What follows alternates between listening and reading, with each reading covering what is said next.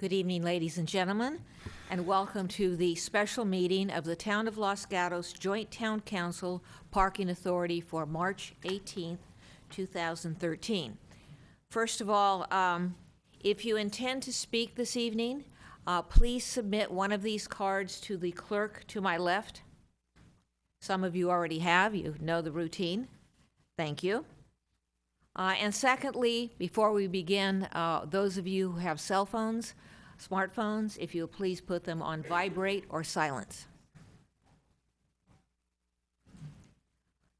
This evening, for this special meeting, there is one item. It's a discussion of code enforcement for the woodshed at Keith Holland Guitars, 16905 Roberts Road. And before we begin, let me very generally discuss the process we will be following. First of all, we have our regular council meeting that will begin at its scheduled time. So this procedure here this evening has a limited or finite amount of time. So it would be well for us to proceed as reasonably quickly as we can. The first thing that will happen is staff will make a presentation to us about this item. Council members will then have the opportunity to ask questions of staff. After that, those of you who have submitted cards will be given the opportunity to speak. Assuming that we don't have a lot of cards, you will have 3 minutes. And in that regard, let me urge you when you speak, if you have a lot of folks here who agree with you, rather than having each one of them come up and speak for 3 minutes, have these people raise their hand, or you can read their names or something to that effect. So use your common sense and discretion to proceed as transparently but as expeditiously as you can. Again, because we have a finite amount of time for this item, it is a special item. That being said, I understand the presentation is going to be made by Jennifer Savage. Is that correct? Yes. Thank you. Good evening, Mayor, Council members. The purpose of tonight's Town Council study session is to discuss the woodshed at Keith Holland Guitars and whether or not to proceed with abating code enforcement action. The applicant... Test, is this better? Yeah. Okay.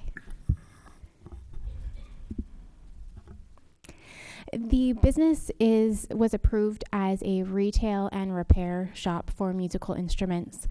And the current operator's business plan is to use the facility for group classes, including space for community groups to meet, and a performance venue, including a fundraiser later this year. The group classes and the performance venue are not yet permitted with the permits that are on site. Group classes require a conditional use permit. Performances are considered live entertainment and are not yet permitted with a draft entertainment policy or ordinance that the town is currently pursuing. In order to proceed, the business operator does have 2 options at this time. We've presented these to him in the past, and they are discussed in the staff report. These include a certificate of use and occupancy. This would allow the retail and repair component to continue with small instructional classes used in conjunction with the retail use.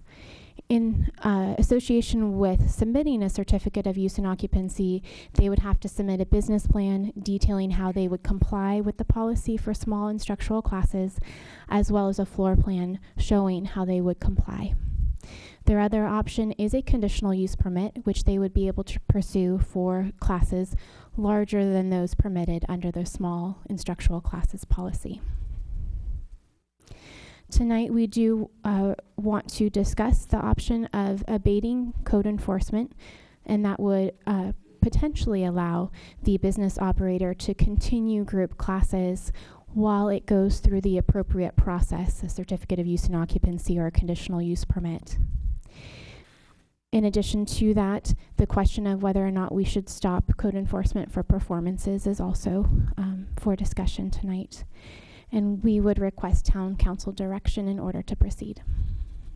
This concludes staff presentation, and we are available for questions. Questions of staff? Ms. Jensen? Actually, I have 3, if that's okay.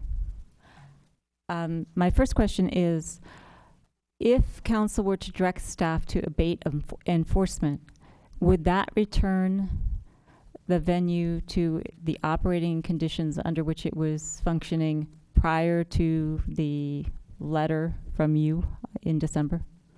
It could, or you could direct staff to proceed with code enforcement for some of the operation. Okay. And you said that a performance venue live entertainment wasn't allowed under our pending entertainment policy. And so I'm curious, I know the council has allowed live entertainment with absent an entertainment policy. I'm also curious because the entertainment policy normally goes to things that are loud, things that have alcohol, things that are amplified, things that are downtown, none of which this is. And I'm also looking at the chart for a conditional use permit, conditional uses that are allowed in the CH zone where this is. And one of them is theater and music, art and dance school. So I'm wondering why the entertainment policy comes into play at all. We would be discussing the entertainment policy specifically for the performance aspect of the use. The performances, as I understand from the business operator, is that it would include performances by bands, by individual performers, with and or without amplification of those performances. And the performance itself would not constitute any of the uses that you referenced. The live entertainment would potentially be covered under the entertainment policy or ordinance that the town is looking at adopting. My one last question is, am I correct in assuming that the only complaint regarding this facility that the town received was the email that we have on September 28th, 2012, which indicates that the person is worried that there is going to be a music school and performance venue and is concerned with traffic and parking. But it actually, as of September 28th, there wasn't a complaint about a current use. And is that the only one you got? That is the only written complaint that we have received. Thank you. Other questions? Ms. McNutt? Thank you, Mayor. I also have 2 or 3 that I will do in sequence. I also have 2 or 3 questions that I will do in a sequence. When you're talking about the code enforcement regarding group classes in particular, are you referring to the entire space or just to the space they've just taken over on the west side of the building? Did you ask in relation to the small instructional classes or Correct. That would have to be determined with a floor plan. I know that the applicant is working at working towards providing us a floor plan that specifies where they would operate those classes, but we would need a floor plan in order to determine where those small instructional classes would be permitted. Ms. McNutt, let me jump in here. Ms. Savage, I'm going to have to ask you again to have the microphone closer. Thank you. Ms. McNutt, you don't have that issue usually. Not usually. Go ahead. And so my understanding from a question that was asked ahead of time that we received in a desk item, that a group class is 2 or more. Is that right? Correct. So if the business is doing any kind of instruction with 2 or more students at one time, with one instructor, on the east side of the building, the I'll call it the old part, then that's going to need to be addressed in some way through one of the avenues that you're giving us as a possibility. Is that correct? You bring up a very good point. The small instructional classes could potentially be just 2 students with one instructor. Those, however, are limited to certain stipulations, such as a percentage of the retail space, certain hours of the day. So if it falls within the small instructional classes, it would not trigger a conditional use permit for group classes. Okay, but if they needed any relief from any of those restrictions that are in the administrative policy, for example, if I remember right, it was not any more than 3 hours a day of instruction. So if you have a 1-hour class, that would mean 3 students in 1 day. That would have to be permitted through one of these other, an exception permitted through one of these other options. I'm going to repeat your questions so I make sure I understand it. Are you asking if the applicant wants to receive exceptions from the small instructional class policy? Mm-hmm. Yes.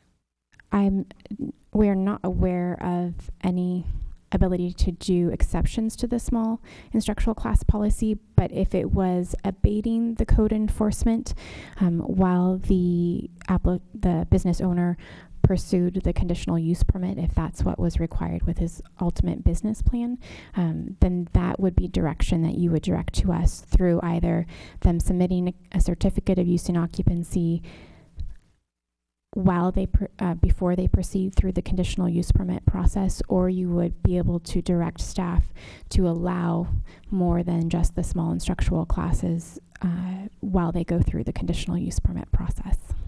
Okay, so I'm sorry, Mayor, I'm going to end up with more than 2 or 3 because I have follow-up. You have things. Is that follow-up. Go ahead.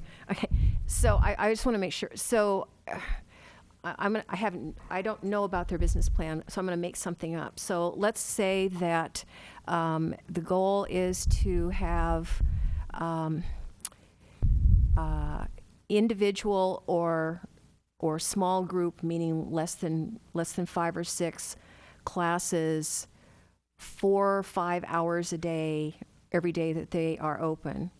So you're saying there's no way to give an exception past the 3 hour except through a CUP, because a CUP defines its own set of rules. Is that correct?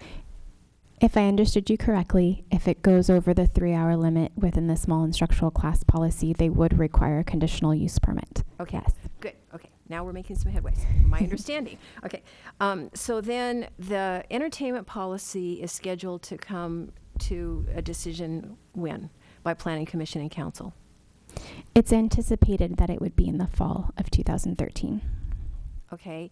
And if they put an application in tomorrow for a CUP, how long is that particular process?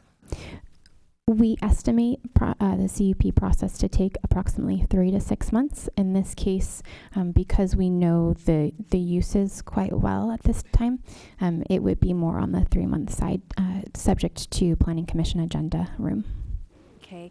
So their conditional use permit could come through the process before Planning Commission and Town Council, once again, prior to the entertainment policy being finalized. So they could end up in a situation where a decision is being made where they could be told, we'll approve this part of your CUP, but your performance part we're not going to touch until the entertainment policy is finalized. So they'd be left kind of in a pending void for another few months. Is that correct? Correct. Okay, I think I got it right now. Thanks. Thank you. Other questions from the council?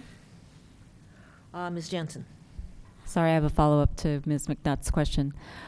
If the council were to direct staff to abate the code enforcement pending an application for a CUP, am I correct in believing that the performances in the group classes and the clubs could happen during that time?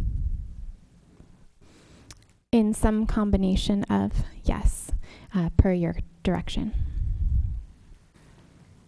Let me follow up with that then. That isn't clear to me. When you say in some combination per your direction, what could, if we take, let's say we say abate, don't abate, then what happens after that? What could happen after that? If council was to direct staff not to abate the code enforcement action, the applicant could come in with a certificate of use and occupancy to operate with small instructional classes. And if need be, the business owner could choose to then proceed with a conditional use permit to allow larger classes or more frequent classes than the small instructional class policy allows. However, at this time, staff does not interpret the performances to be permitted under current town code. If the council chose to instruct or direct staff to abate its enforcement, could the applicant or the operator then do everything, i.e., retail, instruction, performances? If so directed, yes. I'm saying there's no direction. It just says abate enforcement. Oh. So if we were going to abate all of the enforcement, then yes, they would be able to continue those three components. However, if council directed to abate the enforcement for just the classes and chose to concur with staff that performances are not allowed through a conditional use permit, then perhaps town council would direct staff to continue code enforcement action for performances, but to abate those for classes. And then I have one further question. I think you had this in the staff report, but is there some reason that this operator could not get a special events permit for a limited number of performances? Special event permits are issued for events that have certain stipulations to them, specifically a certain number of attendees, a certain location, that being on public property. And in this particular case, it would be a private venue and would not normally be applicable for a special event permit. Ms. Jacobson. If I might add, we could potentially explore the option of a special event permit. Jennifer is correct that the code does not specifically allow this type of events under that. However, there is some discretion provided to the chief of police, and that is something we could explore, whether there could be a series of event that would be categorized as one event, potentially like our music in the park and our jazz in the plaza. We can't commit to that now. We were just exploring that today, but that could be an option, and we could then attach the appropriate conditions to that special event permit related to sound amplification, parking, and all those sorts of things that might be of concern associated with entertainment. Let me follow up with that. It has been my experience that special events permits have been given to, for example, let's say Old Town, where it could have 4 events a year. And I would not characterize that as public property. Am I missing something here? The Old Town has a conditional use permit. That would be the difference between Old Town and the Woodshed. However, as I mentioned, we could explore that if that was the option council was interested in exploring. Thank you. Other questions? Ms. Jensen. I'm really not just doing this to be annoying. However, if, for example, one were to have a ukulele club, which you don't charge admission for, which is not a performance, and you're not being taught to do anything, where does that fall? It's not an instruction. It's not a group instruction. It's not a performance. So how would staff analyze that? So as is typical when uses become more popular or more frequent around town, but our town code doesn't necessarily list them specifically, there are uses that we make an interpretation with our conditional use permit table. Using a space for a community meeting space could be interpreted to be under the community type use, which would be allowed in this zone subject to a conditional use permit.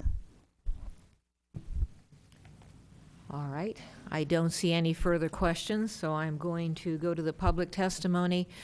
First of all, going to suggest that the operator of this facility speak last if he intends to speak at all.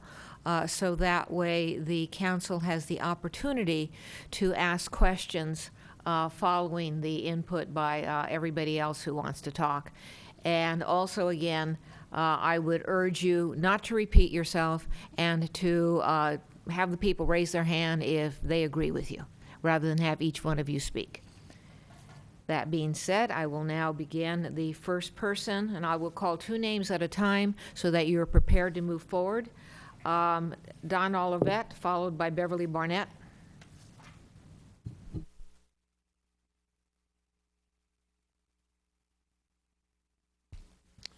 My name is Don Olivet, close to 60 years old, born in Los Gatos, still live here all my life.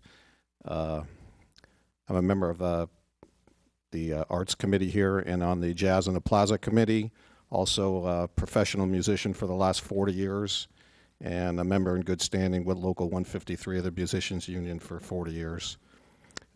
In my 60 years of living in this town, I've never spoken in front of the council, but I felt compelled to do so tonight. Keith is an associate of mine, but not a friend. I think our only connection together is our wives both work at Green Thumb Nursery together. But being a fellow musician and our paths do not cross in that area, I come to speak to you in his support for his effort of music education. All of us knowing how tough it is to make a living in small business. Me being a small business owner myself, I realize how difficult that is. And I feel that there's such a lack of that, music stores in this town. When I grew up here as a little kid, Ferguson's Music was a large music store on North Santa Cruz where we all took lessons individually and in groups. And knowing of all the years that I've played music, that the instructional part of group music lessons is very beneficial to students.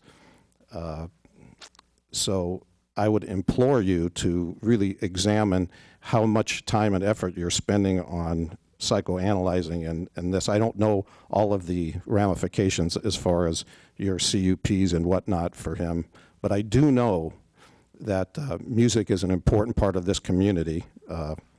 I know you all come down to Jazz in the Plaza and you stand in front of us and say that you support the arts. This, I think, would be one way where you could do something to support the arts in this town. A conditional use permit, which we haven't talked about the monetary part of that yet. I don't know. I've heard somewhere in the neighborhood of $6,000. I don't know if that's correct or not, but that would constitute a true hardship in trying to continue in his business. So I would implore you to let him continue as he goes. And when you have a discussion about the new entertainment policy in town and the type 1, type 2, type 3 conditional use permits, I'll be back to speak again. Thank you. Thank you. Beverly Barnett.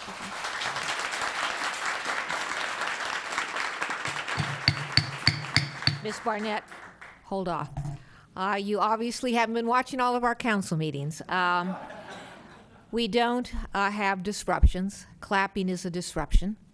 And so that is your first warning. I may sound like an ogre, but I'm trying to give everybody the opportunity to speak and for us to respect them and for you to respect us. So I do appreciate your cooperation as we go forward with Ms. Barnett, who will be followed by John Jacob. Thank you very much, Madam Mayor. My name is Beverly Barnett. My background is in tech PR and marketing with a midlife redirect into music. I'm a singer-songwriter, and together with my husband, Greg Newland, we've recorded 3 CDs. We've toured the West and Southwest, performing in small listening rooms, not bars, not big festivals, not restaurants, not clubs. I've served on 501c3 nonprofit boards of Guitars Not Guns, West Coast Songwriters, and the Western Region Folk Alliance. I'm currently the music and art columnist for the Out and About Silicon Valley, the new print publication that serves Los Gatos, Campbell, and Saratoga. Together with my husband, Greg Newland, I co-manage the operations for the Woodshed at Keith Holland Guitars when we are presenting music. Keith Holland approached us to help him realize this dream of creating a music teaching and performance space because he knows that we're passionate about the kind of music that flies just below the radar. This is not music you'll hear on Clear Channel Radio or see on MTV. This is music that you might hear on a folk radio program at 3 o'clock in the morning in Omaha. But it's very special. I'm here to talk to you about the kind of performances that happen at the Woodshed, so you'll maybe get a glimpse into how this is different from Jazz in the Plaz, and there's a place for everything, and why this is really an arts issue and less of a live music issue. You may not know the name Michael McNevin. I think Michael McNevin is in the room, he might want to stand. Michael McNevin is known to every person who's gone to a music festival, probably throughout the country. He's scheduled to perform at the Woodshed on April 6th, and we're hoping that will happen. He is a true gift to the Bay Area. He was born and raised in Niles. You may not know the name. Oh, here's one you will know. You know Jackson Browne, but you may not know that Mark Goldenberg was Jackson's lead guitar player since the early 90s. We're hoping that the Woodshed will be back up and running on April 7th, when local fingerstyle guitarist Doug Young will hold his guitar night, which will feature Mark Goldenberg, acoustic instrumental guitar. You may not know the name Tracy Newman, but you know Lorraine Newman, who was so famous from Saturday Night Live. Tracy is also a screenwriter. She won an Emmy for the Coming Out episode of Ellen. She's also a singer-songwriter, and she'll be with us, we hope. So these performances are very personal. The audience interacts with the audience gets to talk to the artists. This means that we need a quiet room, a respectful audience, and appropriate sound reinforcement to make that work. We hope that we'll be able to continue these performances, and I ask that those who agree with me please raise their hands. Thank you for your presentation and the way you ended it. John Jacob, followed by Steve Frost. Yes, my name is John Jacob. I'm a 9-time Grammy-nominated producer and engineer, and I support music on local and national levels. I've lived in the Bay Area all my life. I've lived and owned a home within this area for about 25 years. I support Terry Hope and the people who put on the Jazz in the Plaz and the Vasona Good Vibrations yearly. They're beautiful examples of the sparkles that we have here in Los Gatos, but they're very sparse musically. Their events, our children and our neighbors can see these, but they're very fleeting moments in the year.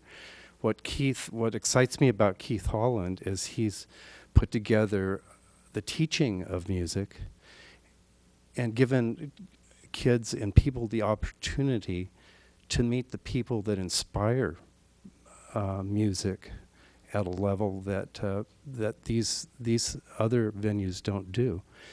And I would beg you, I really support these people, especially Keith Holland, and I'm hoping that you'll consider what he's trying to do for the community. Thank you. Thank you. Steve Frost, followed by David Metzger.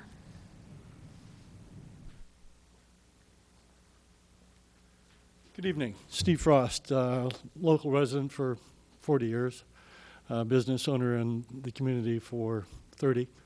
I've recently discovered the Woodshed and found it very refreshing, unlike any other music facility that I've run across.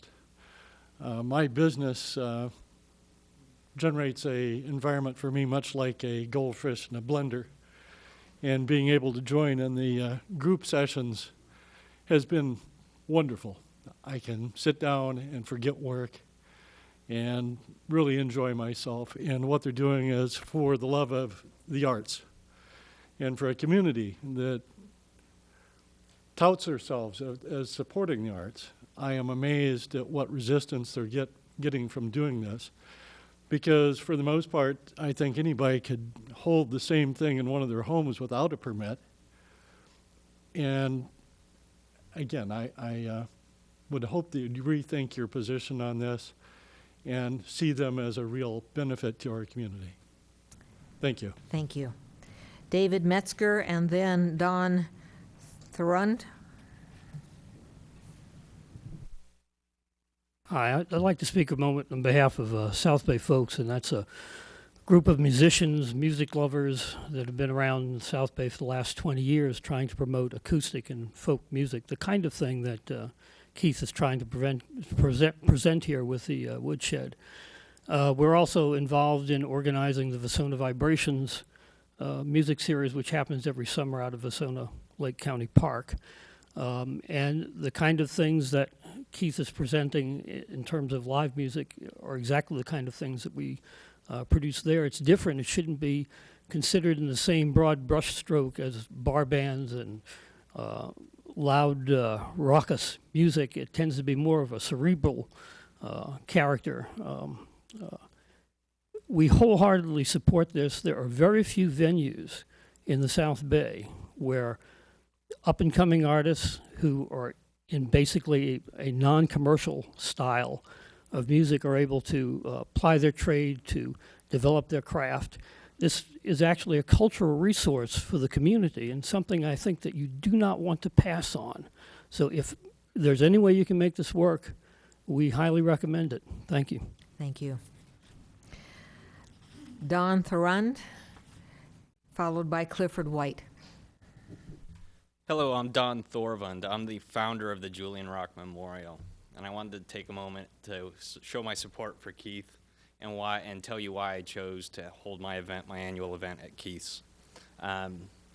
Keith shares my vision of music and how important it is into all of our lives. I had a traumatic event happen to me a few years ago, and music was very, very important in turning my life around. And it's been my desire to help other parents. And with Keith's vision, he shares with the music community. I really appreciate that.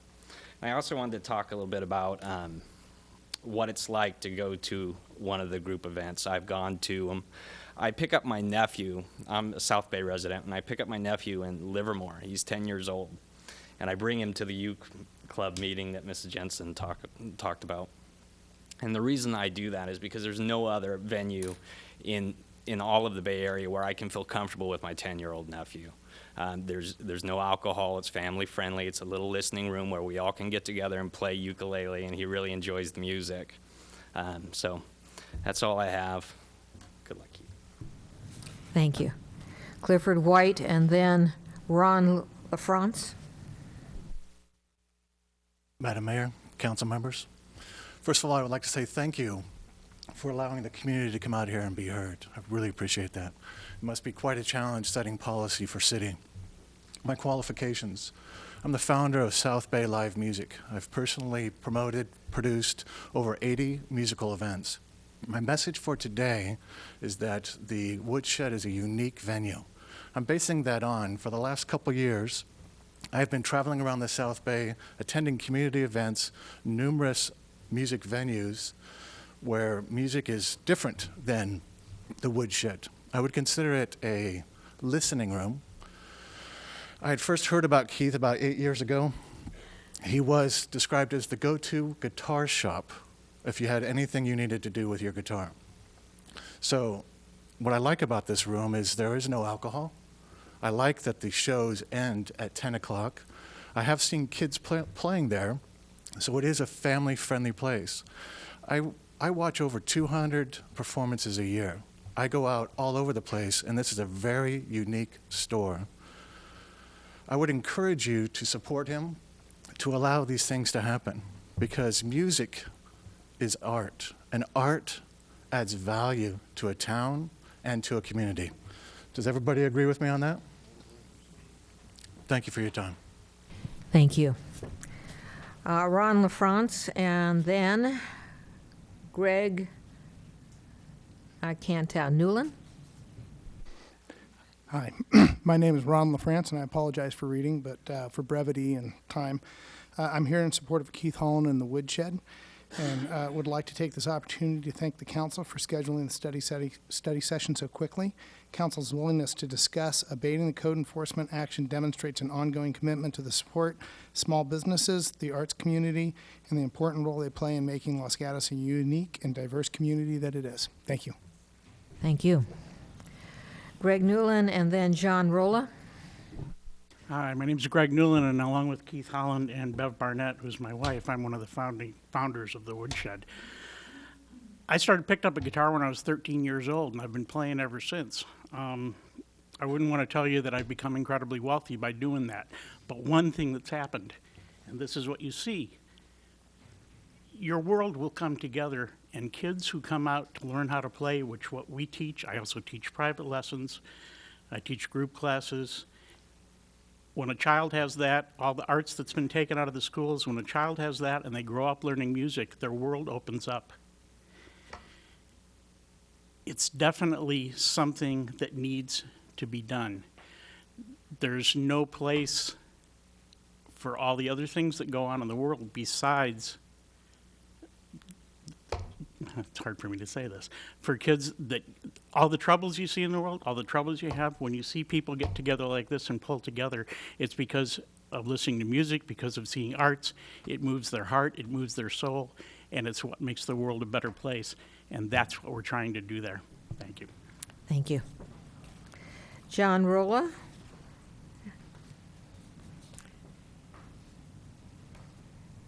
Good evening. And Thank you. then I should say, I have no more cards. After Mr. Rolla will be Keith Holland.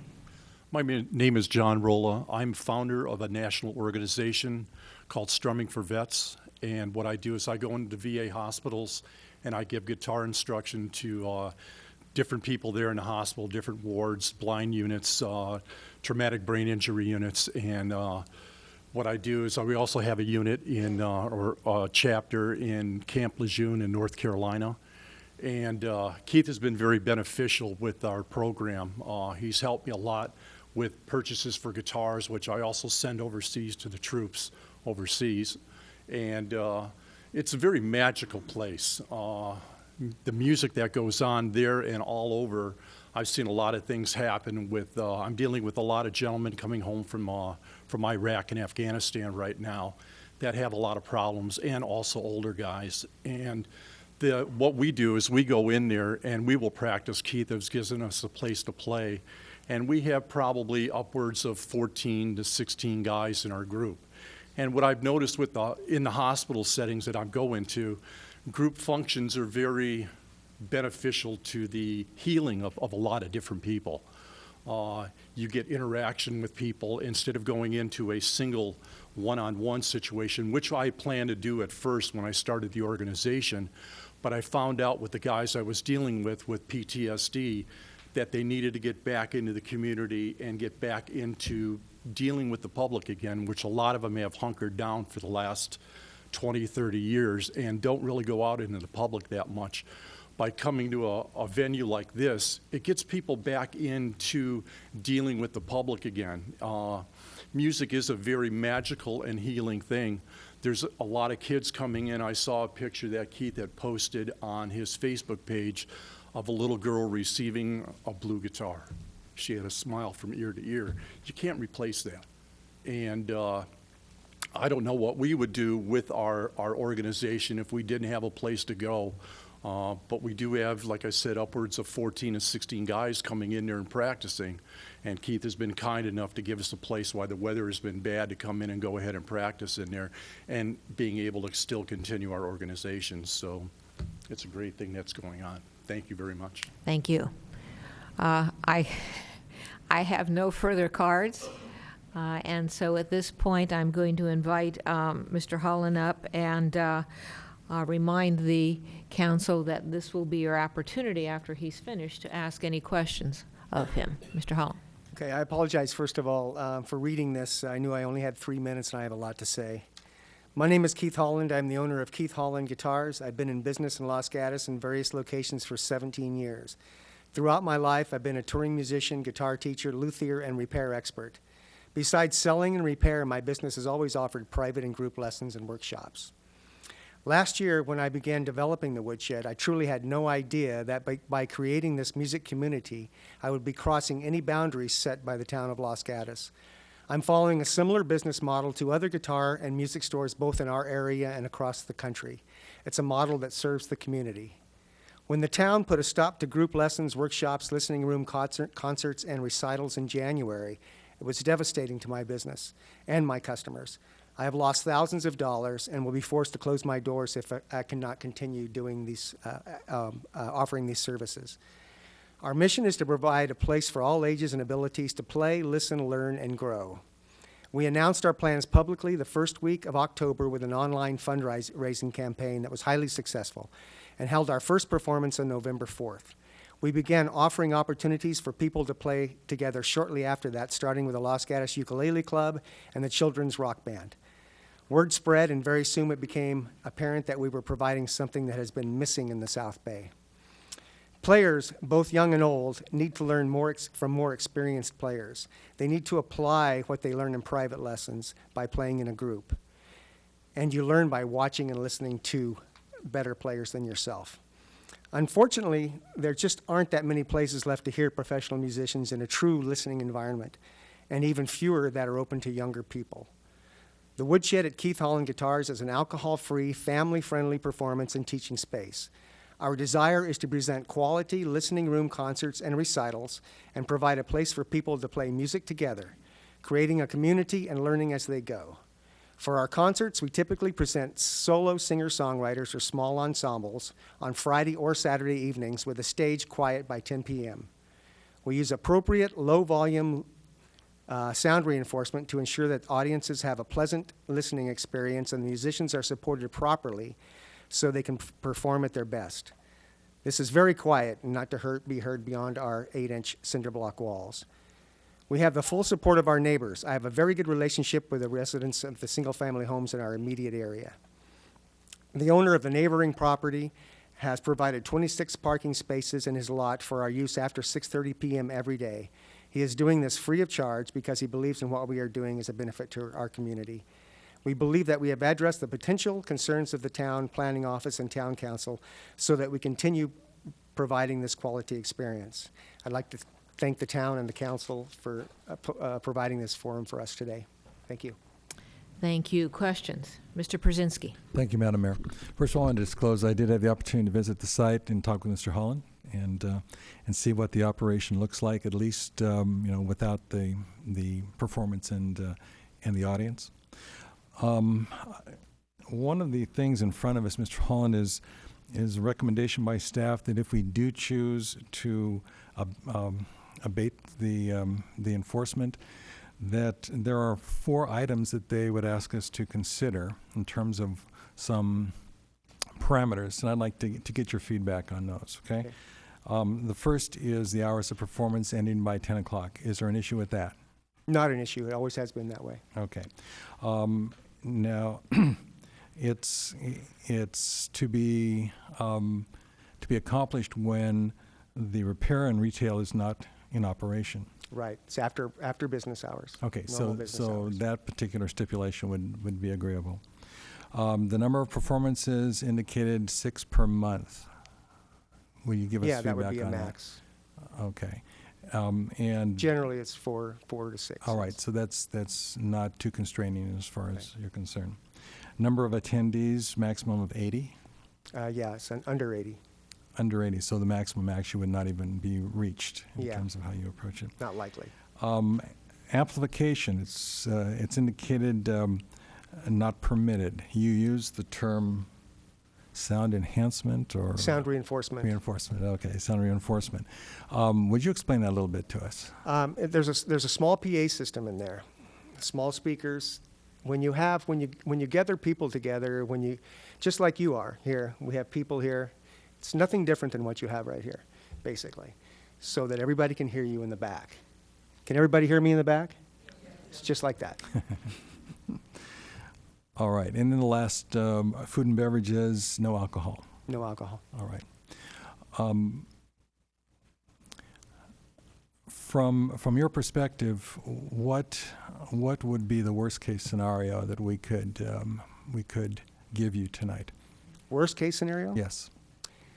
To give me a thumbs down and say you can't do this. That would be the worst case scenario. You know, I am in a bad place right now because I have lost a lot of money the last couple of months. And honestly, if you told me that I had to, you could let me do what I was doing, but I'd have to tomorrow come up with $6,000 to apply for the new conditional use permit, I could not do that. So within that realm, either you tell me not to do it, that would be the worst case scenario, but another bad case scenario would be to say, you have to apply, you can continue what you're doing, but you can't do it until you apply for your conditional use permit because I could not come up with the $6,000 that it would take to do that. $6,000 plus it would take to do that. All right. Can I ask one more question, Madam Mayor? Talk a little bit about the parking that you have been offered by your resident neighbor. What would that? How does that accommodate the up to 80 individuals that you would have on your site at one time? Well, you know, we also have our parking lots, but the 26 spaces next to us. First of all, I want to say we're not going to have 80 people in there. We're going to keep it, you know, in a reasonable. I think 80 are too many people. We don't want to get that full, but whatever the parameters are of the available parking, we'll stay within that. I know the city has certain rules about that, and we'll stick within that. But there are 26 parking places that have been added to what we already have, giving us about 35 to 40 parking places. So, you know, I don't think parking will be an issue once he signs the conditional use permit to allow me to use his parking lot, and I'm sure he will. All right, He's thank told you. me he will. Ms. Jensen? Thank you, Madam Mayor. Mr. Holland, I should also say I met with Mr. Holland and went to the shop to see what the setup was. Mr. Brzezinski covered most of my questions. I just wanted to ask you, reinforce, have you ever personally received a complaint about the operation of your business? No. And did you receive any complaints from the time you started the Woodshed concerts on, I'm going to call it listening, on November 4th? Not Any parking or traffic complaints associated with your business as opposed to other businesses in the area? I have heard of other I have had my own complaints about the other businesses in the area. Not so much the business, but the traffic from the construction that's happening. Okay. They were actually filling our lot at time, or using our lot at times, and as well as filling up the entire neighborhood with parking at one time. And they took care of those issues. And but no, I have had no. My answer to that is no. I've had no complaints, and I converse regularly with my neighbors, and I actually do police the area every night that we do. I do see we have a crowd in there. I have policed the area to see if there's any problems, and I have not experienced anything. And any occasion when you've held the performances when there's been police called or police response in light of the performances? And I think my final question is, you have no alcohol, you have no food, you have no beverages, is that correct? I offer water and coffee, soft drinks sometimes, and we like to put cookies out for people. Okay, thank you. Other questions? Ms. McNutt? Thank you, Mayor. I also will disclose that I visited the site and met with Mr. Holland, but I've not seen one of the performances.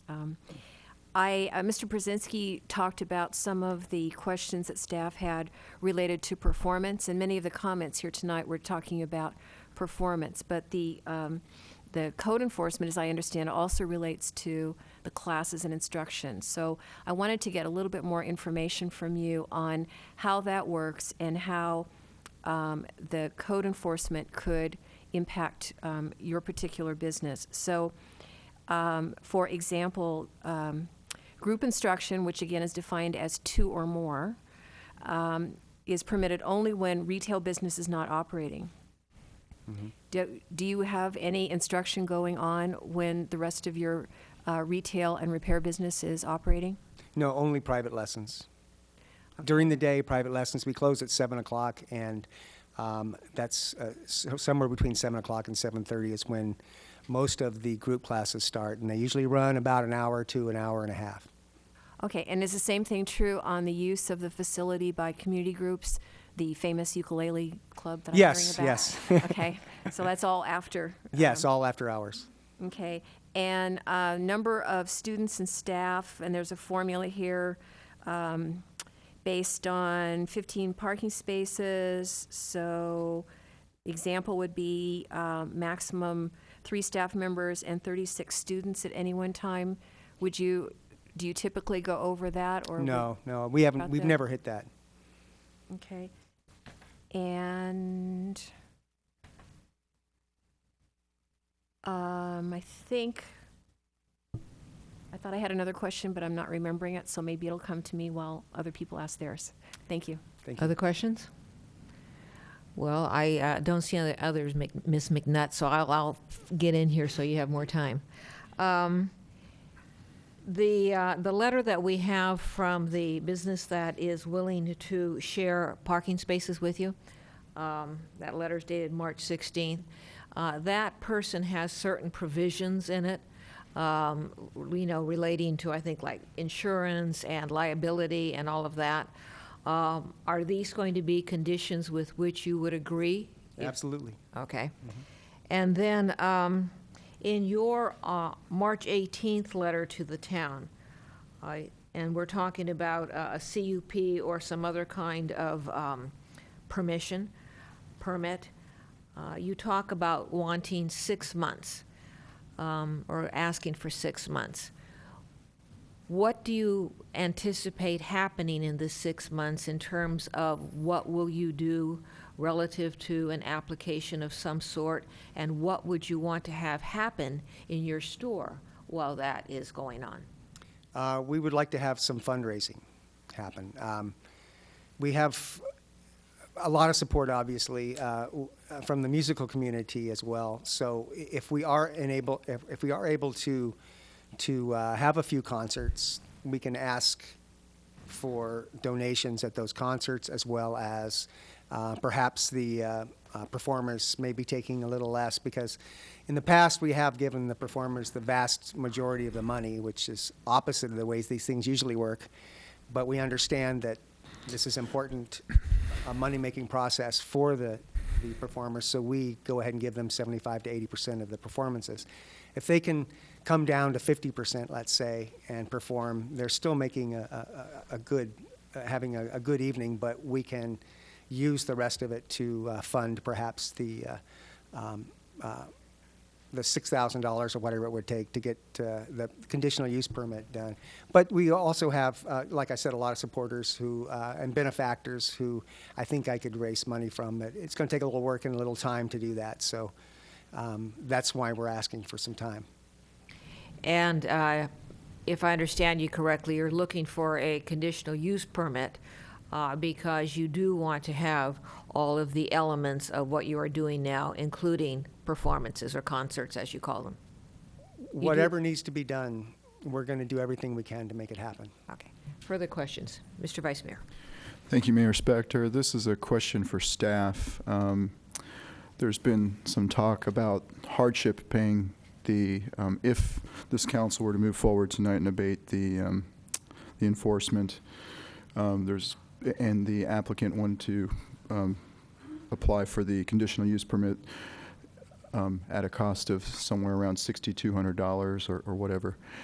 Is there a way to pay that on installments? So, for instance, he doesn't have to spend 6 months raising the money and then another 6 months for the process to occur. Can it happen simultaneously?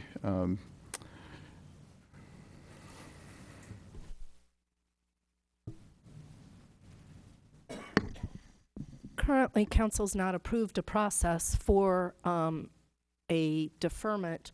However, if that were council's direction to staff, we could certainly explore a deferment.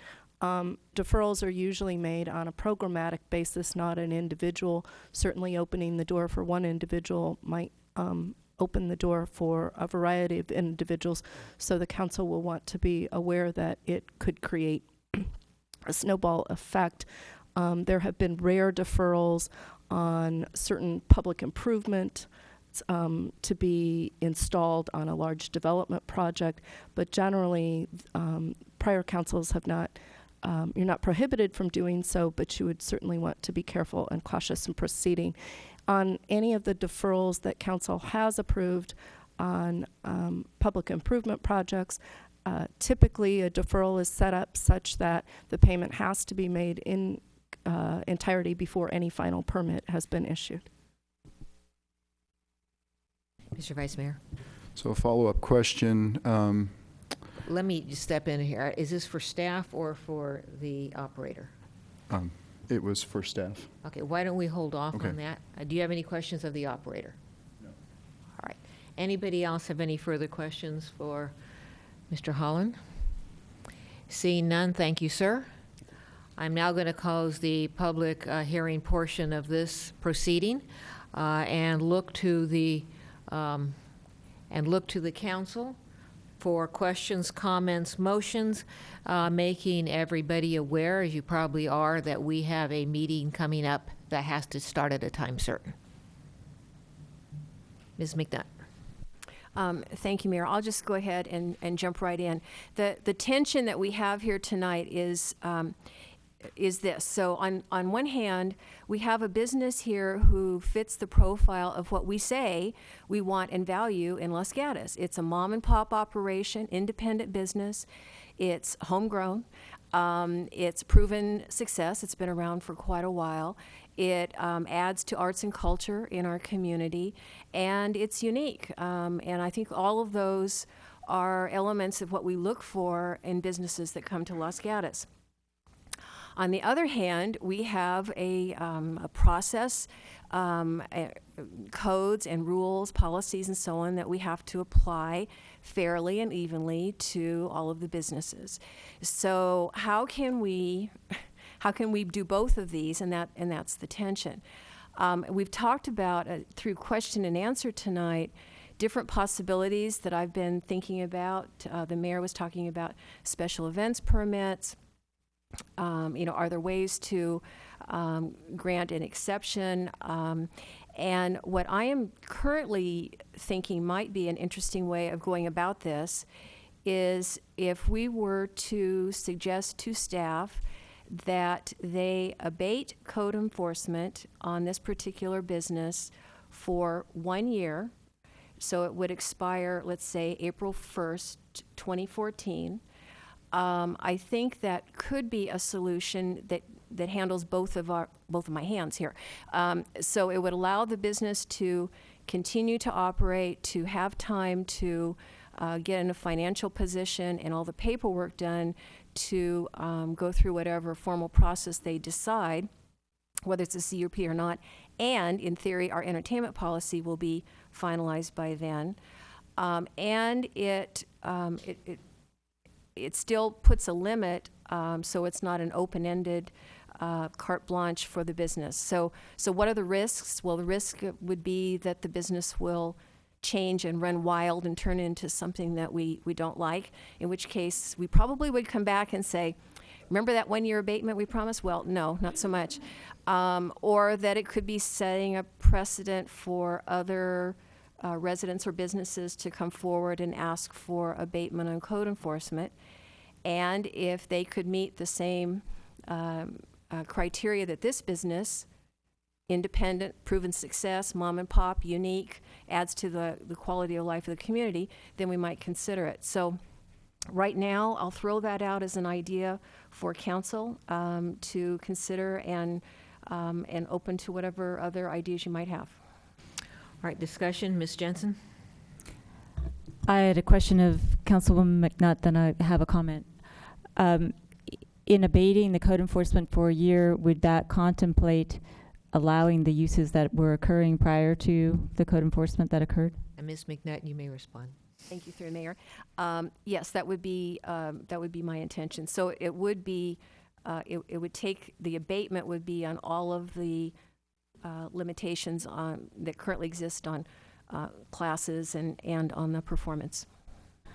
If that were turned into a motion, I would happily and fully support it. I I don't usually wax poetic about personal issues, but I'm proud to say that 2 years ago, my son graduated from the University of Pacific with a degree as a music composer. So I am very familiar with how important music is to community. He went through the Los Gatos schools and took advantage of the public school programs and took advantage of private instruction that's available. And I know from him as a musician that it's very important to have group occasions to practice together and to listen to people who are not in the mainstream, who would appear at our beloved Jazz on the Plaza or Music on the Park, but have a chance to appear at something different with some different kind of music venue and performance availability to the town. So I think it's really important, and I hope that I can feel confident in knowing that if we abate it, that Mr. Holland and his supporters will go forward in the spirit that I know that at least I'm thinking that you will, and this will not be a problem, and that we'll be able to look at the proper permits when the time is appropriate and then give him our endorsement. I'm hopeful of that. All right, at this point, we have no motion on the floor. Mr. Brzezinski. Thank you, Madam Mayor. I assume that the revelation about our councilwoman's son now means that she has a conflict of interest. And he's not a performer. Well, I would ask if Councilwoman McNutt would like to turn her question into a motion for us to move forward. Ms. McNutt, it's to you through the mayor.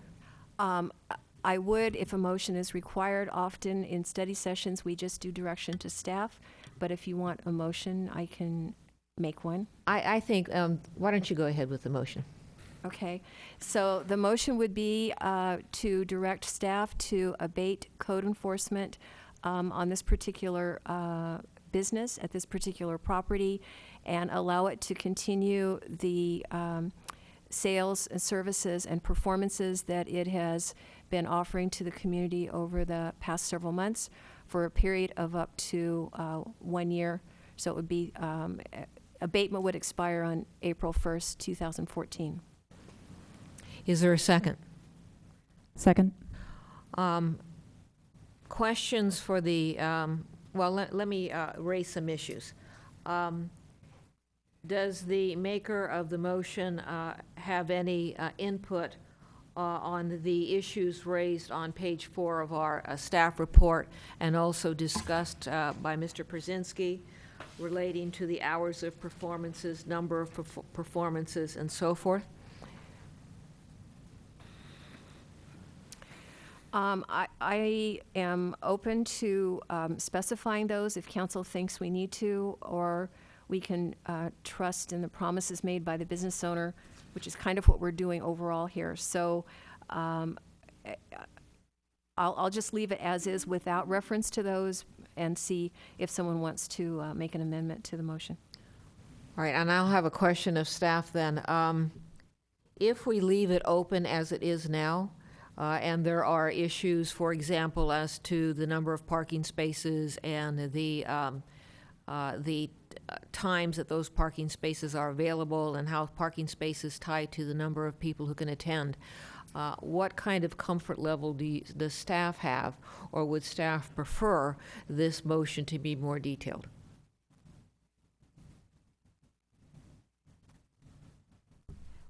Staff would prefer the more details because it gives us, as well as the business owner, direction on how to proceed with the business plan.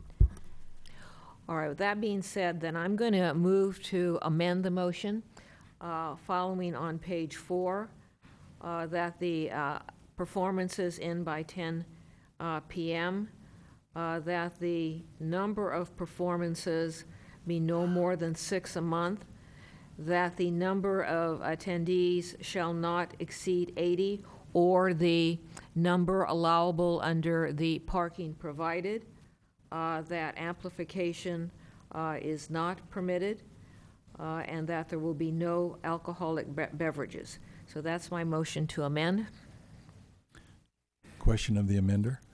Mr. Brzezinski. I can agree to those amendments, but I would like that the last one, the amplification, to be clarified by the maker, because I understand that as we are amplifying our voices, the amplification they're talking about and the amplification we're concerned about are two different things. Amplification for us, and as we develop our entertainment policy, has always been for those kinds of musical venues that expand and increase the noise impacts. And I believe this is just sound attenuation.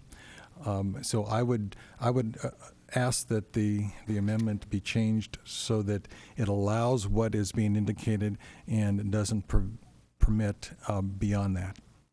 And I'm not actually sure whether this provision here, performance shall be acoustical, deals with it or not.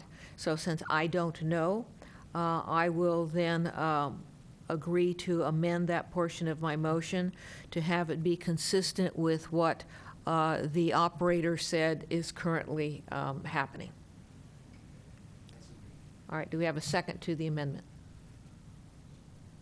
I think, doesn't that belong to the seconder of the motion? Well, The motion maker doesn't of the seconder? Councilwoman McNutt have to agree? Let's go back to Councilwoman McNutt.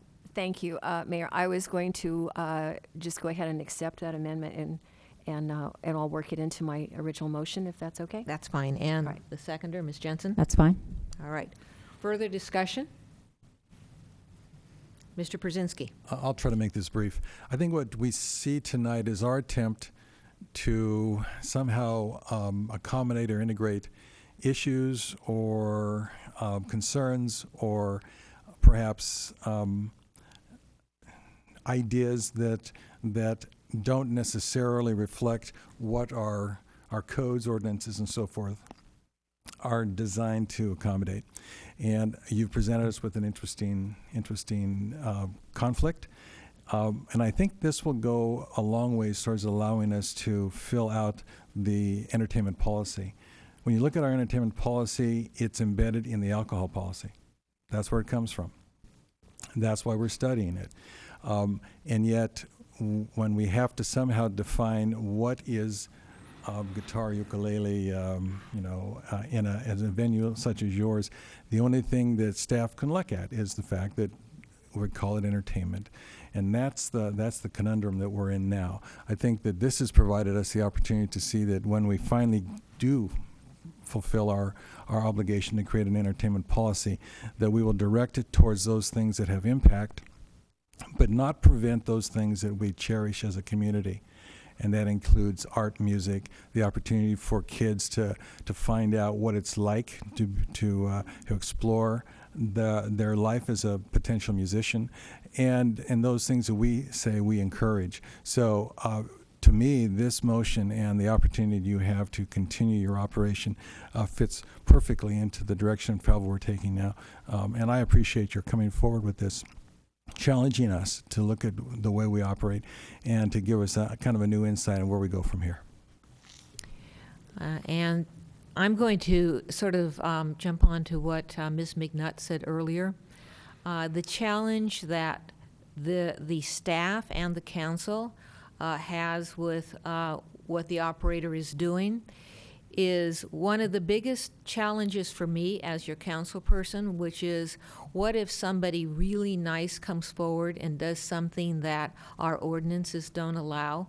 That creates a real issue, and it's a very difficult issue. So on one hand, we have a person who the community seems to love, who's doing really nice things.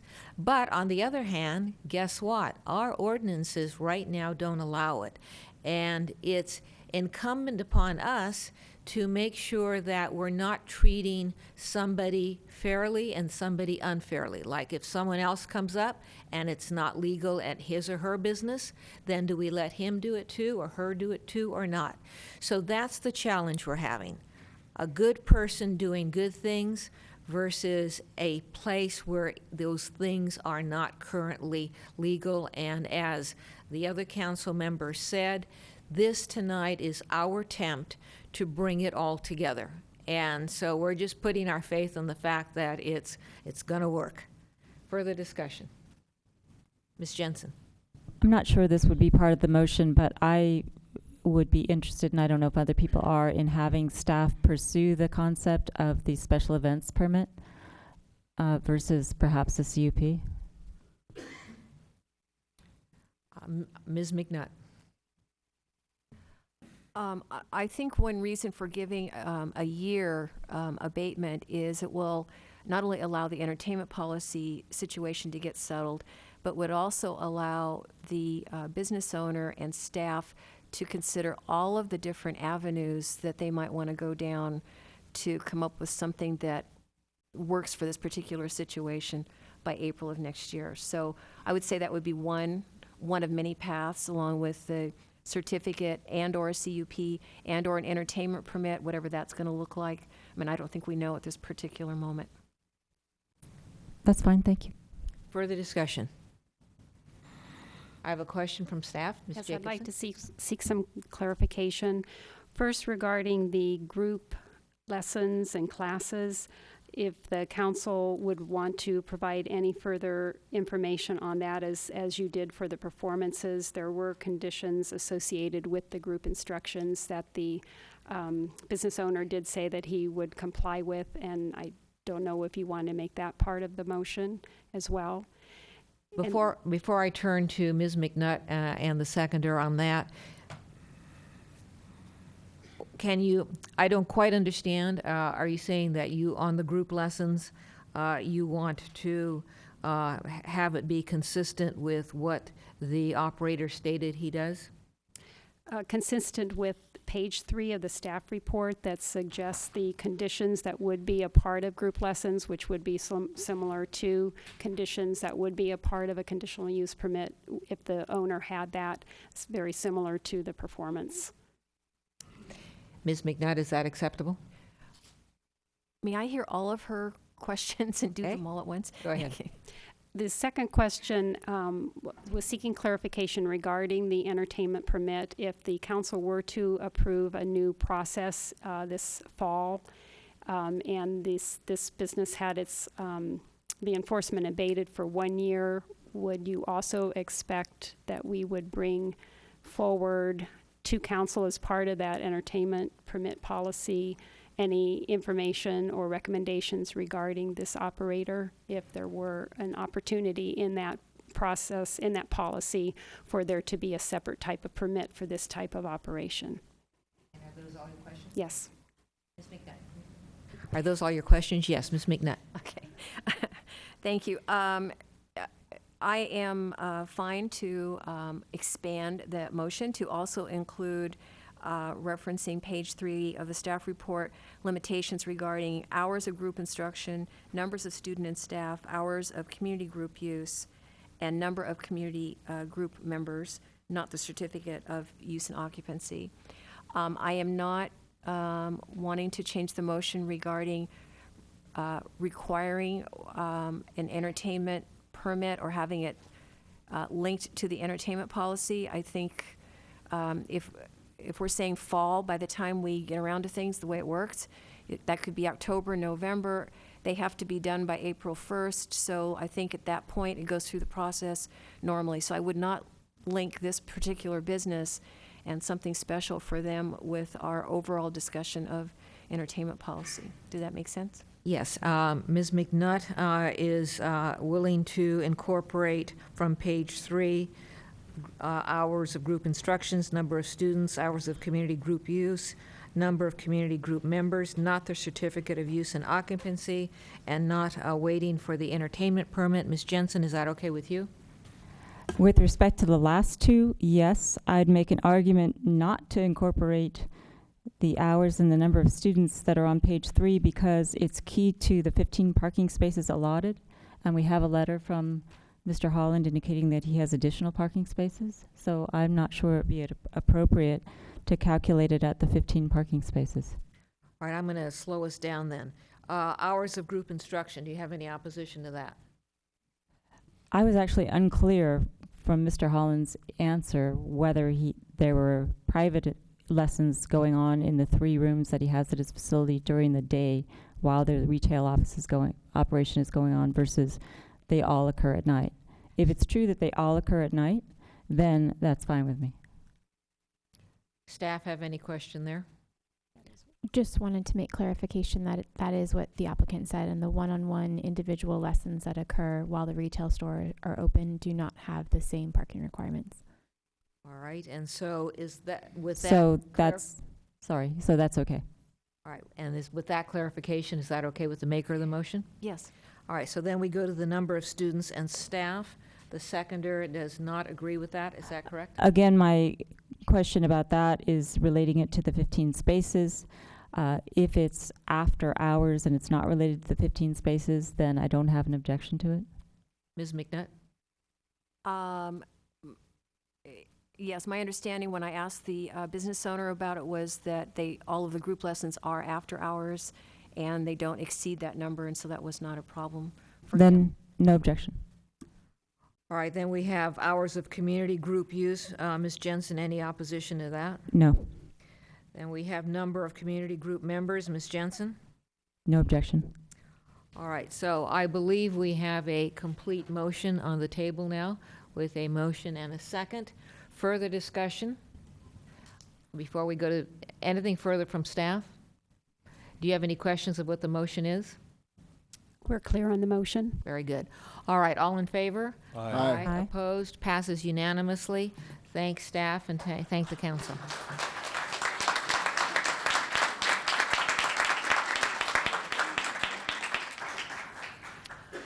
All right, we will now have a 15-minute break before we begin the next part of our council meeting.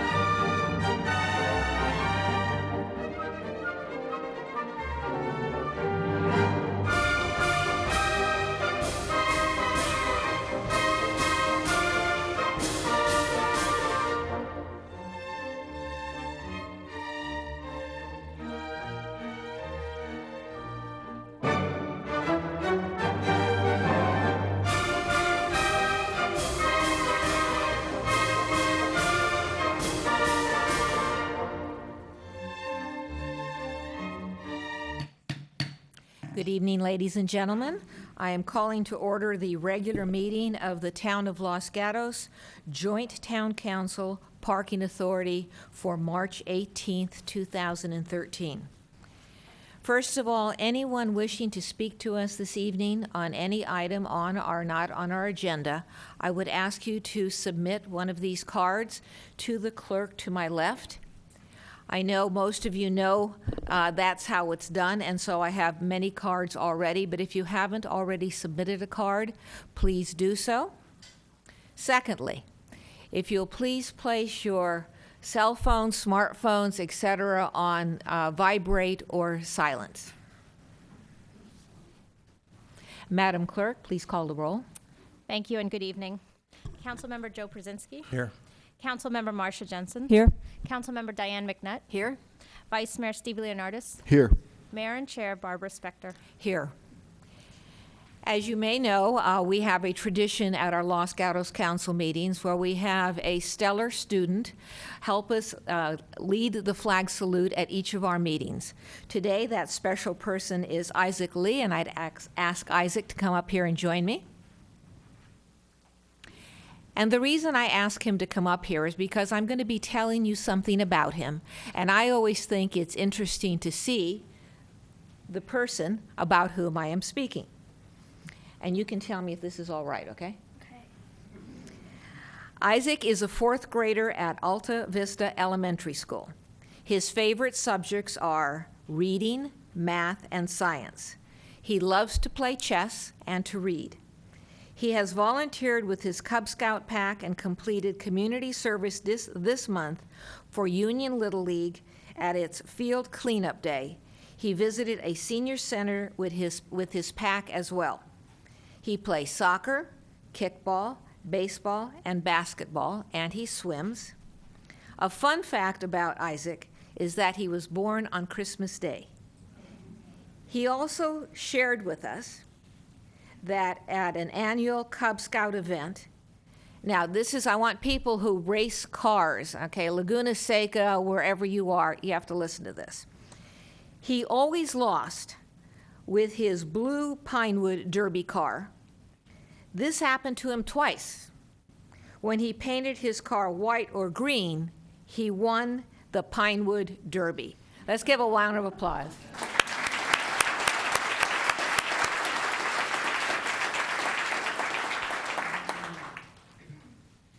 If you'll please stand, and he'll lead us in the flag salute.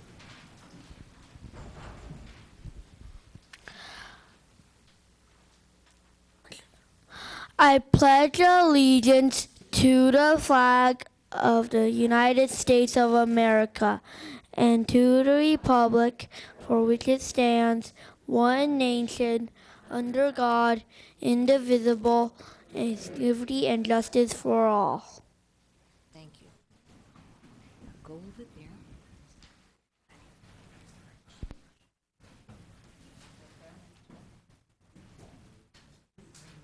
Your gift. There you go.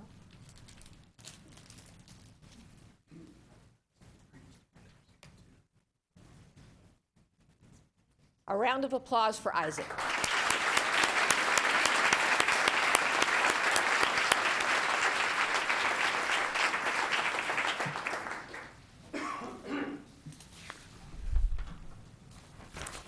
Next on our agenda, we have a special presentation from Chief Kim Rainey, Covina Police Department President, California Police Chiefs Association, to Chief Scott Seaman, Los Gatos Montserrano Police Department. Gentlemen, if you will come up front.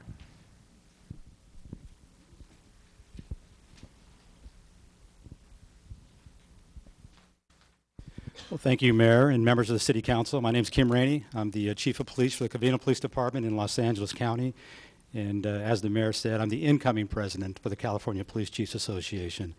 And what we do is we represent the 330 police chiefs up and down the state of California in a variety of public policy, legislative, and leadership issues. And it's been my privilege to work with your Chief, Scott Seaman, for the last year. Scott is the outgoing president. And I can say quite honestly, some tremendous shoes to fill moving into this year. And what I wanted to do is, it's almost like a Cal Chiefs, we have it backwards. When Scott is sworn in as a president, we had it in Sacramento, and I think the city council and the town manager had the opportunity to attend.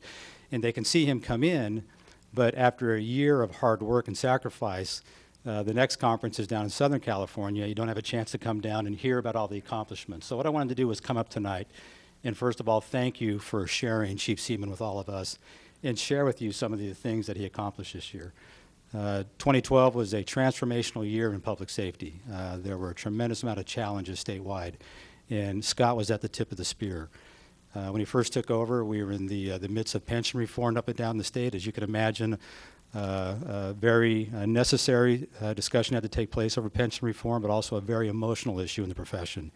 And Scott was able to, behind the scenes, deal with the governor's office, talk with the governor's office, educate the governor's office and the legislature on some of the anticipated or unanticipated consequences of pension reform, and really, I think, helped shape a public policy that, when it was passed by the legislature, was fair to both sides. It was fair to the communities, it was fair to the profession, and again, it took a lot of Scott's time, and I thought that would be Scott's legacy as president of Cal Chiefs. The one he didn't pick, but I thought that would be what his legacy would be. But it wasn't. Last year, we were in the midst of what's called realignment throughout the state of California, and it's where the state of California is transitioning both prisoners out of the state prison system, about 40,000 statewide, and also revamping sentencing, where now people, instead of going back to state prison, they're in county jails and they're in our communities on community supervision. Probably the biggest shift in public policy in California in 40 years as it relates to public safety. And again, I think that's Scott's legacy, because what happened is as realignment rolled out, I think everybody realized the one group that wasn't represented in the conversation were municipalities, municipal police departments, and cities. And all those people were coming back to our communities, but the counties were keeping the money. The counties were dictating how the money was going to be spent. Frontline law enforcement really was kind of an afterthought. And through Scott's efforts and meetings with the governor and meetings with the legislature, he was able to, the governor's office wanted to give us $10 million at the end of that meeting I was at, and it was a tremendous meeting watching Scott deal with the governor for about an hour, is we walked out of there with $20 million. And in fact, that number was raised to $24 million, where now statewide, some of that money is coming back to frontline law enforcement to help us reintegrate these people in our communities, do what's called compliance checks, and deal with the shifting responsibilities in the public safety arena. And Scott was a tremendous asset at that. One of the other unanticipated consequences of the realignment concept was data sharing. Before, we had a statewide database that would let the police officers and the deputies in the field, when they stopped somebody through their MDCs in the car, they could run that person and find out what their history was statewide. With realignment, that was put into 58 different county silos, and county systems weren't sharing data with each other and weren't sharing data with our patrol officers out in the street. So they had no idea when they stopped somebody who they were really dealing with. Scott was able to identify that. He worked with the Attorney General's office, and the Attorney General has made it a priority this year to come up with a data sharing system that would be implemented statewide. And again, it's with the leadership and the vision that Scott had to close that gap. One of the other issues, Scott is a big believer in best practices. And he's been working with people throughout the state to make sure our profession is contemporary, it's just, and he's working with the Innocence Project, and has really been a leader to make sure California law enforcement, who is recognized across the nation, I think, as the most progressive law enforcement in the state, to make sure that we are always at the front end of that. And so I want to thank you for sharing Scott with us. He has made a tremendous impact on the state of California and the public safety profession. So what I'd like to do is share, just present him with a couple of awards. First is his gavel from Cal Chiefs in appreciation and recognition for your leadership as president from March 2012 through March 2013 to Chief Scott Seaman.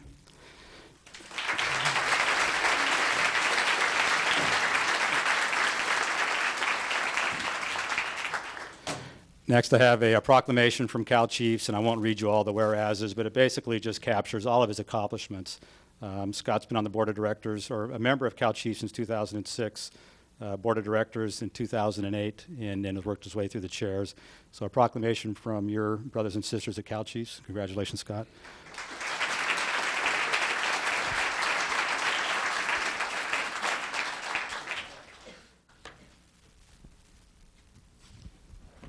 Now, last, I have a letter from Governor Jerry Brown recognizing and thanking Scott for his outstanding leadership, both to the California Police Chiefs Association and to public policy and public safety throughout the state of California. Scott, it's been a privilege the last year to work with you. All right. Thank you very much.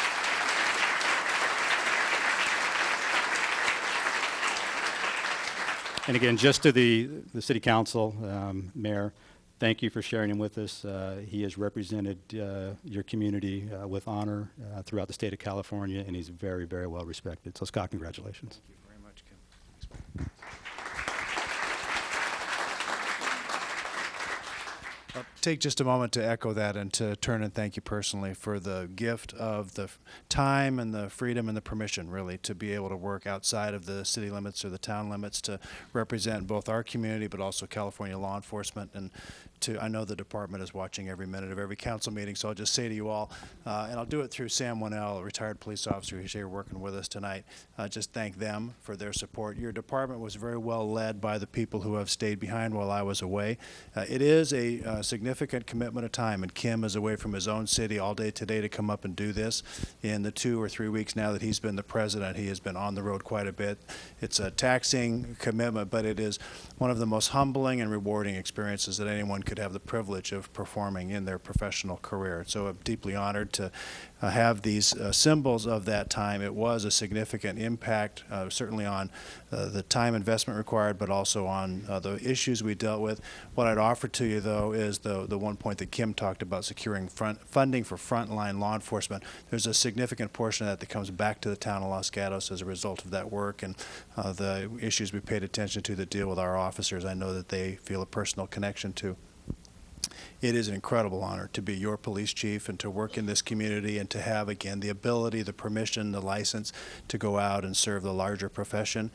You are, through Kim now, incredibly well served with future leadership of California police chiefs. You should have every confidence that issues important to local municipal agencies or cities are being well paid attention to by California law enforcement. You have an incredible leader in Kim Rainey, and what I'd offer is this is the first time that this has happened. Never before has an outgoing chief gone to the city council of an incoming chief to make this kind of a presentation. It is just what you get when you get Kim Rainey as your president of the California Police Chiefs Association.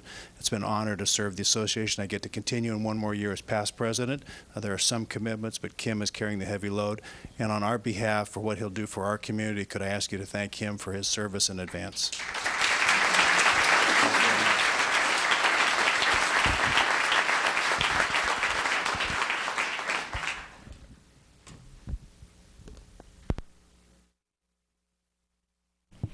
Yes. Normally, the Public Works Director does this, but it's just an extra. Now, you got all those gifts.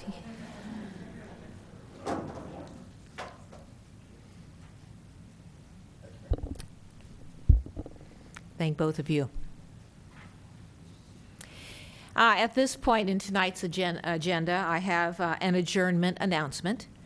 I will be adjourning tonight's meeting in memory of Peter Carter,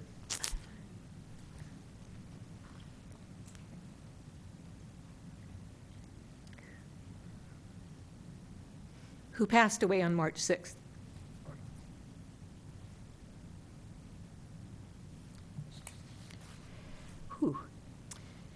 Peter was a longtime resident of Los Gatos, known throughout the valley for his years at the helm of his advertising and public relations agency. He was a member of the board of directors of the Los Gatos Monte Sereno Police Foundation. He was a member of the Los Gatos Music and Arts Committee that organizes the Music in the Park and Jazz on the Plaza. He was an accomplished and generous photographer who was present at most noteworthy community events to capture the moments and the memories. We would like to share a short tribute to Peter's photographic gifts to the town at key milestones over the next few minutes.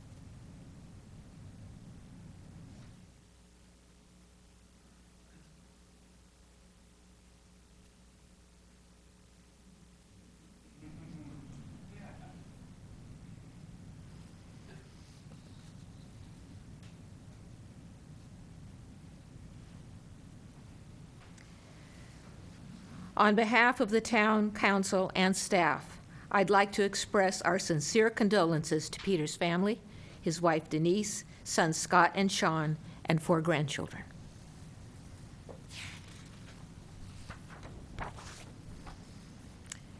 Going on with our meeting, closed session report. There is none because there was no closed session.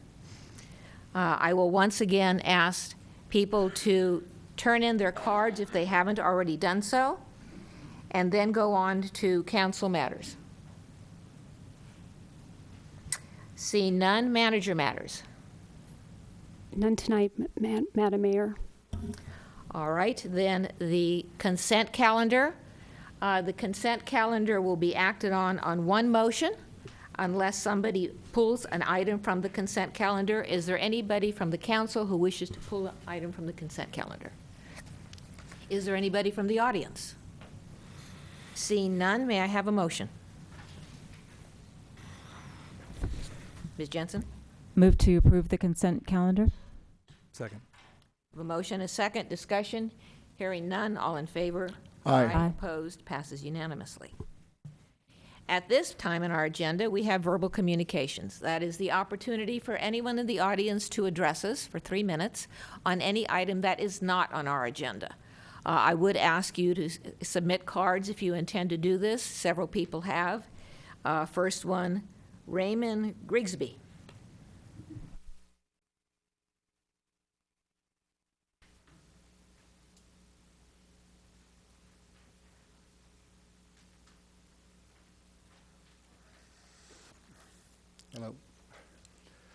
Hello.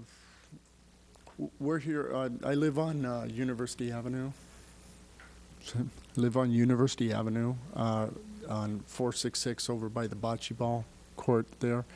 And a few of the residents have gotten together today, and we wanted to kind of propose if there's something that can be done with the speed of people on our road. It's 25 miles an hour, and very few of the cars on the road, I believe, are doing that. And we live right on the road, so not sure how to start a motion or to have something done there, maybe to have like one of those speed limit things where it says how fast the car is going, or stop signs, or more police presence, maybe. I don't know, but it's a pretty big problem for people that live on the street.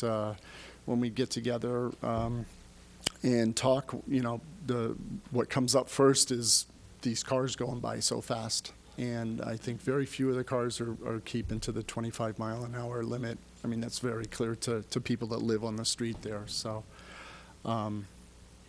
there's a few other people that are going to come up and talk about this also, but we wanted to make that known, and not sure how to proceed with that, but Thank you, Mr. Grigsby. What I'm going to do is, I do know that there are 2 other cards.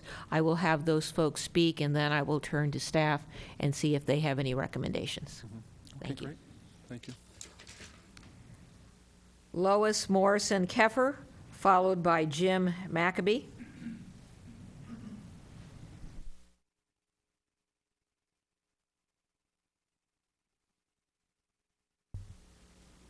Hi. I also live on University Ave and have been very concerned about the fast cars. There are a number of families with small children on the avenue. And I know when I moved in 14 years ago, it was an issue. My next door neighbors now have small children. When they moved in, it was an issue for them. Mr. Maccabee has recently moved to the street and is organizing. We're very grateful he's doing that because it really is a problem. I support however we want to proceed with this. That's really all I have to say. Thank you. Okay. Mr. Maccabee. Excuse me. Well, I'm a newbie to Los Gatos. We moved here a year ago. And we are the couple that ended up with the Fiesta house. That was moved from the library to Larkin Winchester, and my wife inherited the property. And she called me one morning and said, "Hey, we got a house for $1. And I said, "Yeah, but it's in the wrong location." So X number of dollars later, we moved in. And I want to thank the town of Los Gatos. Every department that we worked with was just unbelievable. First name basis. It didn't matter what department. Planning, historic, building. And now when I email the town of Los Gatos to find out where we need to go to lower the speed limit on University Avenue, what controls do we have? Instant email back to me within 5 minutes. We're going to do something. So that's why I'm here. And the first thing, the things I bring up is we have freedom. But with freedom, there's responsibility. And with responsibility, there's enforcement. If one of those falls apart after freedom, it's total chaos. So we want to, on University, get something going that the town council, engineering, the police, all have an agreement upon to reduce it. And I know we can get it done. It's just a matter of how we do it. So I know we can do it. I'm behind, whatever recommendations the council has. We will do everything in our power as residents on University Avenue to get it done. And if you ever want to come by and notice the speed, just give me a call and you can sit on our porch and see it. It's very evident, and you probably are well aware of how fast people drive on University Avenue. Thank you. Thank you. And I will turn to staff and get your suggestion. Yes, Mayor and Council, the residents are fortunate to have both the police chief and the director of Parks and Public Works here tonight to hear your concerns. And the chief has already given his card to Mr. Rigsby. And the neighbors can follow up with the department and the Public Works Department as well, but we will also be following up with you. So we will follow up with the residents. Thank you. Ann Robinson.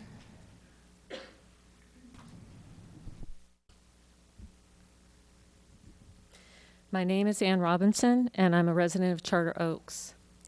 I'm here tonight for the 61 and growing residents who signed the petition for story poles or cherry pickers on the sides of the proposed Albright buildings that border the Charter Oaks property. I do realize that an exception was made in the November 5th meeting, but this petition is not about the type of story pole used, but the location of the story poles used.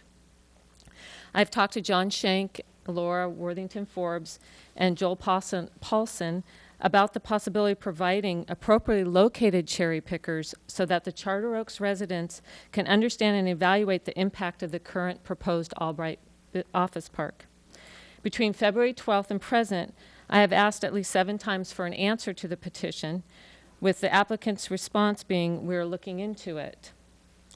I read in the minutes of the meeting on November 5th that 6 cherry pickers, 1 for the parking garage, and the others for the buildings that would be erected, and the others for the buildings would be erected as proposed by the developer, unless council expressed a different preference. I'm asking for your help with this issue. All of the cherry pickers are oriented toward Winchester Boulevard and the 85 freeway. None are located on the sides of the building that border the Charter Oaks neighborhood.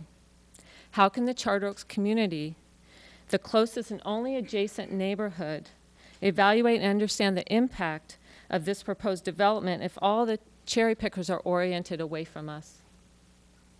I have an exhibit showing the location of the cherry pickers as requested by the 61 Charter Oaks residents. I would also like to invite and encourage every town council member to walk the Charter Oaks complex with me. When the Charter Oaks residents speak their concerns about this proposed development, it is very important for the town council to see firsthand what we are referring to.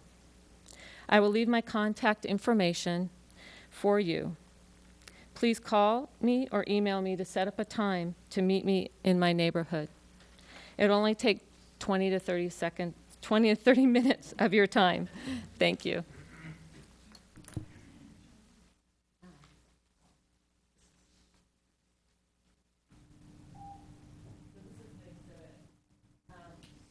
would you please talk or pull the mic or speak in it? So this is the exhibit. You can see this where it says story poles. This is Charter Oaks. You can see where I wrote Charter Oaks with the highlighted. And we're asking for story poles on the southeast corner of Building 4, the southeast corner of Building 3, and the southwest and southeast border of the garage.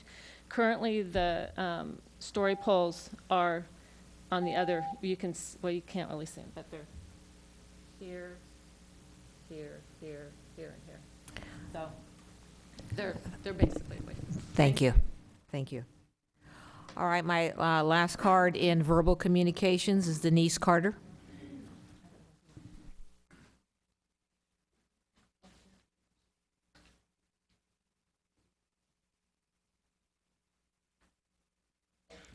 My name is Denise Carter. I live at 45 Broadway. Madam Mayor and distinguished council members, I want to thank you so much for your tribute for Peter tonight.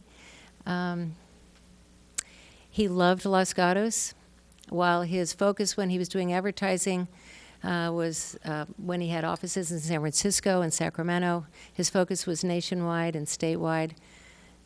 He also was very involved in things in Santa Clara County.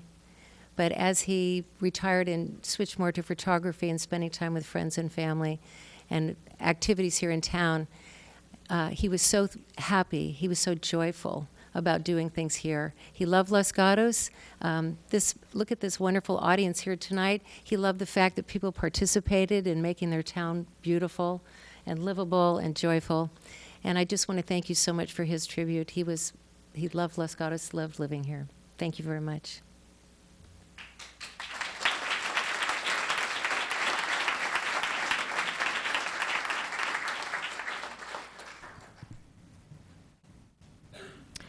All right, we are now going to go on to our regular agenda.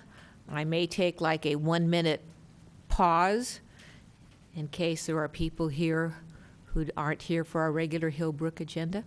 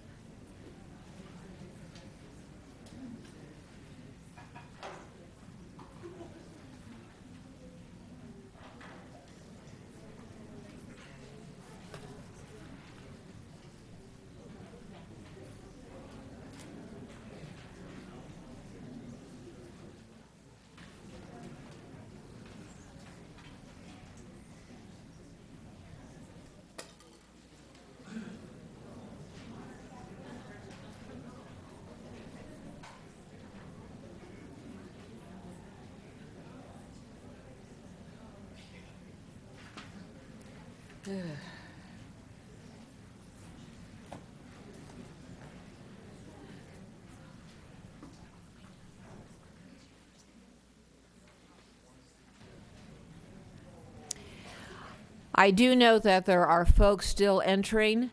However, do not sit on the floor or on the stairs. If there are no more seats, I would ask you to go back into the lobby where I know seats have been set up for you.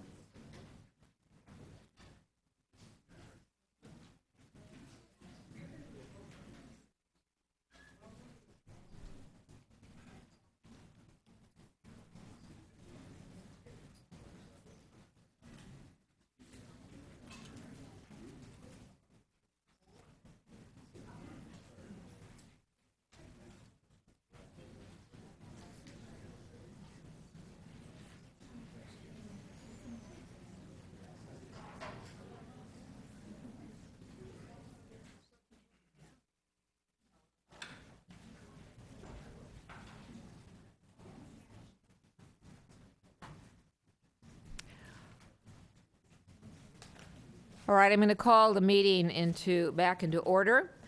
Other business, agenda item 4, Hillbrook School public discussion. Discuss neighborhood concerns and staff interpretation of Hillbrook School's existing conditional use permit.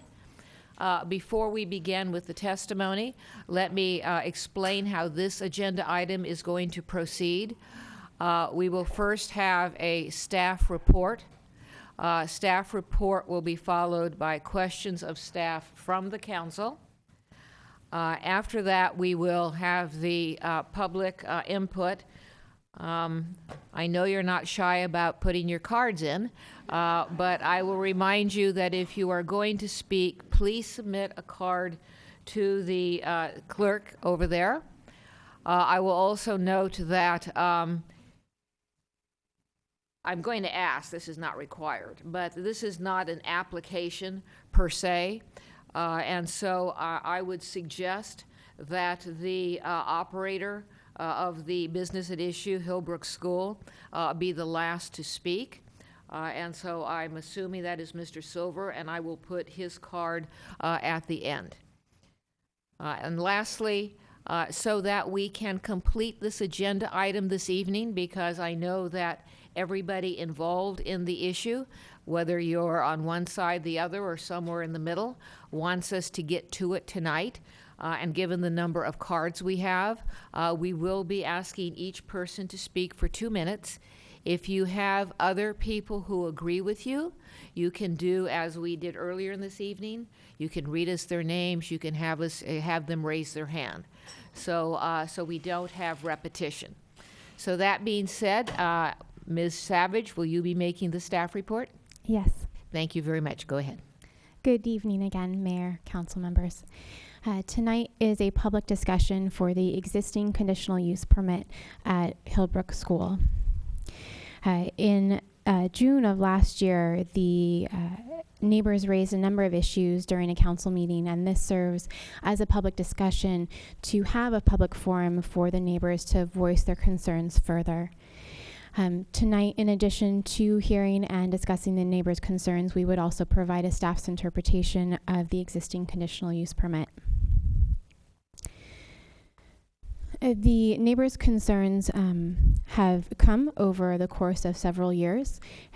In 2011, the school announced to the neighbors in a meeting that they would be pursuing a modification to their existing conditional use permit. And at that time, the volume of comments did increase from a verbal perspective. The staff has met with the neighbors several times in relation to concerns that they have raised. We have also received concerns by mail, including some responses that we have had the opportunity to respond in written form back. More recently, we have received complaints through our online form. Staff's interpretation comes from researching the records located in the property file and include meeting minutes from both Town Council and Planning Commission meetings, staff reports, and application submittals, specifically in regards to the last time the conditional use permit was reviewed in the early 2000s. Staff has interpreted that the existing CUP does allow a private school for specific grades. That the slide does say K, but we do believe that it includes pre-K as well.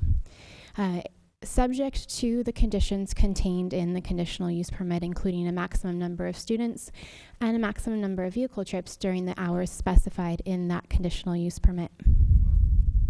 In regards to the interpretation, there are a few items I wanted to discuss further.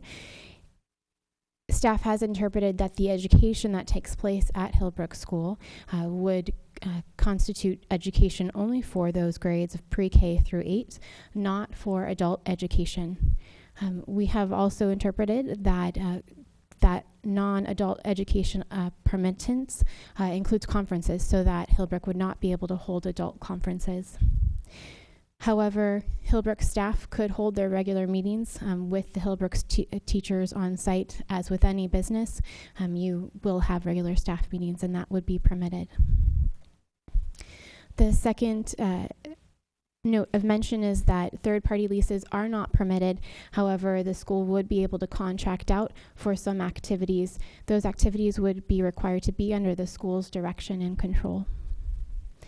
Summer activities based on the record of the past uses on the campus would be allowed, subject to the conditions of approval in the conditional use permit, and any change in those summer activities would need to be evaluated by staff. Tonight, again, is a public discussion, and staff would ask for direction from the town council on whether or not to take any further action or whether any different interpretation is required. This concludes staff presentation, and we are available for questions. Thank you. Questions of staff? Seeing none. Oh, Ms. Jensen. I did have a question. I know that many of us have asked exactly what the impact of what we would do tonight would be. So if the town council were to determine that it had a different interpretation of a particular use under the existing conditional use permit, what impact would that have going forward? That would depend on the scope of the interpretation. The meeting tonight is not a meeting for revocation. It's not for modifying the existing conditional use permit conditions, but rather a review of staff's interpretation. So if the condition as written should be interpreted differently, then the council would direct staff to do so. Depending on exactly what that direction is, we may or may not need to take some direction on specific actions in regards to future meetings. Mr. Brzezinski. A couple questions, for Ms. Savage. Would you let me kind of know the status of the directed environmental impact report at this point in time, and the time frame within which we expect the EIR to be completed? Yes, the council member was asking about the direction for the environmental review and the progress status report on that. The modification for the conditional use permit application that the business operator did apply for, although it's not up for discussion tonight, we did receive comments in relation to the mitigated negative declaration that was circulated that gave cause to do further environmental review, and we're in progress of preparing a focused EIR. We do expect that to come back sometime in the fall of this year. Thank you. And then, if I might, would you clarify third party for us as it applies here? So specifically, the existing conditional use permit says that there should be no lease or rental of third-party uses. At this time, staff is not aware that the school is conducting those third-party lease or rentals. However, the school can contract out services in that it would be a third party, but rather it's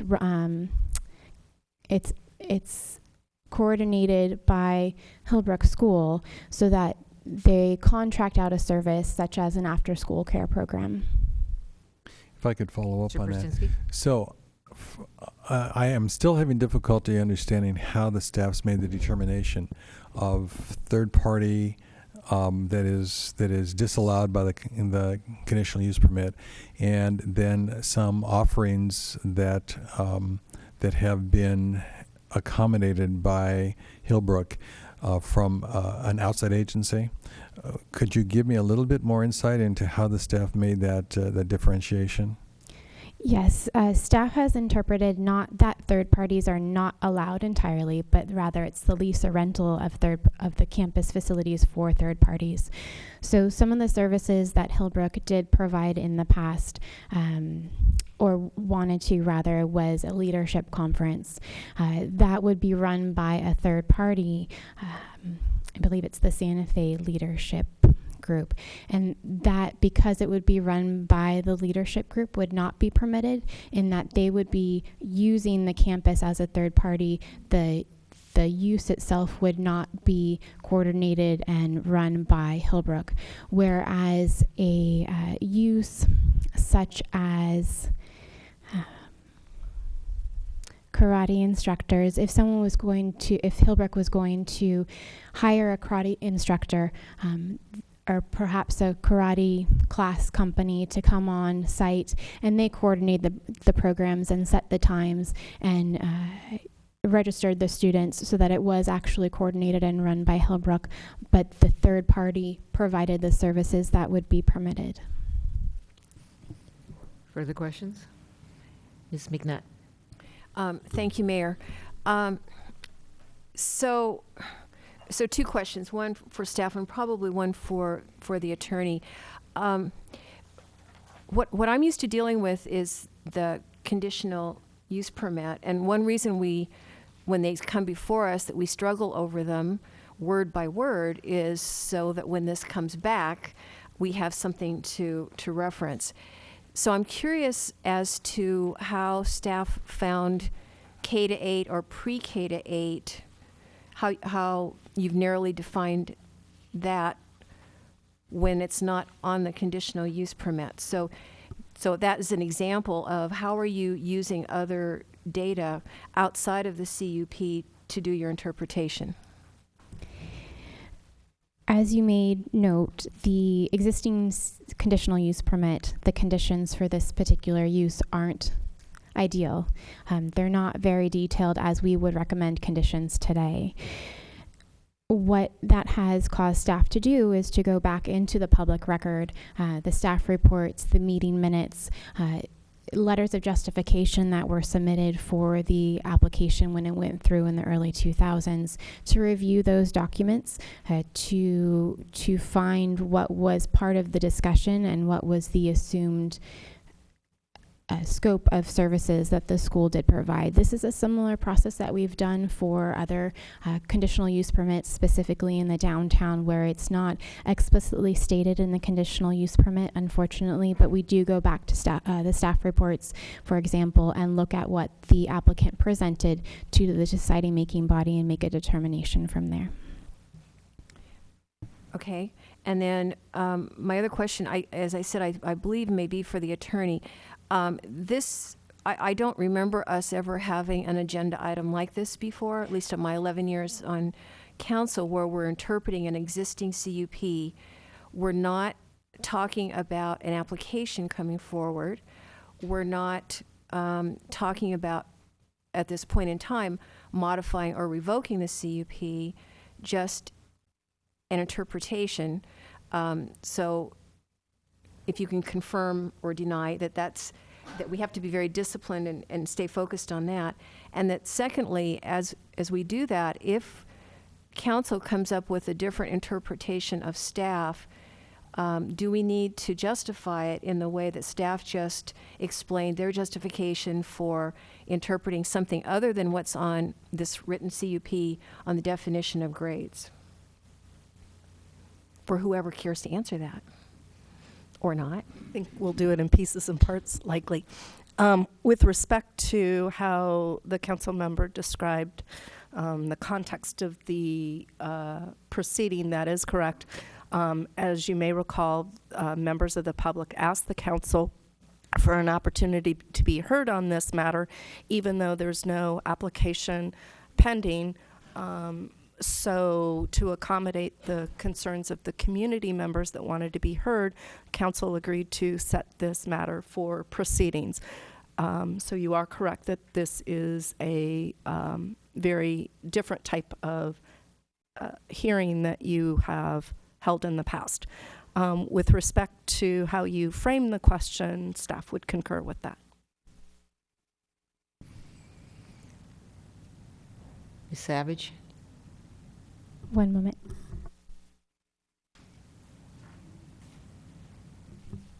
Thank you. So council, it would be advisable to justify the interpretation based on staff's interpretation as well, or similar to staff's interpretation, where the record does show that the interpretation is justified based on the applicant's submittal. Further questions from council? All right, seeing none, we're going to go to the public input, public portion of the hearing. And you have heard from the council questions and from staff's responses that we are dealing with issues related to staff's interpretation of the current CUP. And for those of you who have the staff report. Those issues have been outlined by staff on pages 3 and 4 of our staff report. We will have 2 minutes each. I will call 2 people at a time, so person number 2 can be prepared to go. First speaker is Janice Earhart, followed by Mary Hammers.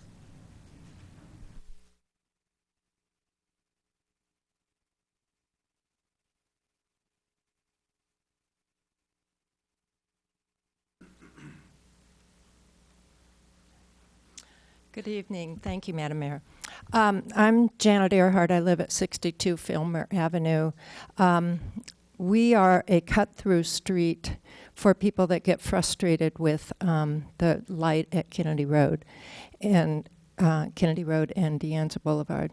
I live right at the corner of Filmer and Gem. And only recently, because I've recently been retired and am spending more time out in my front yard, I'm just shocked at the amount of traffic that's cutting through. We've always been aware of it, but it seems like I'm aware now during the school hours or early morning. And there are a lot of young families on our street, or families that come through from Vista Del Monte and Vista del Campo. The kids are riding bikes, they're riding scooters, they're walking, and as you well know, we have no sidewalks. So a lot of people, I think people that are coming to Hillbrook that come off of the freeway, they get off at the East Los Gatos exit, come up Los Gatos Boulevard, and the traffic is always backed up there because of all the people going to Fisher and Luis Van Meter. So they cut through on Filmer, turn on Jim, and then turn right on Kennedy and make their way over to Hillbrook. So we're very concerned. I've talked to a lot of the young parents that live on our street, and they would like for me to speak on their behalf. Thank you. Thank you. Mary Hammers, who will be followed by Karen Anderson. Good evening, and thank you to the members of the Town Council for allowing me to speak this evening. I am Mary Hammers. I'm a neighbor of Hillbrook School, and I'm a parent there with 4 children, ranging from 1st to 8th grade. My husband and I moved to Los Gatos because of Hillbrook School. We used to commute from Cupertino, and now we live right near the school on Shannon Road, and we are neighbors of Hillbrook. We now take the bus at Blossom Hill, or we walk to school and have done so in the past as well, walking that is. 10 years ago, before we started at Hillbrook, my son went to summer camp there to get to know some of the kids and to get to know the community. And we've been attending summer camps ever since, as well as after-school programs ranging from ceramics to art, music, and such. And they're all fantastic programs. I also volunteer representing Hillbrook as a member of Safe Routes to School, and we're delighted to be part of this fantastic organization working with other local schools and the police department. And I hear all the time about the traffic problems that other schools are facing as well. Hillbrook has done a marvelous job taking cars off the road through our bus system and encouraging kids to walk and to ride their bikes to school. And today we kicked off our Marching Monday campaign, which we've been working on, and it was a huge success. About 40 people walked to school today. I want everyone here to know what a wonderful school this is. I wish we were here tonight celebrating the fact that Hillbrook was recently named an Apple Distinguished School, one of the very few around the world. It's a marvelous place and a great addition to Los Gatos that's been here for 77 years. Thank you. Thank you. Good evening, Mayor. My name is Karen Anderson. I live in Los Altos. I'm an alumna of Hillbrook School. I attended Hillbrook School from 1974 to 1986, and my daughter currently attends Hillbrook School in the 3rd grade. I think Ms. Savage is absolutely right that we need to look at the history to interpret the conditional use permit where there are ambiguities, and I think the history is very important here. Hillbrook has been a school, as Mary said, for the last 75 plus years. When I grew up going to Hillbrook School, we had after-school activities, we had summer camp. In fact, summer camp at the beginning of Hillbrook School paid for Hillbrook School. The tuition of the students during the day did not cover the funding of the school, so they brought in students that did not regularly attend Hillbrook School to help pay for the school itself. When I was at Hillbrook, we had summer camps, we had horse trailers coming up and down Marchmont Drive, delivering the horses for the summer camp, and there were many students at the summer camps from the neighboring communities that did not attend Hillbrook School. So let's look at the history and see, what's been done in the past, because I don't think things are happening much differently than in the past. I think there are definitely concerns that Hillbrook has addressed recently with its movement back to carpooling and bringing buses back on. But, the history and tradition of the school is continuous. There are still teachers there at Hillbrook School who taught me back in the 1970s. The integrity of the school is just unquestionable, and I really urge you to allow the school's traditions to continue. Thank you. Thank you. And a couple of things. You'll have 2 minutes to speak. When you see the yellow light, that means you have 30 seconds left. Sometimes people think, I got to stop right then and there. So the red light is the one where you, stop. The second thing is, and we've had a marathon of large meetings this year. There will be people with different points of view in the audience. And so what I'm asking you is just to listen to the people. Do not applaud if they say something you like, or not applaud, or whatever, if they say something with which you disagree. Show respect for everybody who speaks and allow us to get through this process as reasonably quickly as possible. So I appreciate that in advance. The next two speakers are Christine Kennedy and Claudia Aguilera.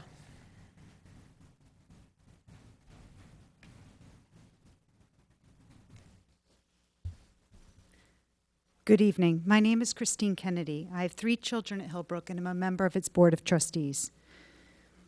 When we think about the CUP, we should be guided by the fact that CUPs are viewed as inclusionary rather than exclusionary. Hillbrook has a use permit which allows the property to be used as a school. Therefore, all of the activities that are an inherent and intrinsic part of being a K-8 school should be allowed. It is in keeping with the ways that the local public and private schools support their students. This would include having sports teams, enrichment classes, after-school care for busy working parents, and providing a place where parents, teachers, and community members can meet to talk about common points of interest.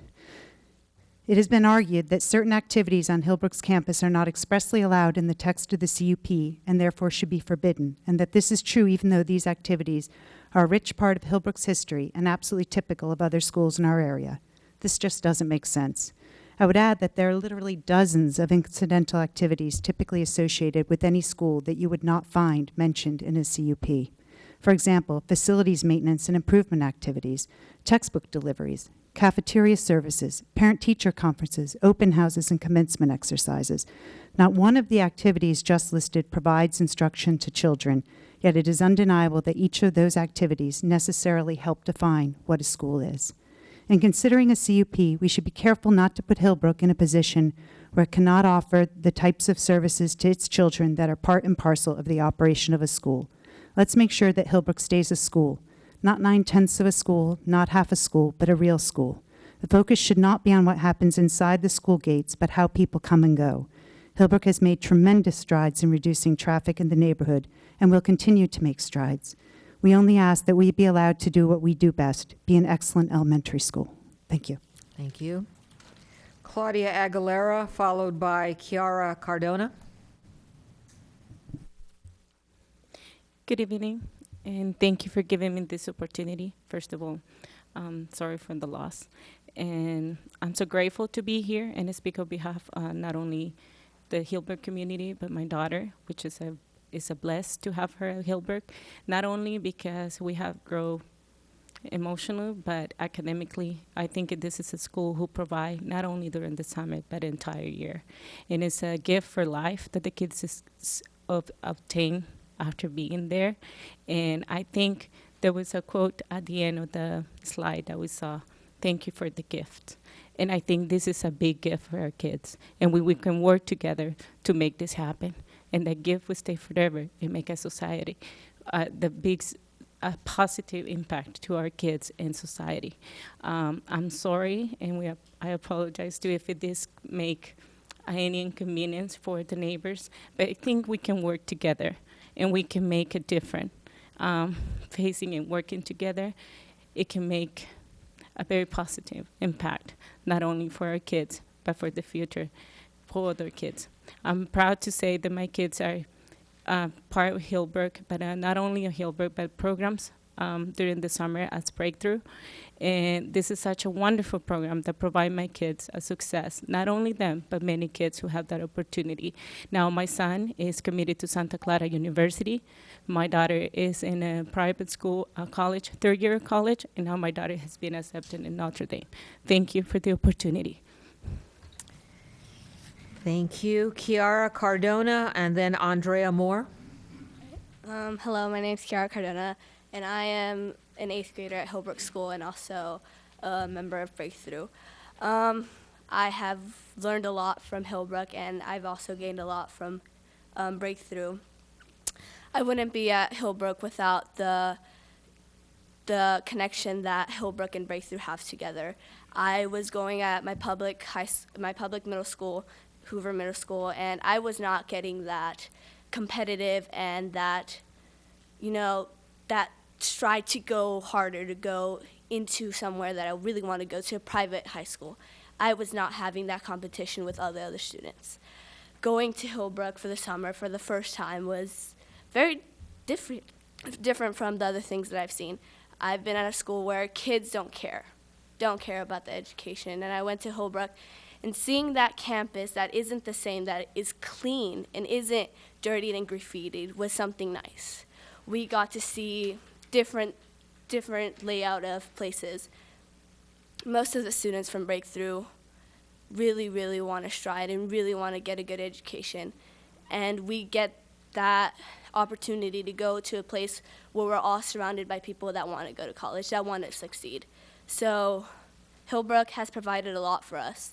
We are able to come out of our little corner that we are when we're at the public schools that we were at. So I definitely want to say thank you to Hillbrook and Breakthrough that they have that partnership that they have now and give opportunities like me to be able to stride and go farther in my education that really care about me. So thank you. Thank you. Andrea Moore, and then Don Dotson. Good evening, Mayor and the members of the council. My name is Andrea Moore, and I'm a resident of Los Gatos and a member of the Hillbrook community. My son is in kindergarten this year. I'm also a veterinarian and a local business owner, and as a working mom, one of my big concerns is where my son is after school. It's very difficult to find a long-term solution to put my child in when I have to work. At Hillbrook, I'm thankful to say that I found a great solution. He is with his friends, learning, playing, and feeling very comfortable and safe. We don't have to transport him to another area after school. He stays there until I can pick him up later in the evening. I'd like to thank the staff for allowing Hillbrook to have the aftercare program and the extended classes after school. For myself and my family, this is a really important thing for the education of my son. Thanks. Thank you. Don Dotson, and then Cindy Vendasius. Good evening. My family has lived on Marchmont Drive for 29 years. Our 3 children attended preschool at Hillbrook, and our experience with Hillbrook has been positive until the past few years. The interpretation and enforcement of Hillbrook CUP should be guided by the town's general plan, specifically its land use element. Goal number 1 in the land use element is to preserve, promote, and protect the existing small town character and quality of life within Los Gatos. Hillbrook's recent expansion of activities has occurred without sufficient oversight from the town and is not consistent with this goal. Goal number 4 is to provide for well-planned, careful growth that reflects the town's existing character and infrastructure. This goal allows development only with adequate physical infrastructure. Our roads are not adequate to accommodate the increased traffic already generated by Hillbrook without compromising public safety. Goal number 6 is to preserve and enhance the existing character and sense of place in residential neighborhoods. Policies under this goal include protect existing residential areas from the impacts of non-residential development, allow non-residential activity in residential areas only when the character and quality of the neighborhood can be maintained, prohibit uses that may lead to the deterioration of residential neighborhoods or adversely impact the public safety or the residential character of a residential neighborhood. The town has not applied these and other policies under goal number 6 to Hillbrook. As a result, our neighborhood has lost some of its residential character and quality and is not as safe as it once was and should be. In summary, I urge the town council to direct staff to apply the policies of the general plan in interpreting and enforcing the CUP. Thank you. Cindy Vindasius, and then Gretchen Moore.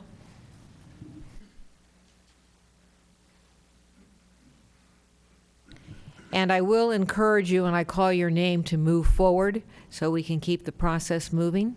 Go ahead. Hi, my in-laws would want me to correct you. It's vindacious.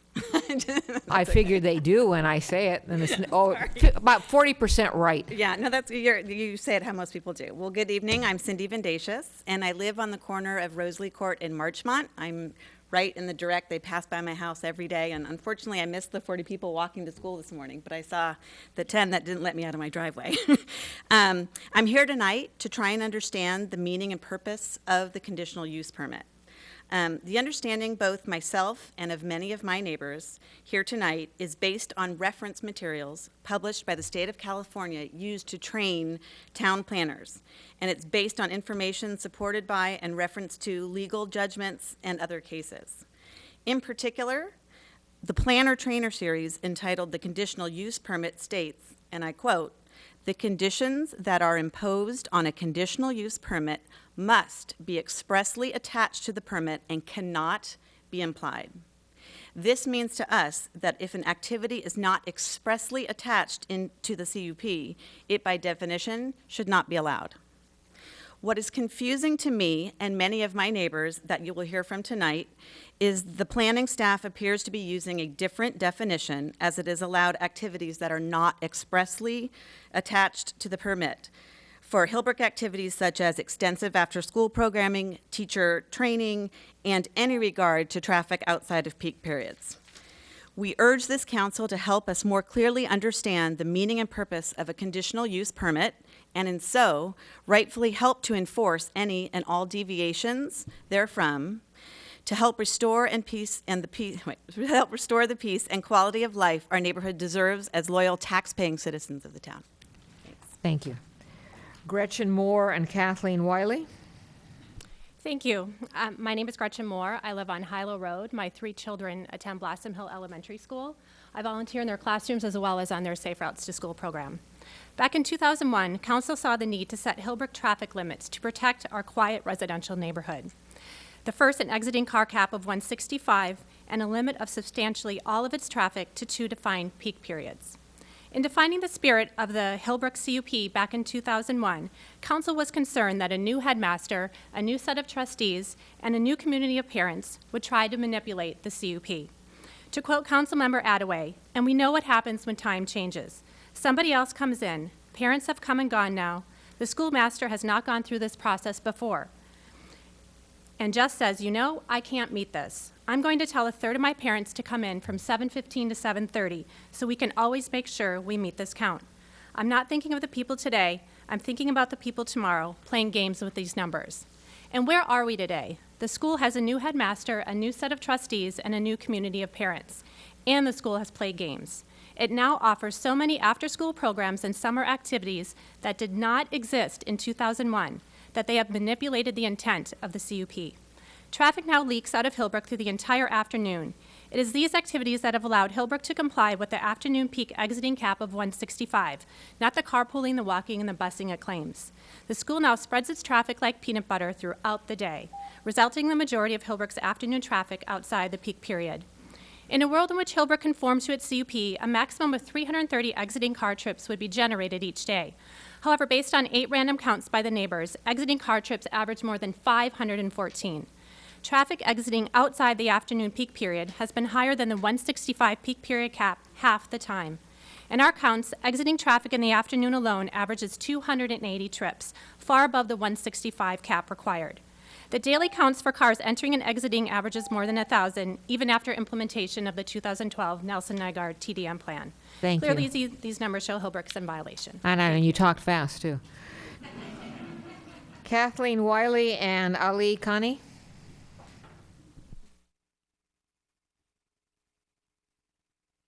Thank you, Town Council, for making this issue a top priority this year.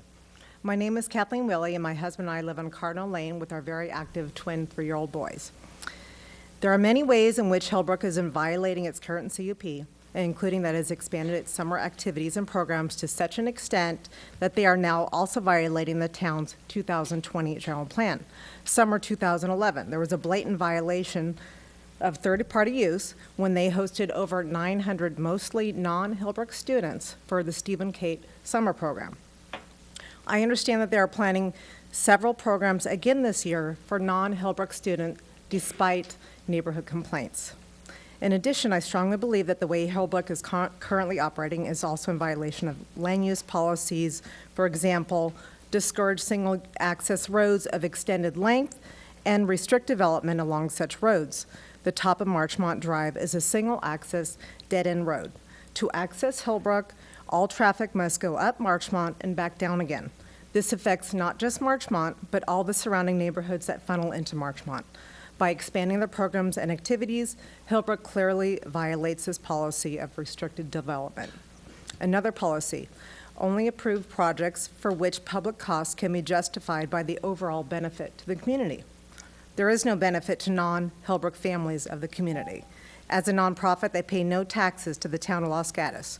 From year-end June 2008 to year-end June 2012, Hillbrook managed to increase its revenue by over $1.4 million because of its unpermitted expanded programs, and the only thing the town of Los Gatos gets from this is excessive traffic and substantially reduced quality of life for residents.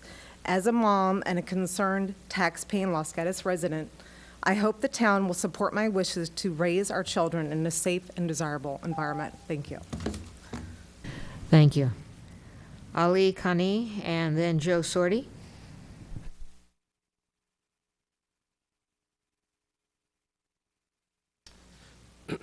Good evening. My name is Ali Khani, and I live at 16495 Topping Way.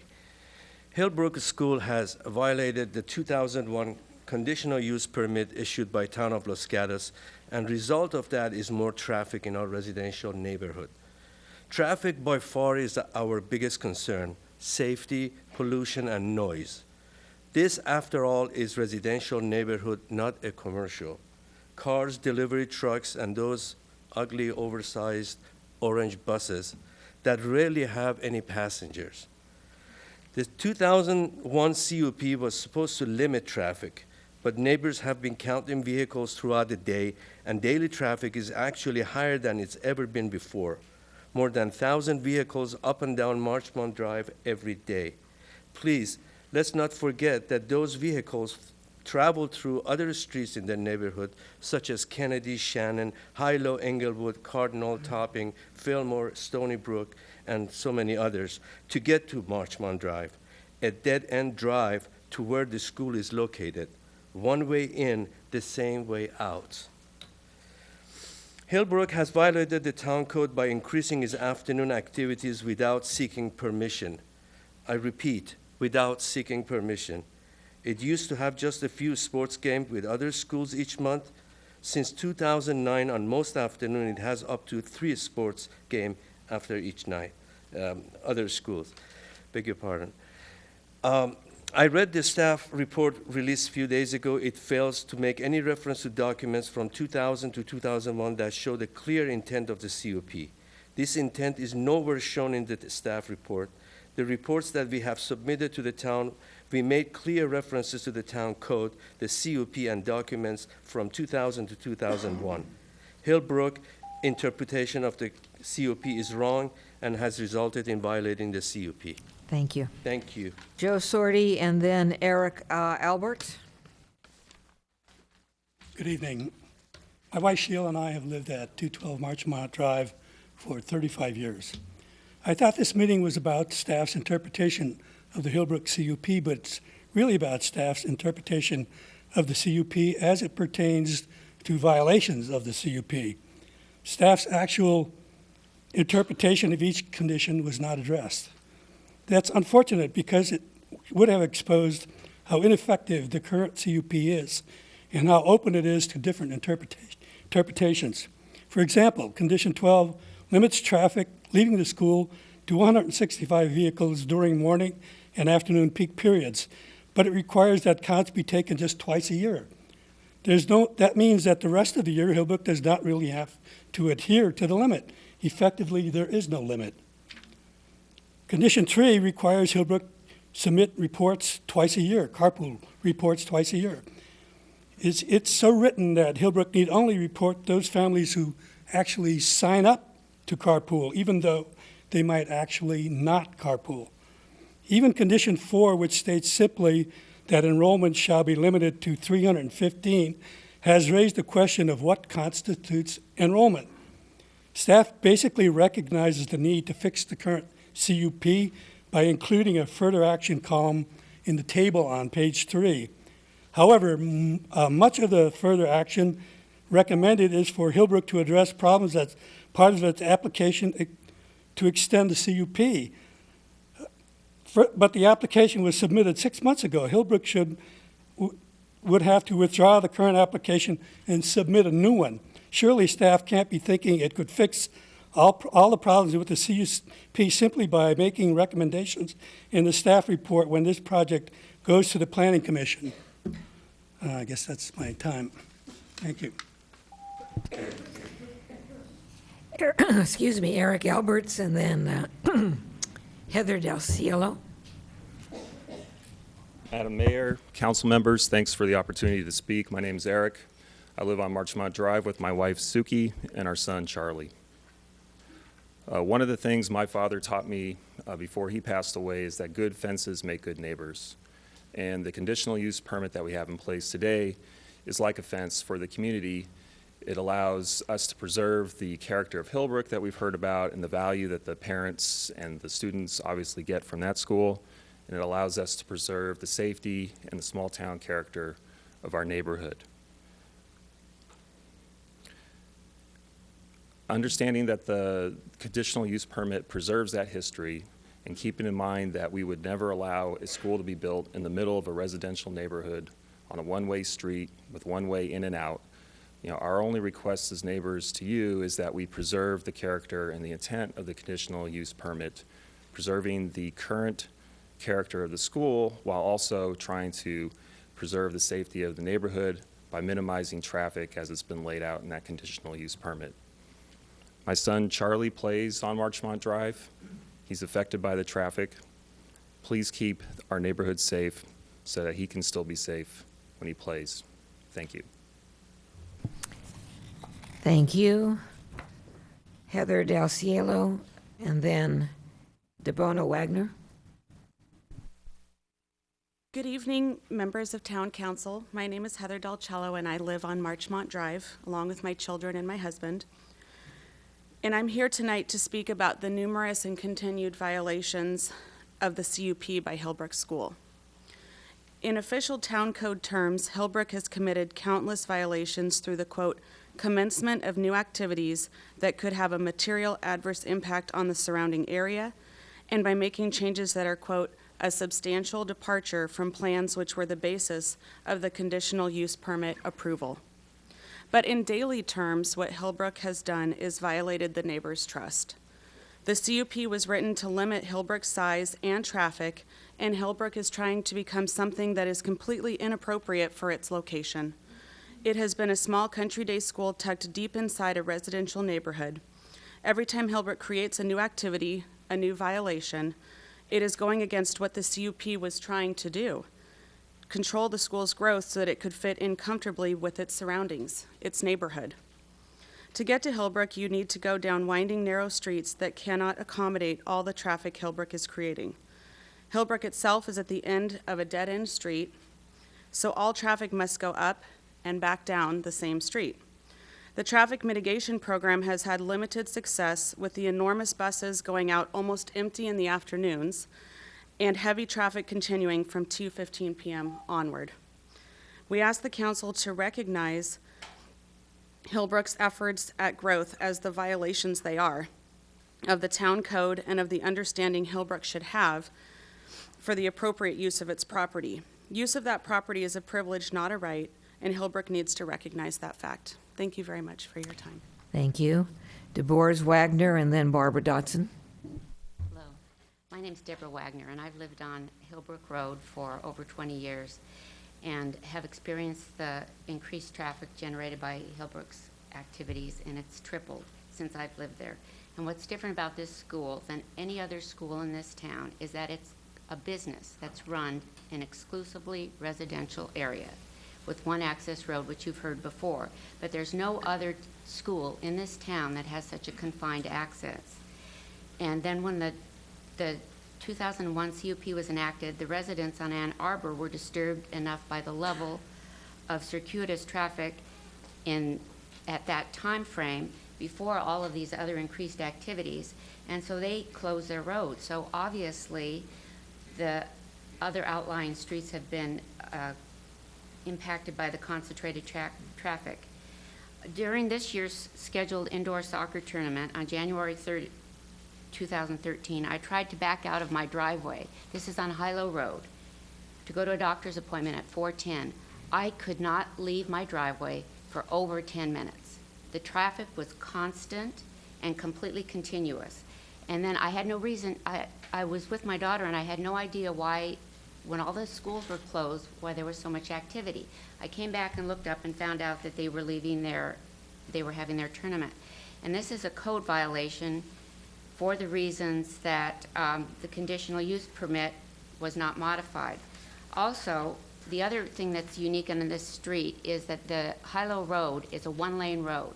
And I hope the police are here to see this, because I have seen 2 SUVs travel in opposite directions on that road.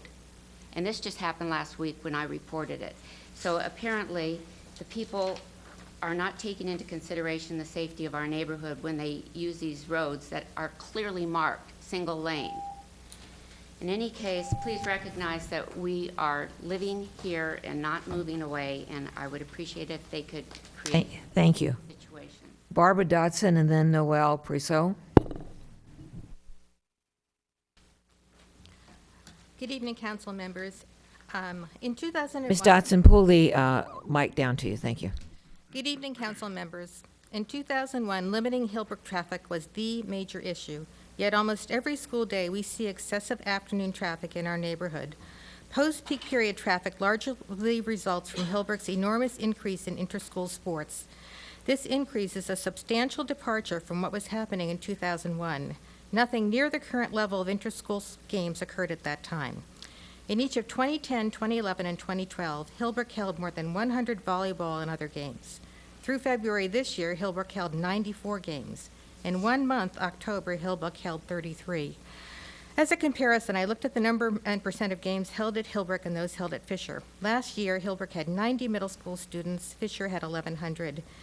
Yet Hillbrook, with less than 1/10 the number of students Fisher had, held more than 100 games, while Fisher held about 72. Hillbrook held 77% of its games, Fisher 48%.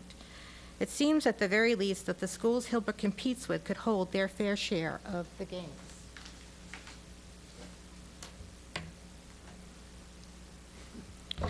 Hillbrook's games bring many people to campus.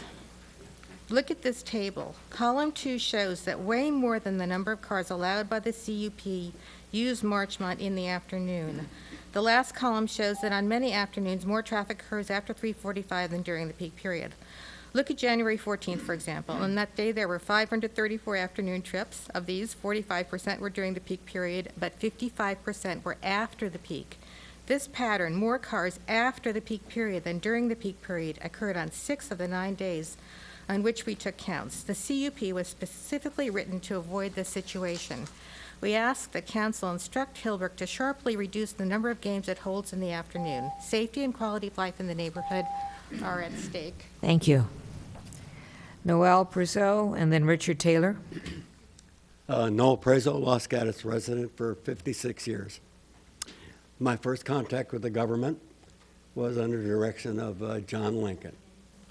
And from that moment to this, everyone that sits on this council today and those in the past took a very simple oath to maintain a quality of life for the citizens of Los Gatos. Now I speak to the CUP of 2001, number 3, the bus report, which states should be issued twice a year by Hillbrook to the governing body of Los Gatos.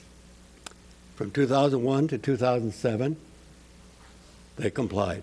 From that moment on to this moment, not one report, showing, in my estimation, a total disrespect for the citizens of Los Gatos and you representing us by not complying.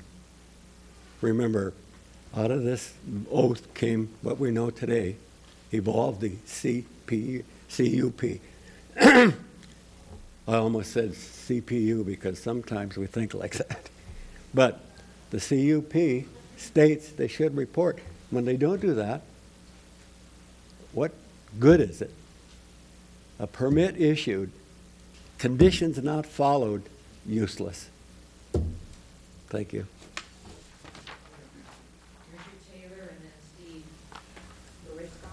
Hi, Richard Taylor, newbie, here 2 years. Love what you do, love the town. Thank you.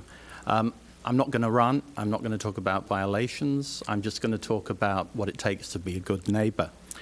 Hillbrook did commit to being a good neighbor under Condition 3 of the 2001 CUP when they agreed to maintain a carpooling program. I want to illustrate that I don't think they've been maybe as good a neighbor as they could be. In January 2001, the head of school then, Sarah Bain, stated to Hillbrook parents, "We have no choice but to insist that 60% of our families carpool together." That commitment to be a good neighbor was unfortunately not met. In the council agenda report of 2001 in April, Ms. Bain stated to Bud Lortz that Hillbrook would achieve 100% carpool participation over time, as each new family to Hillbrook will be accepted if they agree to carpool. Sadly, that commitment to be a good neighbor and sustain the quality of life in Los Gatos was not met either. On December 15th, Hillbrook's law firm wrote to the mayor and town council stating that the school was committed to achieving 60% carpool participation by families of Hillbrook students. 12 years later, that commitment has still not been met. The reality is carpooling is at about 35%. That's not for the afternoon because Mr. Silver has stated that with so many after-school activities, it's not possible to carpool. A good neighbor doesn't walk away from problems that they cause.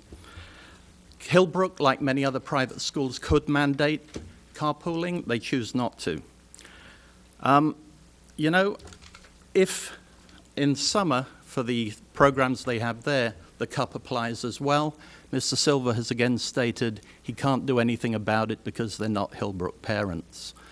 Once again, a good neighbor would not walk away from a problem of their own making.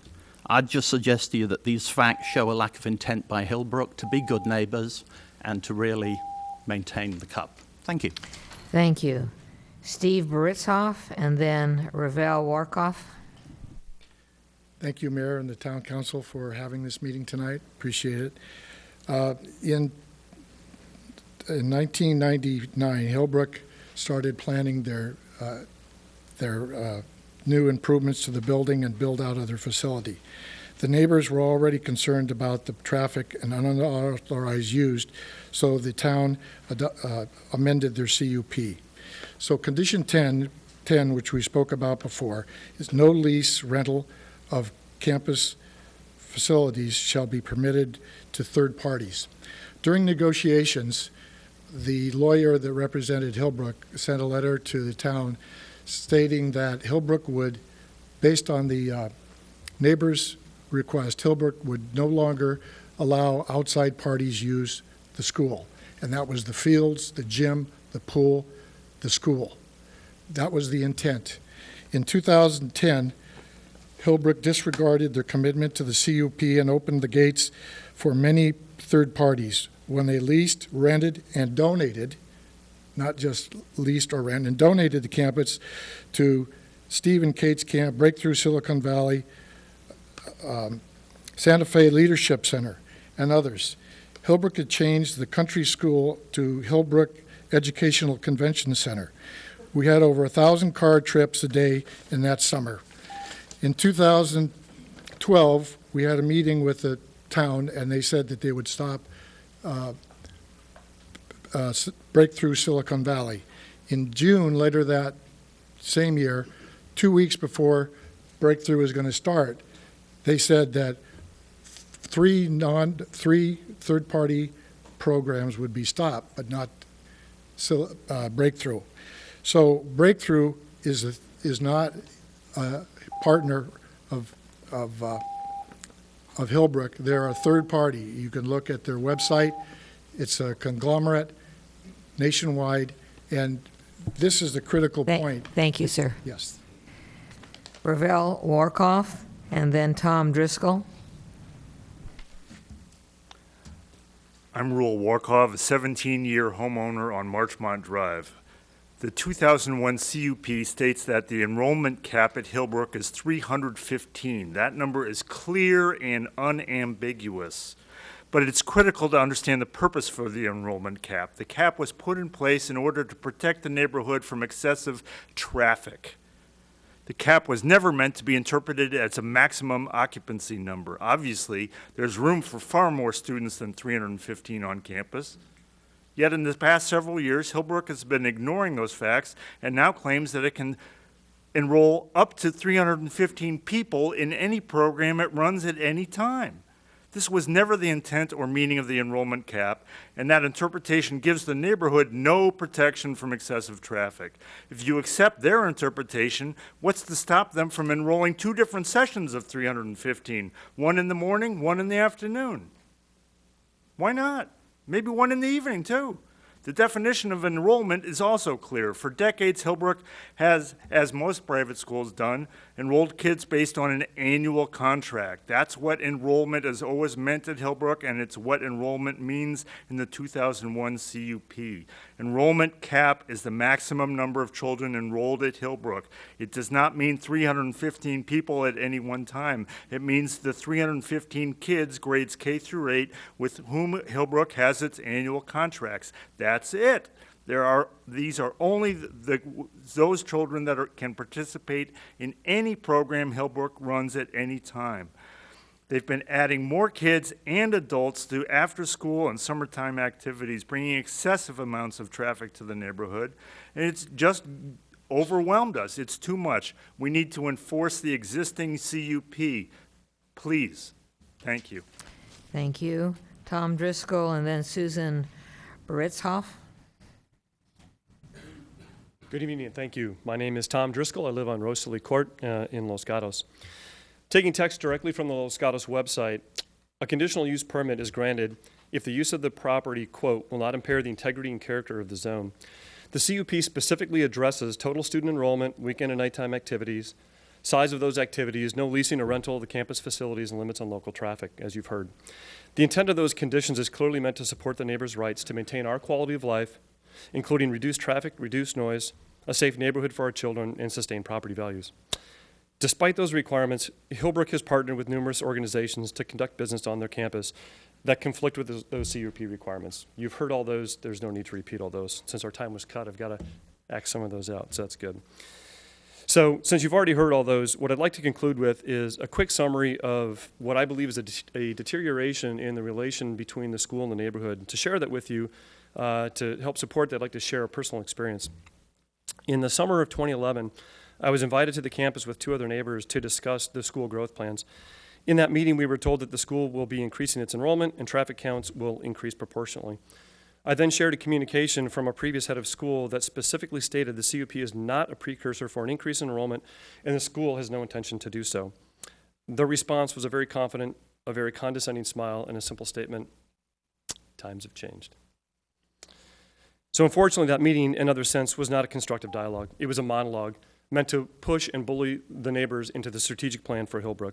In the last 4 years since the new administration has taken over, the administration has shown a brash disrespect for its neighbors, a bold disregard for the rules and conditions established by this governing body. Left unchecked, that quiet little school on the hill will become a very large, very noisy business that will forever change the character and integrity of our neighborhood. Thank you. Thank you. Susan Beritzhoff, and then Burr Neeson. Hi, my name is Susan Beretzoff, and our family has lived next to Hillbrook for 22 years. Our youngest daughter attended preschool there, and for a year I was a substitute teacher there. We've known the school well. But I'm here tonight to bring to your attention a group of violations, and these violations fall into the category of adult education. I'm not talking about in-service programs for Hillbrook faculty and staff, and I'm not talking about parent education. I'm talking about conferences and seminars costing up to $1,795 aimed at administrators and teachers from other schools. Hillbrook is a JK 8 through 8 school. Its students should be entirely JK through 8 students. In the staff report, staff agrees with us and has disallowed 3 adult education programs. However, at least 2 adult education programs are still either planned or are currently running. The first is a 3-day conference about using iPads in the classroom scheduled for June of 2013. It will have 50 participants and cost $1,250. Although we made a formal complaint about this conference in February, the staff report does not mention it. We would like a determination on this conference. And since the report says that adult programs for non-Hillbrook school teachers are not allowed under the CUP, we assume this program will not be allowed. The second adult education program is Resident Teacher Program. The teacher training program started last fall, currently has 5 participants, but will eventually have 13. Teacher training is an adult education function.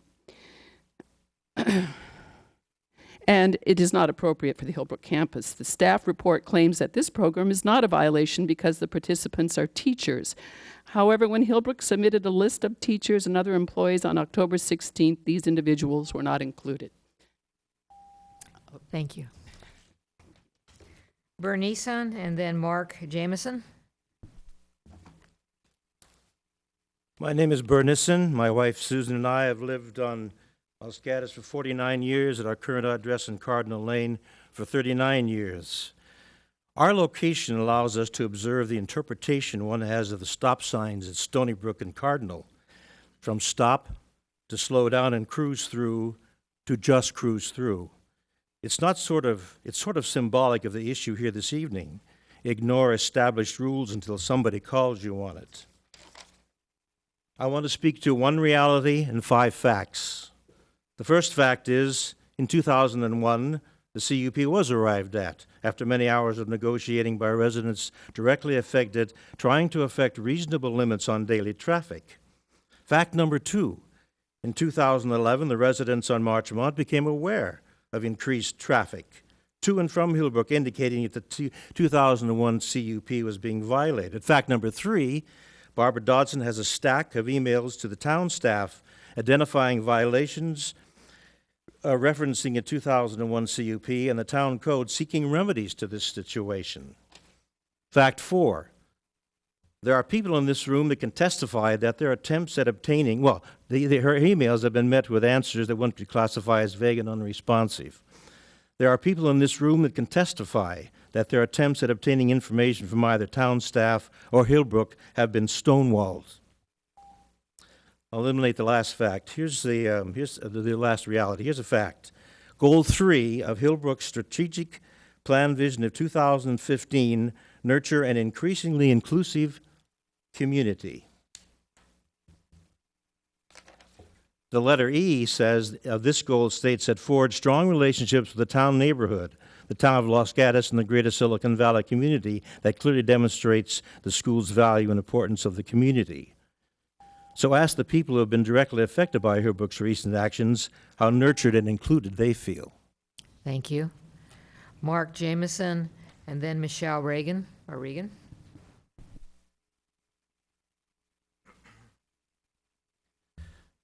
Good evening, council members. My name is Mark Jameson, and I have lived 3 houses down from Hillbrook School for the last 10 years.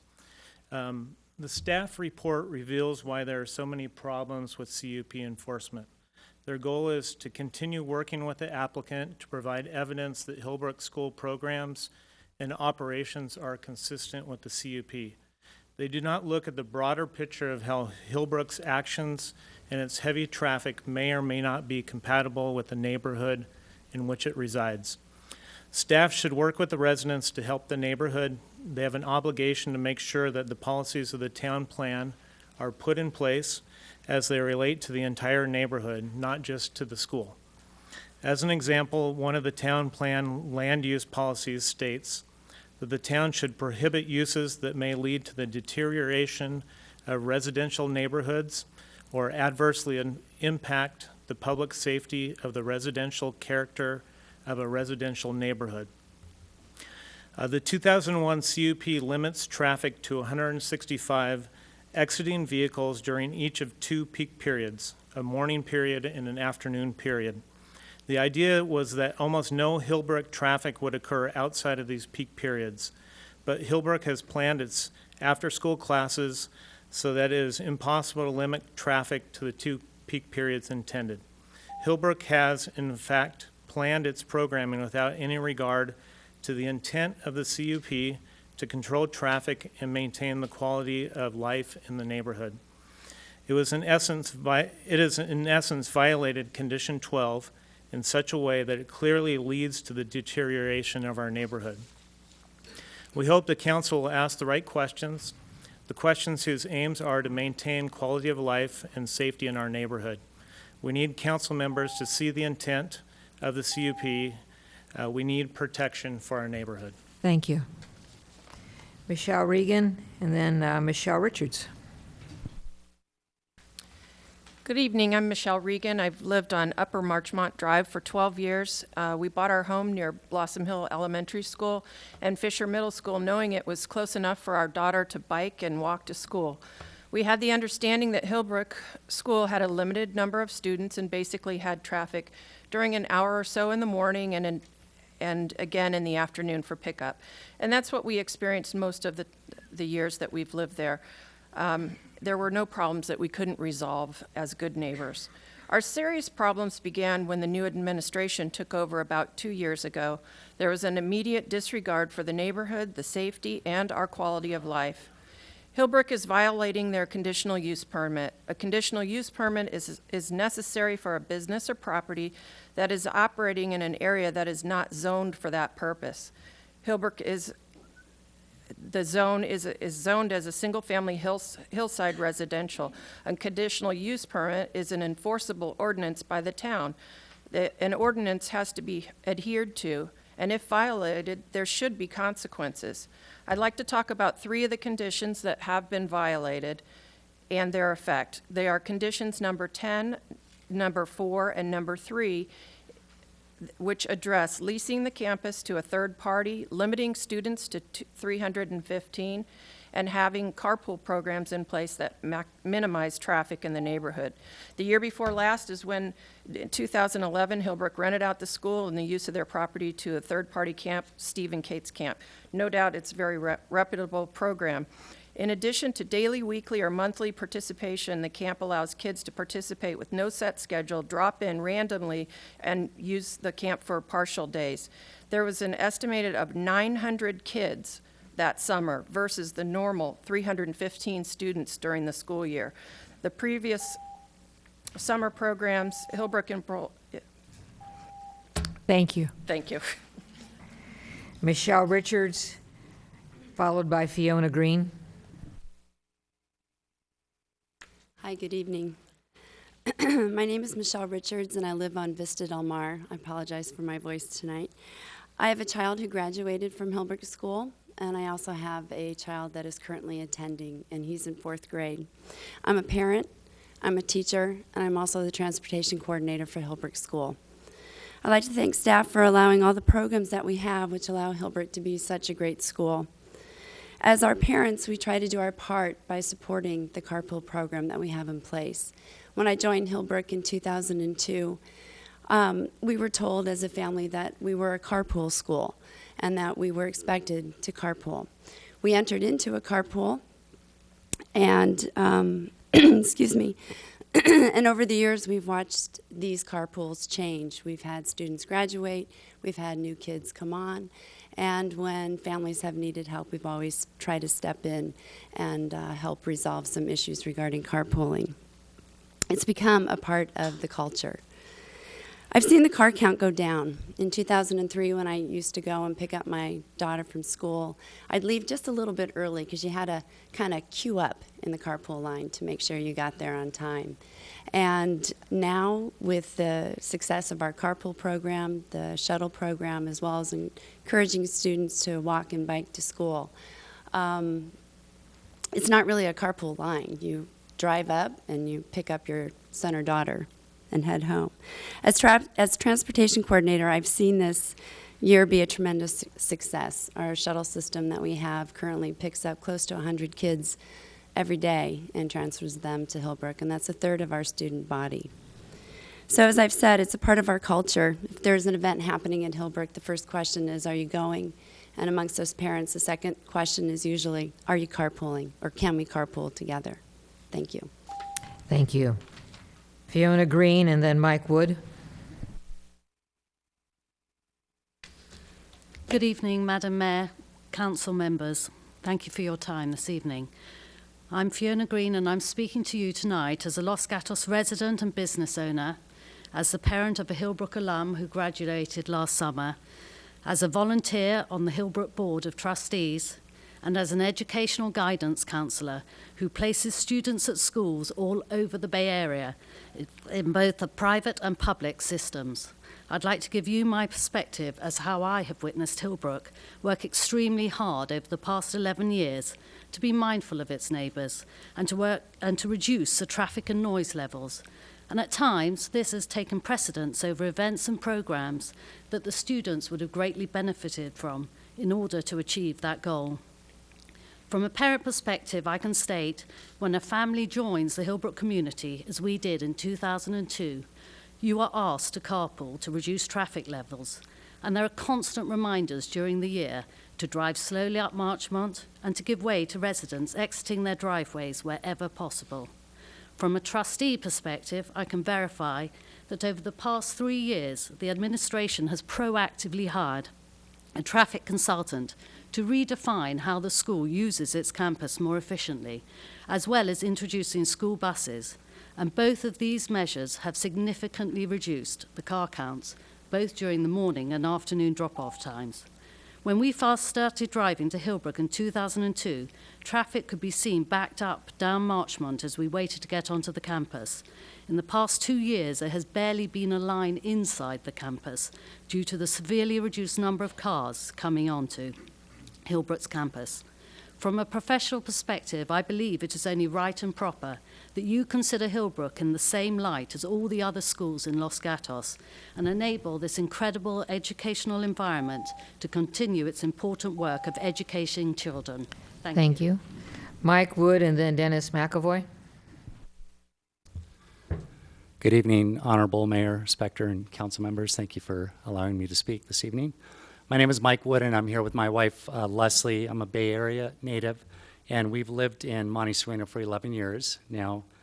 We moved here into this community, which I consider Los Gatos and Monte Sereno to be part of the same community, mainly because of the community itself, because of the schools, the great public schools and private schools, the culture that exists here, the climate, the weather that exists here. And also, we joke about the downtown. It really drew us in also because my wife is from the New England area. We feel fortunate that we're able to live in such a caring community with so many exceptional and diverse options for not just public education, but also private education. We feel incredibly fortunate. It was a very difficult decision for us, and I'll tell you that we never ventured out of Los Gatos for our choices for education, to be quite honest.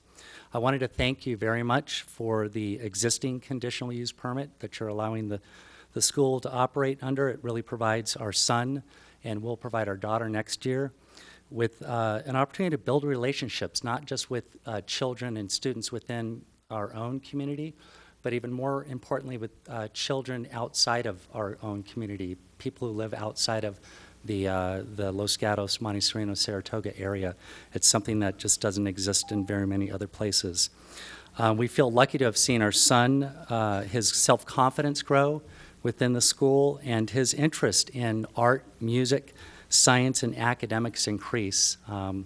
We're hopeful that the town of Los Gatos will continue to work with the school to continue to make it a world-class school, and I thank you. Thank you. Dennis McAvoy and then Molly Ball. Good evening. My name's Dennis McAvoy. I live on Reservoir Road. I've been a resident of Los Gatos for 32 years. My two children attended Hillbrook School from 1996 to 2009. I was co-chair of the capital campaign that raised the money to renovate the school and attended all the public meetings along with Mr. Brzezinski. I think you were there for all of those as well, that resulted in the modifications to the conditional use permit. For those of you who haven't been around Hillbrook back then, let me describe how the traffic was before the changes, not just the CUP changes, but also what the school has done. Traffic would back all the way down Marchmont, past Hilo. Neighbors couldn't get out of their driveways. When there was an after-school or nighttime event, there was parking on both sides of the roads by parents, impacting the neighborhood.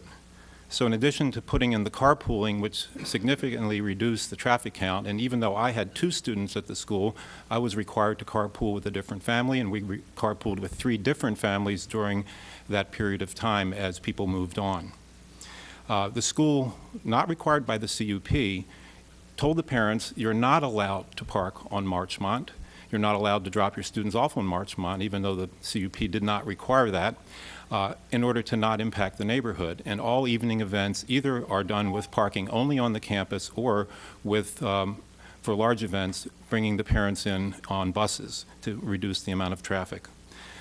So I think you have to see that Hillbrook has tried to be a good neighbor. It's a school. The school isn't just about instruction from 9 to 3 or 8 to 3. It's also about after-school activities and sports tournaments and parents getting to see their kids in musicals and dramas and singing and all the good things that go on there. So my message to the council is please allow Hillbrook to be a school like the other schools in Los Gatos. Thank you. Thank you. Molly Ball and then Susan Moore Brown. Hi, my name is Molly Ball. I'm a freshman at Los Gatos High School and a Hillbrook alumni.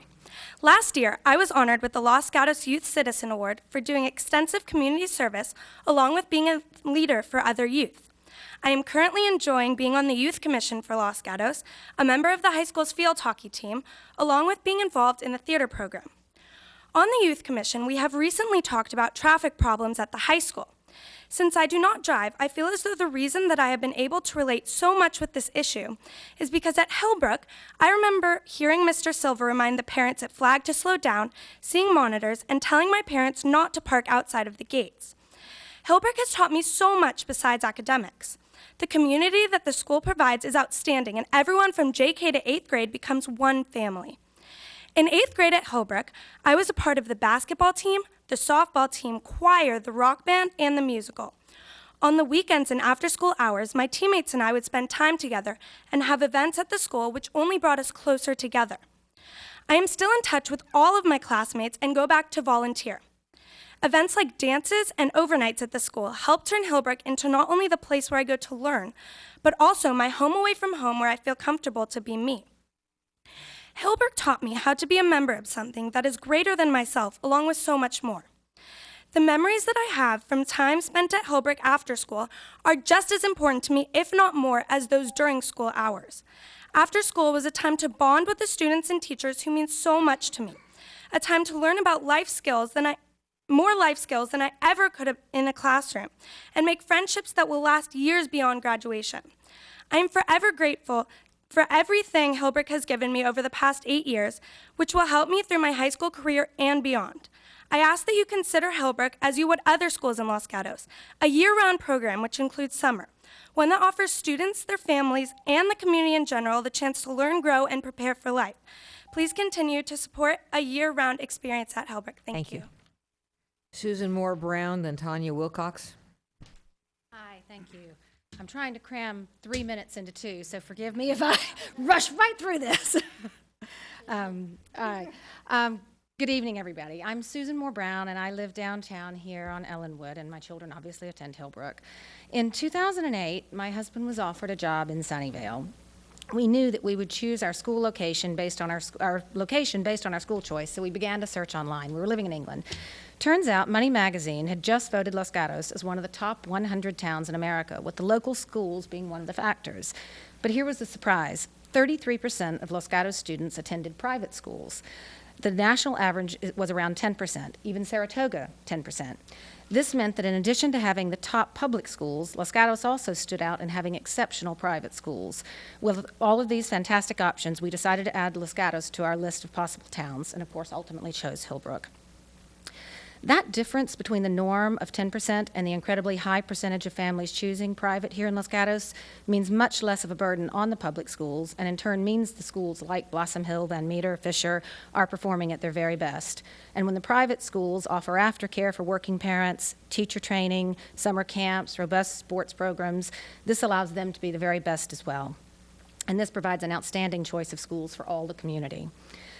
I'd like to mention that I supported both Measure A and Prop 30 to fund public schools. I mention this not because it's extraordinary, but because it's ordinary. Everyone in our community should want every school in our community to flourish. Finally, the shuttle. I mentioned that I live downtown. Since that has started, I rarely drive to campus, and when I do, the neighborhood traffic is substantially less now than it was when we first started 4 years ago. A third of our children are riding these buses, and with the support of the town council, I'm sure we could expand our carpool and bus programs even more, which is, I consider, another win-win for the community. In relationship building, there are 3 C's: communication, cooperation, and compromise. I feel that Hillbrook's administration and parents are using the 3 C's. Thank you. Tanya Wilcox and then Joe Conley. Good evening. My name is Tanya Wilcox. I'm a Hillbrook parent. I've been carpooling since my kids joined in JK, and one is about to graduate this year. I'm also a member of the board of Breakthrough Silicon Valley, and I'm here to thank Hillbrook and the Los Gatos community for reaching beyond yourselves to make a difference. Doing so is part of Hillbrook's mission, and it has chosen to express this part of the mission by partnering with Breakthrough Silicon Valley. Breakthrough firmly believes that the same opportunities that kids in communities like Los Gatos and Hillbrook should be extended to kids from low-income communities, kids who are driven to succeed. To that end, Breakthrough selects 7th graders from San Jose low-income communities, kids who will be the first in their families to go to college, but who have a work ethic and a drive to change the cycle of poverty that sometimes their families are in. All of our kids at Breakthrough have a deep desire to make this an achievement for themselves. Nationwide, only 11% of low-income kids earn a bachelor's degree, only 11%. But Breakthrough kids, 100% of them go into 4-year universities. They are able to accomplish this because they're caring individuals who are willing to open their hearts and wallets to support our kids. When Breakthrough and Hillbrook partnered, the main driver was because we saw our missions align. Ultimately, we're 2 organizations that deeply care about kids and about making a difference. One of the core values of Hillbrook is to teach kids how to be kind. And the best way to teach that is to lead by example. Hillbrook generally donates its campus to Breakthrough. And not only donates the campus to Breakthrough, but actually pays to transport our kids. Breakthrough kids arrive to Hillbrook in 2 buses. That's it, 2 buses that arrive in the morning in 1 minute and take 2 minutes to leave, and a bus in the afternoon. So I'd like to thank to all of those of you who extend beyond yourselves to help kids in need. Thank you, Hillbrook. Thank you. Joe Connolly and then Eric Fox. Good evening, Madam Mayor. My name is Joe Conley. I am the middle school principal at Hillbrook. This is my first year at Hillbrook, and I'm proud to be a member of the community. I've been in education for 30-plus years, both in the independent, private, and public school sector, sitting on a school board. I'm here to speak to what staff refers to as adult programs or adult education. I find that an unusual term in that in the schools, we refer to that as professional development. Professional development is really at the heart of any good teaching program, any good school. And good professional development leads to student achievement. This goes for whether it's a private, independent, or public schools.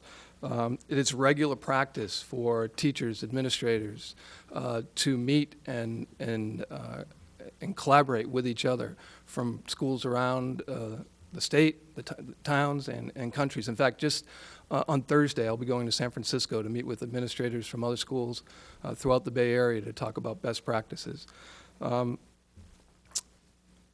The school I came from, the Harker School in San Jose, would hold annually, regularly, 5 to 6 professional development type conferences and events specifically designed to help teachers and administrators become better at their practice, which eventually helps students. Teachers benefit in 2 ways from professional development. One, by learning from other teachers, and secondly, by being able to share their knowledge with other teachers. And what we're trying to do at Hillbrook is when we have these conferences, our teachers are the ones who are presenting to other teachers, and so there's an opportunity to learn from both ways. These meetings are not adult programs, are not adult education, as one would consider them from a recreation department or YMCA. In fact, they're professional development, which is a basic tenet of good education. Thank you for your time. Thank you. Eric Fox and then Sephora Herman. Thank you to the to the mayor and the council. I'm not only a Hillbrook graduate from 1986, I'm a Los Gatos High School graduate from 1990. And this is my first public speaking in Los Gatos since commencement in 1990, because I was the commencement speaker in front of thousands of Los Gatans. Growing up here, I never would have imagined that I'd be back here and that I'd have the chance to send my kids to Hillbrook. But now I do have a son who's in first grade at Hillbrook, and I can tell you that he rides the bus every day to and from school. I can tell you he was on that morning march this morning that some folks didn't seem to see. And I can tell you that right now we live in San Jose, and we would love to be living in Los Gatos, but that doesn't stop us from benefiting Los Gatos as strongly as we possibly can. This evening, my son, the first grader, was at his Taekwondo class at Studio Kicks on North Santa Cruz Boulevard, and the family got together at Double D's for dinner before we came here. So I can tell you for sure that anybody who's not a Los Gatos resident becomes a virtual Los Gatos resident when Hillbrook becomes a centerpiece of their lives. When I was a kid, 77 through 86 at Hillbrook, that carpool lane was a not-so-fond memory for my mom. Parents used to arrive about 30 minutes early to get in the line that, as you've heard, backed up all the way down Marchmont Drive. Now I don't even know if anything similar could even be fathomed because of the bus program. So my hat's off to Hillbrook to making that happen. It's an honor to be back here and supporting the schools, both the schools that I attended in Los Gatos. The educational tradition here is rich, and the kids who go from Hillbrook to Los Gatos High are very well prepared and give back to this community, and the kids who don't go on to Los Gatos High are still giving back to this community. So thanks for your extension of the conditional use permit. Thank you. Sephora Herman and then Elaine Myers. Thank you. Good evening, Mayor Spector, council members, city staff. Thank you for taking the time. My name is Sephora Herman. I am an 8-year resident of Los Gatos. My husband and I moved here. I'm sorry, what? I'm not speaking to you. Okay. Excuse me. My husband and I moved here because of the vibrant community, the rich educational opportunities, and the incredible community and culture that is fostered here in Los Gatos. I'm the parent of 2 children at Hillbrook School and very, very proud of it. I'd like to tell you the story of a very young girl who began at Hillbrook when she was shy of 5 years old. And not only was she shy of 5 years old, she was just shy. She cried in the morning quietly, and she cried for her first few weeks at school at lunch because she was too shy to ask for help to open the containers in her home-packed lunchbox.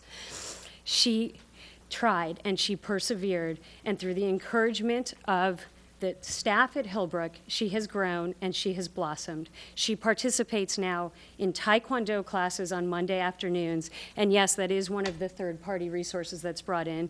A great professional Taekwondo instructor comes in, and a once very shy 4.5-year-old is now aggressively doing her Taekwondo routines and shouting, "Yes, sensei," at the top of her lungs. It's an incredible transformation of this girl. My daughter, Sarah, who is 7 in the first grade, she also benefits from having a resident teacher in her class to help out with her first grade assignments. She, this very, very painfully shy girl, at the spring concert just last week, got up in front of the entire auditorium full of her classmates, her teachers, and parents, and gave a solo recital of an introduction to an ensemble that was going to come about. This would never have happened without the encouragement of Hillbrook School. She begs to carpool every day. Thank you. Thank you. Elaine Myers and then Andrea Edwards.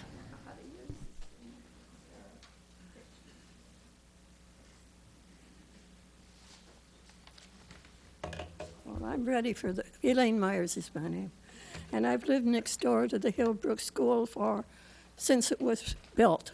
So I know Hillbrook. And I'm sorry that we moved right next door. Anyway, I'm concerned about the pollution of that school.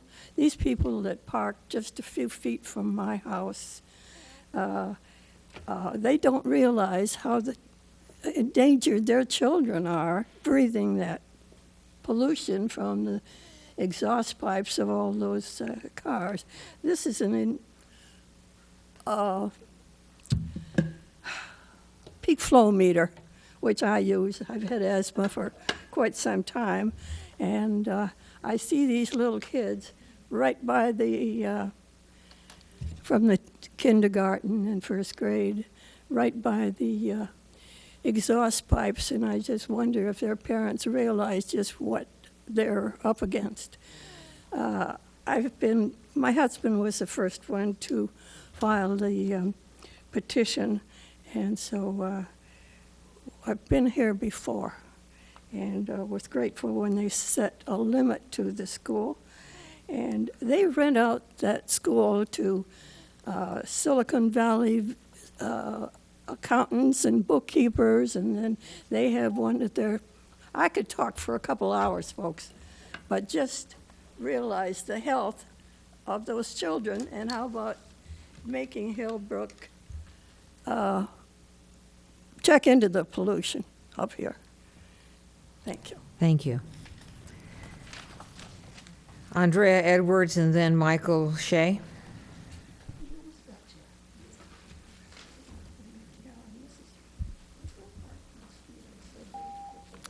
Good evening, Mayor and Town Council. My name is Andrea Edwards, and I'm the Director of Development at Crystal Springs Upland School in Hillsborough. I also serve as a volunteer on Hillbrook's board, and I'm proud to say I consider it one of the finest schools in the Bay Area. I want to share my experience at Crystal as it relates to Hillbrook. Crystal is located in a residential area very similar to Hillbrook. Our 10-acre campus is immediately surrounded by homes, so our neighbors are concerned with the same issues as Hillbrook's neighbors. Crystal also has a CUP that mandates the type and the amount of events we can hold, with the same goals of ensuring neighborhood safety and quality of life. Crystal strives to be a good neighbor, and when called upon, we make adjustments, and we've made fair compromises. For example, we used to rent our facility out for parties and weddings. Well, guess what? That impacted the neighborhood negatively. And we decided that it's not fair to our neighbors and that it's not central to our mission to offer an excellent education. So we stopped doing that.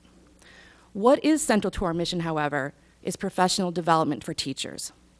Professional development involves seminars on best practices, collaboration with colleagues from other schools, teacher training, and outside speakers.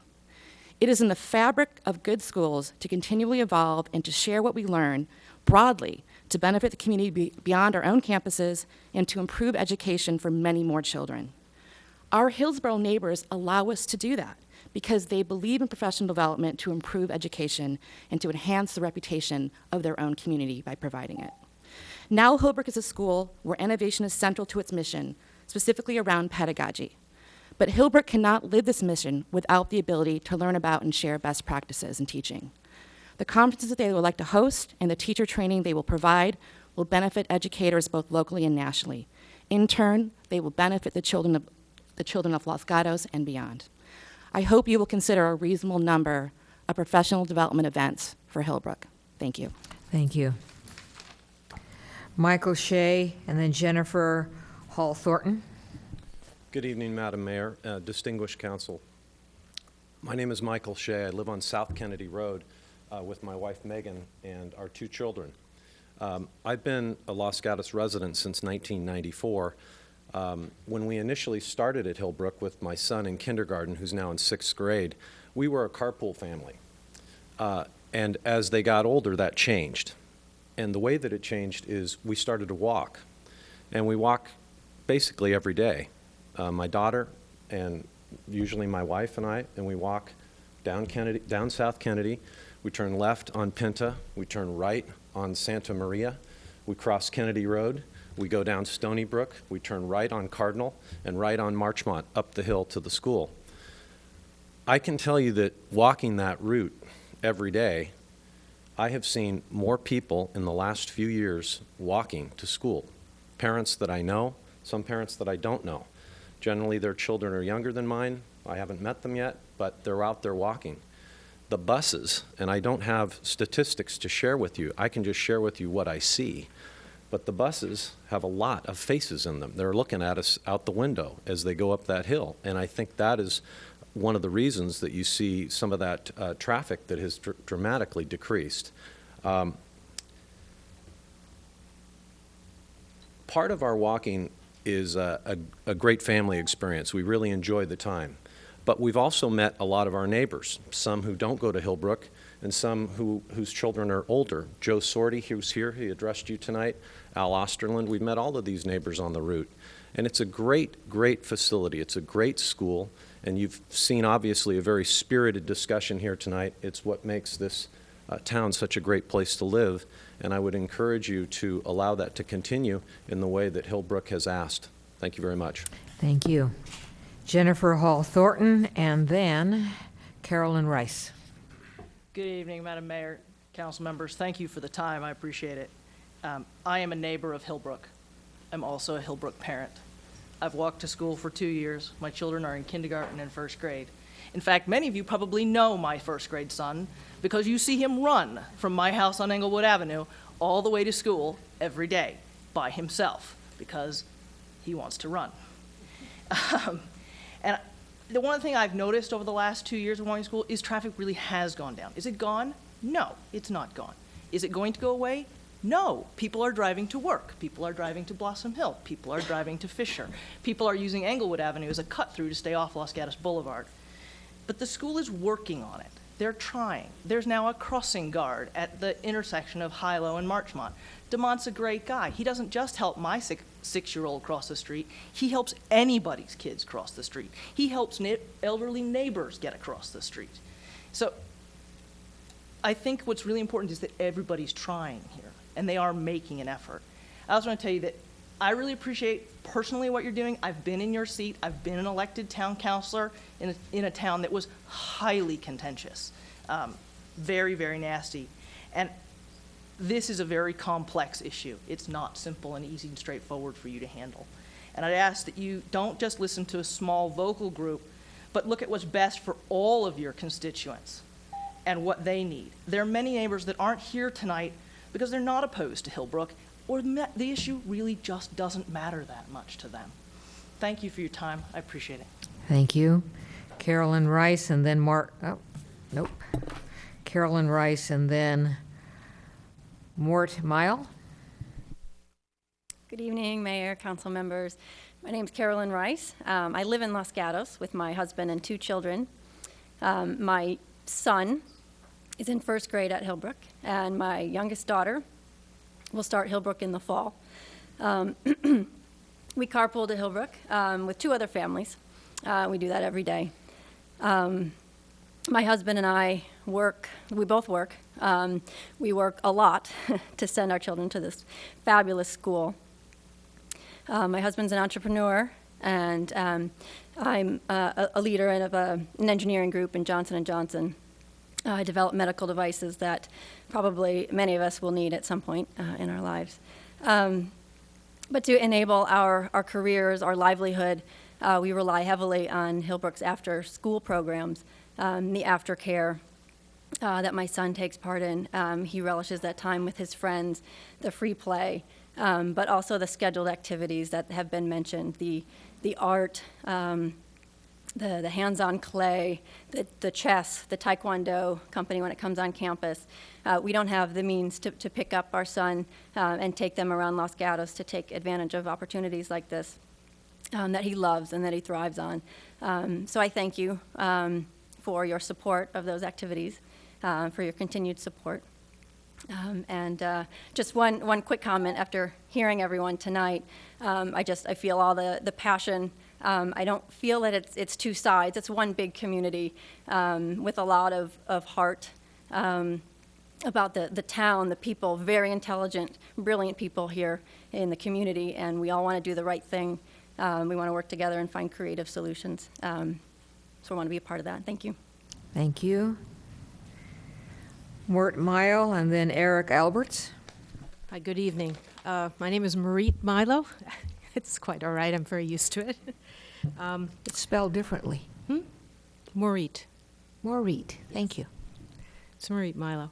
I am an editor at the Silicon Valley Business Journal, but most importantly, I was a former parent here at Hillbrook. I had 2 kids that went here, starting in 1993, and my last one graduated in 2006. And all the arguments that I'm hearing tonight about the pros and the cons are the exact same arguments that I heard throughout the 13 years that I was at Hillbrook.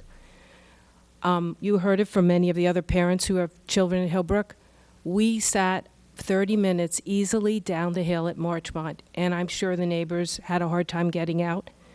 It was the former head school, Robin Clemens, who decided to stagger the hours in the morning, and that immediately shifted when the parents were down on Marchmont. Excuse me. In fact, it eliminated that long line. We had art programs, we had after-school programs. Everything that you have now, we have always had at Hillbrook. The difference is, I think there was a lot more of everybody trying to get along, and I hope that that will change and people will continue to do so. Because you've got a gem at the top of the hill, and the neighbors are as equally as important because you have kids that are going up and down that hill as well. But what's really important, I think, is that everybody figures out what the best solutions are, because across the board, you're going to have a better community. And in fact, I can tell you, while I was here, I spent more time shopping at Lenardi's than I ever did where I lived in Campbell. Thank you. Thank you. Eric Alberts and then Elizabeth Patterson.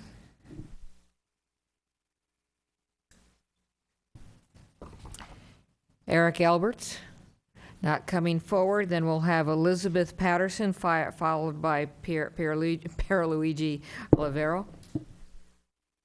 Hi, my name is Elizabeth Patterson. I work as a chief people officer at a Menlo Park-based venture capital firm. My husband, Paul, and I live in downtown Los Gatos with our 2 children, Elizabeth Grace, who's in 4th grade at Hillbrook School, and Flynn, who's in 1st grade at Hillbrook School. 5 years ago, when we evaluated schools for our children, when our daughter was in kindergarten, we looked at schools up and down the peninsula, as well as in the South Bay, and we determined that Hillbrook was the best choice for our children. We looked at both public schools and private schools, and we're lucky enough that our daughter was admitted. We have since been there for 5 years. We commuted at that time from San Jose's Rose Garden. We carpooled with another family. That was expected of us when we signed at the school and accepted our admission papers, that we would carpool.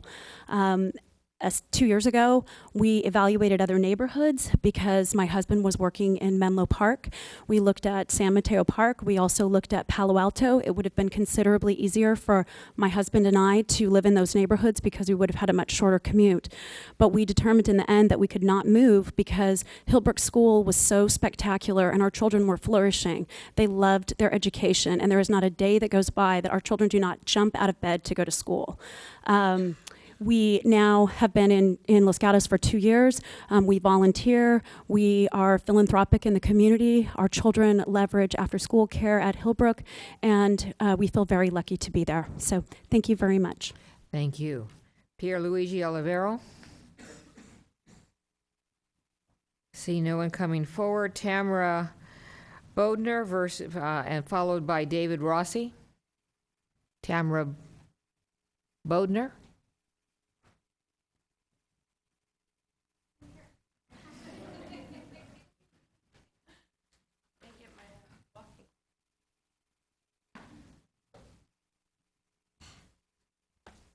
Good evening. Hello, my name is Tamara Bodner. I used to live on Marchmont from 2005 to 2012. I have two little boys that are ages 5 and 7 that both attend Blossom Hill. We loved that we were half a mile from Blossom Hill Park and half a mile from the public school that the boys were going to attend. When we first moved to Marchmont, we knew Hillbrook was there, but the traffic was minimal. It was clear when peak and non-peak periods were. Well, that has become a blur. There's traffic for a long drop-off period and then all afternoon until dark. Walking to school in the park became dangerous because of all the cars, and I'll leave it at that. We since decided to sell and move out of Hillbrook area and to move to a different part of town. Hillbrook being up the street hurt our property value. In fact, people didn't want to come to look at our house when we were selling it. The irony of that is the Hillbrook family didn't want to live on Marchmont because of the traffic. Hillbrook is a wonderful educational institution. It's unfortunately located in a small neighborhood community with small, narrow streets. I encourage Hillbrook to expand on an off-site campus in an area that can handle the roads. But our area, where the houses are in the residential area, it just makes it too difficult. I urge you, the council, to stop the growth, minimize the congestion, and hold them accountable to the existing cup. Thank you. Thank you. David Rossi and then Harap Kaur. Madam Mayor, City Council, thank you for letting me speak. I come from the perspective of a parent that has one child at Hillbrook and one child at a different school because the conditional use permit would not allow more students to the school, and my older son didn't have an opening. So we unfortunately drive or find ways to get two kids to school. I'm not sure if that's that important because I think this hearing is really about how the City Council is going to interpret the conditional use permit. I think we have to put this in perspective that this permit was issued in 2001 trying to provide some kind of administrative parameters for a school that's been around for 77 years.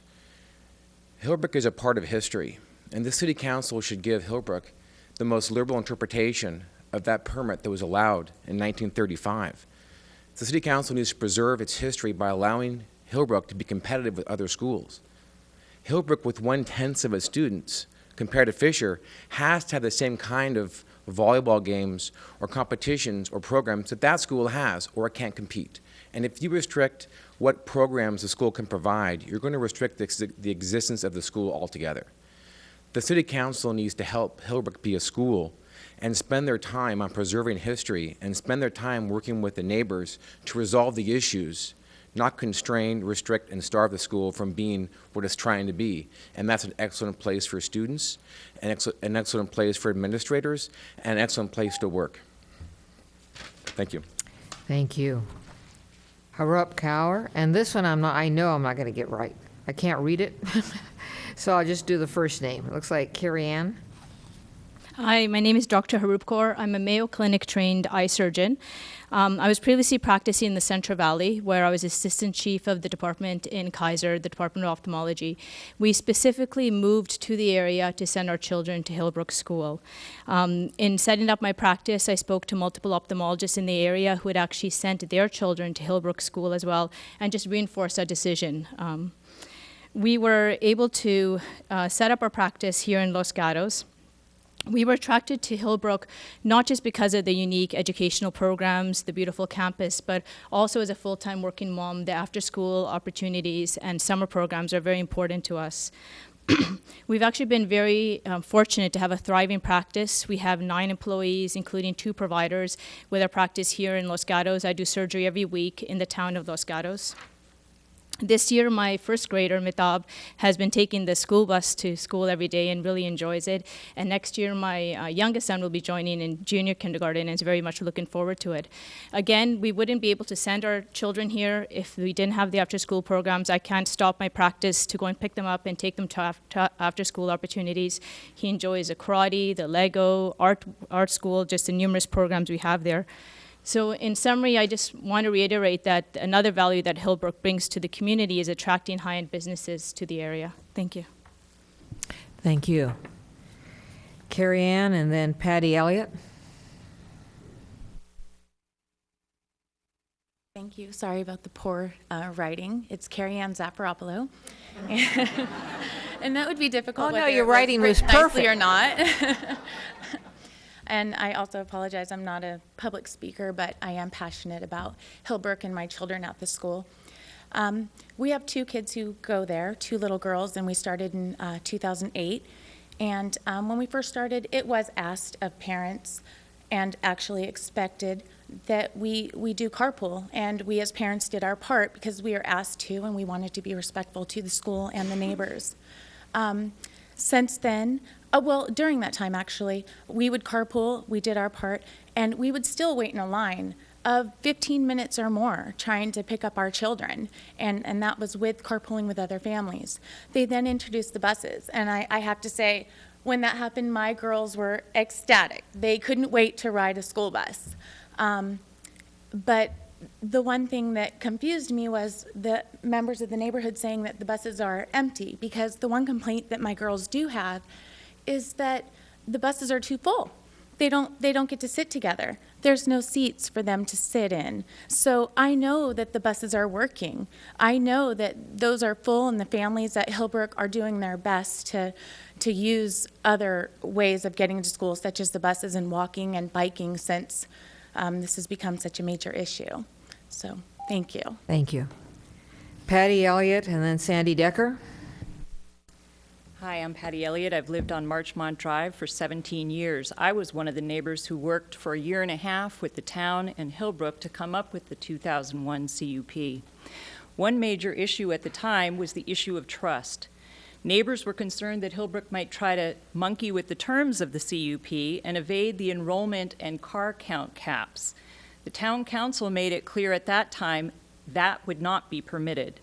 Just after the vote to adopt the 2001 CUP, then Mayor Joe Przinski had these comments, and I quote, "I fully believe that the neighbors hope and pray their quality of life is enhanced through the efforts of the school to continue and to enhance its carpool program in a rigorous fashion, whether Ms. Bain is there or some other headmaster is there. We would expect that. And I would be absolutely, I think, devastated if we were to see some fallback position take place under the sense we've gotten from some of the neighbors that this is only going to be done so long as the town keeps rigorous control over what the school is engaged in." Mr. Przinski, town council members, it is devastating what has happened to our neighborhood since the town stopped exercising rigorous control over the school's use of the property. Despite what Hillbrook will tell you about its carpooling and busing, we now have more daily traffic than we had before the 2001 CUP was implemented. Hillbrook has done exactly what the neighbors feared and what the town council said it would not permit. It has spread a large amount of traffic outside of the so-called peak hour times so as to evade the car caps. I am here to tell you that the CUP provisions are not meaningless. The very savvy business people running Hillbrook now mock the current CUP, saying that it's so poorly written that it's unenforceable. The student traffic was to be contained within those peak hours, and that is not being done. Please enforce the CUP. Thank you. Thank you. Sandy Decker and then Dan Lockteff.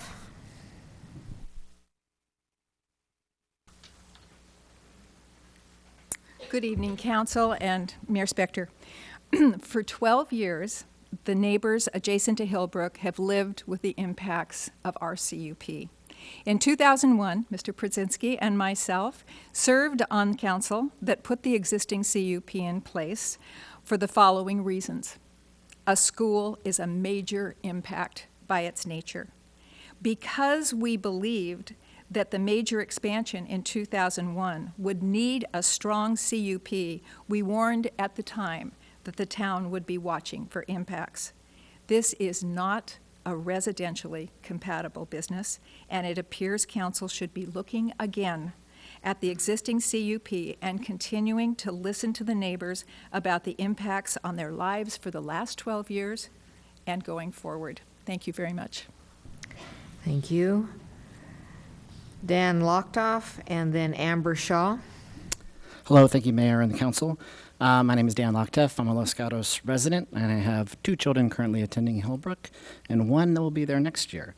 And one, I want to sympathize with the neighborhood. I live in a neighborhood that's also impacted by elementary school. I live on Pine Avenue. It directly almost borders up against Van Meter School. There's a clear exit out of our street. It says keep clear. I have to deal with that, so I understand it's hard, but I have that same issue with the public school in my very neighborhood. I'll tell you what I know. I don't know what Van Meter School does, but I'll tell you I know what Hillbrook does, which is when we first attended Hillbrook 3.5 years ago, this is under the current administration, carpooling was compulsory. It was very clear to me. Since that time, it's only been communicated more and more. Now my children don't carpool. They take the bus or walk to school. So I just say, lastly, Hillbrook, it's an asset to this community. The CUP allows a school. Please allow this school to be a school with everything that that entails. That's activities after school. That's every school that you're ever going to come across. So just please allow Hillbrook to remain a great asset to Los Gatos. Thank you. Thank you. Amber Shaw, and then Michael Mulcahy.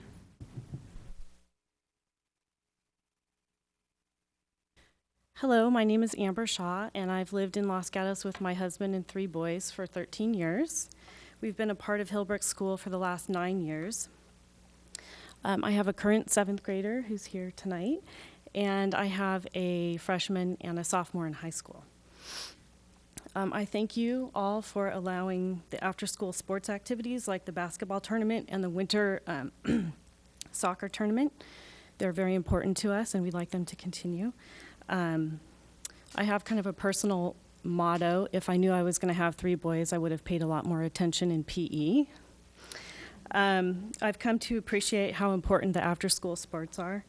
And while my family's been involved in Little League and NJB in the community for years, the Hillbrook school tournaments are always an important, long-standing tradition, eagerly anticipated by lots of kids at the school. And they're definitely one of the highlights of the year. The tournaments build community and strengthen friendships. And even my high school boys like to come back and watch the tournaments and cheer on Hillbrook. They like to retell stories about the final winning shot at the buzzer and how one year they got to compete with Fisher. So these tournaments are more important than I thought would be possible before I had boys, so I'd appreciate the opportunity to keep them going. Thank you. Thank you. Michael Mulcahy, and then Nancy Yu. Good evening, Madam Mayor, Town Council. My name is Michael Mulcahy, and I live in San Jose with my wife and 3 daughters. We have 3 girls that have gone through Hillbrook. We have current 4th and 6th graders and a freshman at presentation. They're actually here along with many of their classmates seeing how the sausage gets made here at the town. We're a shuttle family, and we're very proud to say that we rush through our streets of San Jose to get to that shuttle so that our kids can get here on time. I serve, I'm a 7-year member. I'm not a new board member, and we have many tenured board members, and I've been on the board for 7 years. I serve on the Master Plan Committee. The CUP is our main work. I'd like to make sure that our head of school, Mr. Silver, has the full complement of the 3 minutes he's prepared for. So if it's okay with you, I'd like to defer the balance of my presentation for him. We don't do that here, but we'll give him his 2 minutes and probably a lot of questions. Okay. So then I'll take the rest of my time. I'm the youngest of 5, and for years, my siblings and I enjoyed the summer camp at Hillbrook. We attended St. Christopher and Willow Glen, but every summer we went to the magical hills of Hillbrook. It was like going to another world. Not many houses were around. I think Hillbrook actually owned much of the land that many of our biggest critics currently occupy. But summer has always been in the DNA of Hillbrook, as it is for every school. When you purchase a home, especially at Los Gatos prices, there are many factors you consider other than loving the house itself or the 5 bedrooms. You You look at the neighboring homes, access to services, and you probably notice if there's a school at the end of the street. As with all schools, both public and private, the needs of the school and its community ebb and flow over time. Summer activities have been up and down over the decades, but they have always existed at Hillbrook. They are part of what a school does. Thank you. Nancy, you, and then last speaker.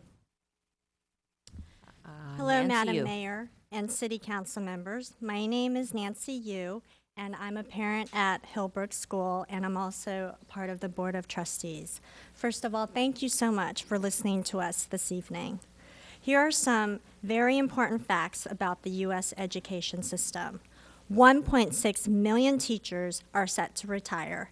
50% of our teachers quit in 5 years. And why do teachers quit? They quit because there are several reasons. One is the lack of hands-on training, collaboration in the classroom, and also learning from master teachers.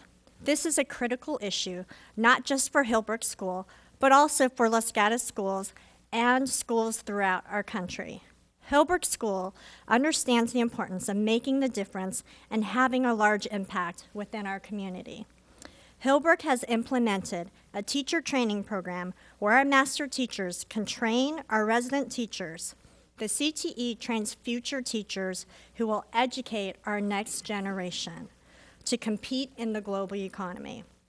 The resident teachers will go on to other public schools and private schools and will continue to bring what they've learned to educate future generations. The CTE also brings the educators together. It's a think tank to allow educators to collaborate so they can become the best teachers. They can be there to educate the brightest and the best children. That's what our country needs. This is something that is really important to our community, and this is something that we would like to work with everybody together to ensure that we have the best education for their next generation. Please consider allowing our educators to collaborate at Hillbrook School on campus so we can meet the needs of our community. Thank you so much. Thank you. Bennett Shaw, to be followed by Mario Quiroz.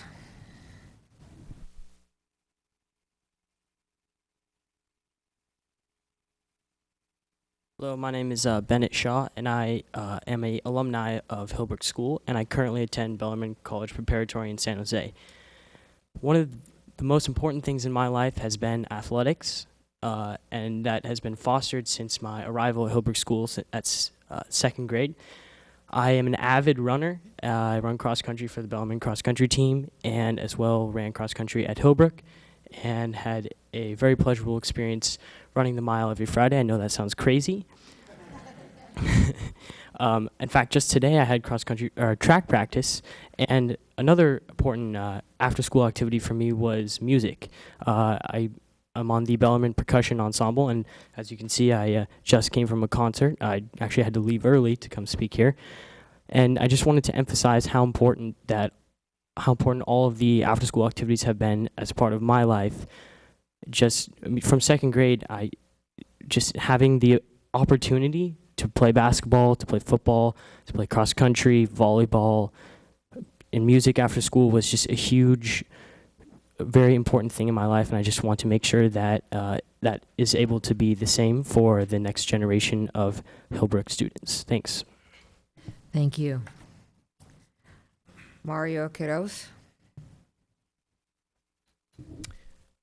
Thank you for the time. My name is Mario Gatos. I am a Los Gatos resident since 2000. I have a daughter at Los Gatos High. She's a junior, and she actually took a photograph with you with her painting that's hanging over there on the sidewall, and I'm really proud of her and the work she's doing at Los Gatos High. Our 7th grader is at Hillbrook. She's been there. She's now on her 3rd year at Hillbrook, and I think a lot has been said tonight in terms of the belief, the genuine belief that Hillbrook is indeed adhering to its conditional use permit. And I'm not going to go into any additional facts, and I trust and I know that all the facts are going to be looked at, and that will indeed be proven the case. The point I want to make is I really would like to ask the council and the people in the community really to reduce the level of spite and aggressiveness of this discourse. I can really speak for the integrity, the passion, and the goodness of the parents and the faculty, the administration of Hillbrook School. I heard so many words tonight like that the school is mocking or monkeying around with this, or that the school is not being truthful about 40 kids walking to school in the morning this morning. That's really not the case. I really want to make sure that we take all of the negative energy and out of the conversation, and really that the community work with Hillbrook. I live in the Almond Grove, lots of activities there, from Halloween to all the other things that go on, and I welcome everybody to come by our neighborhood and see what we do there. So thank you very much. Thank you. The last card I have left is for the representative of the school, but before I go there, I have no more cards. I see none coming forward. So I'm going to close that portion of the hearing and give Mark Silver 2 minutes, like everyone else. And I appreciate that. Mayor Spector, Vice Mayor Leonardis, council members, I appreciate the opportunity to speak tonight. My name is Mark Silver. I'm the head of school at Hillbrook School. In addition to being the head at Hillbrook, I'm a resident of Los Gatos. I have 3 children. 2 of them are at Hillbrook. One of them is younger and splits time between Green Hills and Sally School on High-Low Street, and it will be coming to Hillbrook eventually. We're all very involved as a family in the Los Gatos community. I want to thank you for providing me and other members of our community an opportunity to speak tonight. I think, as you've heard from the Hillbrook families, we believe deeply in our vision, which is to inspire children to reach their highest potential in school and in life. Each day on campus, we strive to help children reach that goal, and we try to impart to them our core values: be kind, be curious, take risks, and be your best. As a school, we remain true to the vision of our founders over 75 years ago, which is that we're a school not just for school, but for life. As a community, we recognize that we have an obligation not only to our people at our community, but to the broader community. And this can be seen in the extensive service learning that we do. It can be seen in our partnership with organizations like Breakthrough Silicon Valley. And it can be seen in the work that we're doing with Safe Routes to School and working with other schools in the Los Gatos area. In addition, we understand that we need to be aware of how we impact our neighbors. We understand that our neighbors have concerns, and I also know that our school, my team, and our board have worked very hard to find solutions. We remain willing to listen to their concerns and to work with them, and remain focused on achieving our ultimate goal: to help Hillbrook reach its highest potential, just as we strive to help each child reach their highest individual potential. In the end, I can believe we can accomplish our goals as a school and be good neighbors at the same time. Thank you. Thank you. Questions? Ms. McNutt. Thank you, Mayor. Mr. Silver, I have questions on 3 different areas, if that's all right, if I can do all 3 at once? Yes, please. Thank you. The first is on this idea of professional development. So can you clarify, are you talking about, under the umbrella of professional development, bringing in an experienced educator like Mr. Przinski, for example, to do a seminar for your teachers? Or are you talking about teachers from all over, outside of your school, coming together and, I heard, exchanging ideas and so on? So can you clarify that? We're talking about both. I mean, so it's everything from bringing in an outside speaker to talk to our faculty. Sometimes we might bring in an outside speaker, and there's another school that wants to send some people to come and listen to that speaker as well, so that we can collaborate together and listen to a speaker.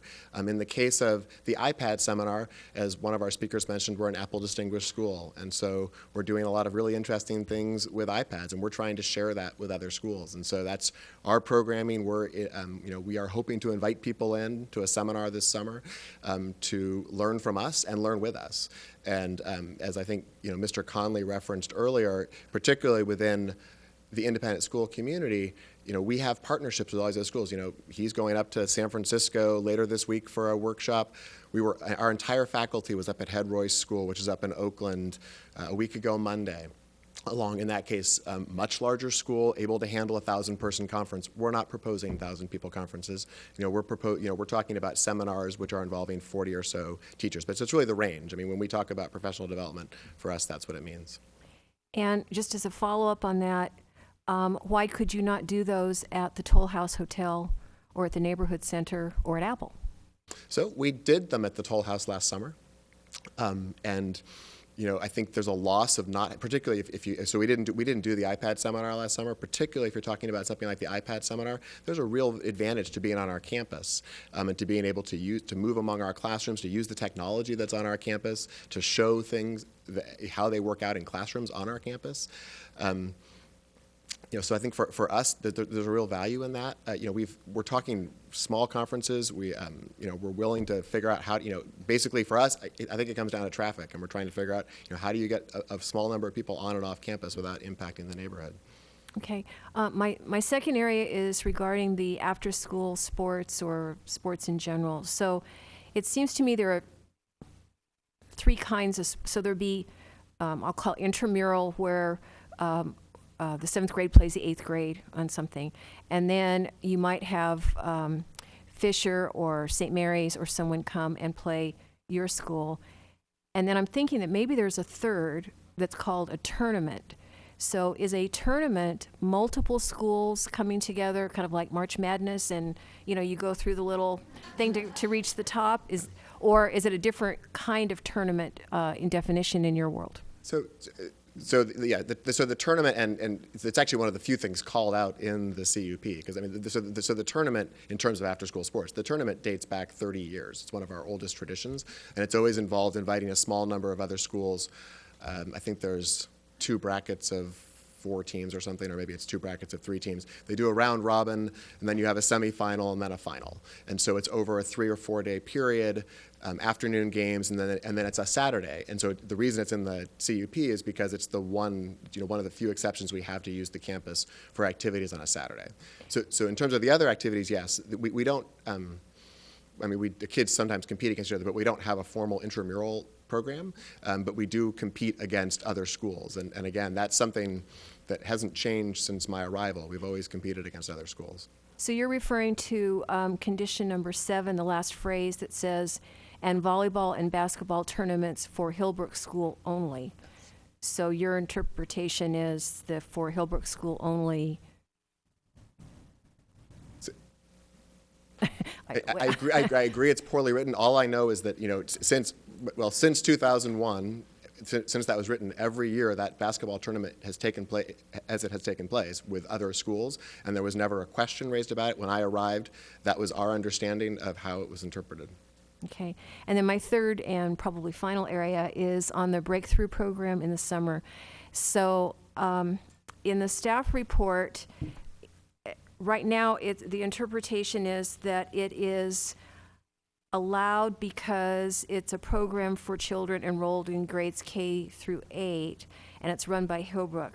Then we've heard some bits of information that it's an independent program and that you donate the use of the campus. So I'm not familiar that much with the Breakthrough program. It sounds like a great program. We certainly saw some good evidence tonight of the value it brings to the students. But I'm not understanding the structure. Can you walk me through how that works? Sure, yeah. So we partner with them.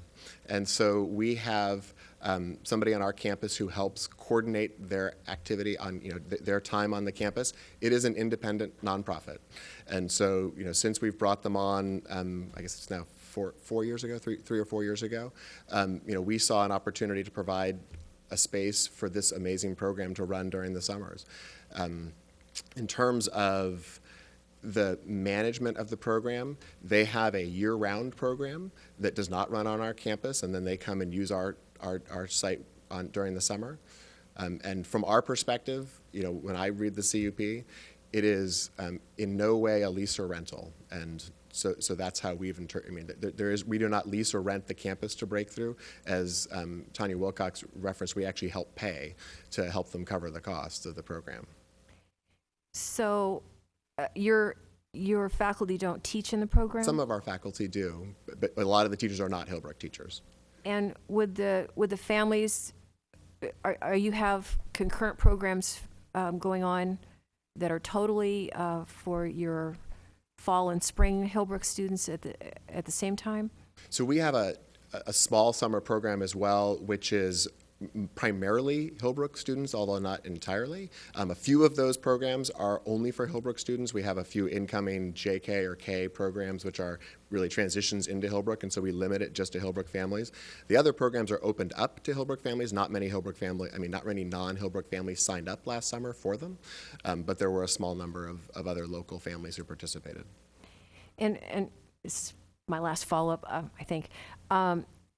So with the students and the families who are participating in Breakthrough, would they say, I'm enrolled in Breakthrough or I'm enrolled in Hillbrook's summer program? So summer they would say, Breakthrough program. Yeah, so they would say they're enrolled in Breakthrough. Just like our students who are taking the drama camp would say they're enrolled in drama. Okay, thank you. All right, other questions? Mr. Vice Mayor. Thank you, Mayor Spector.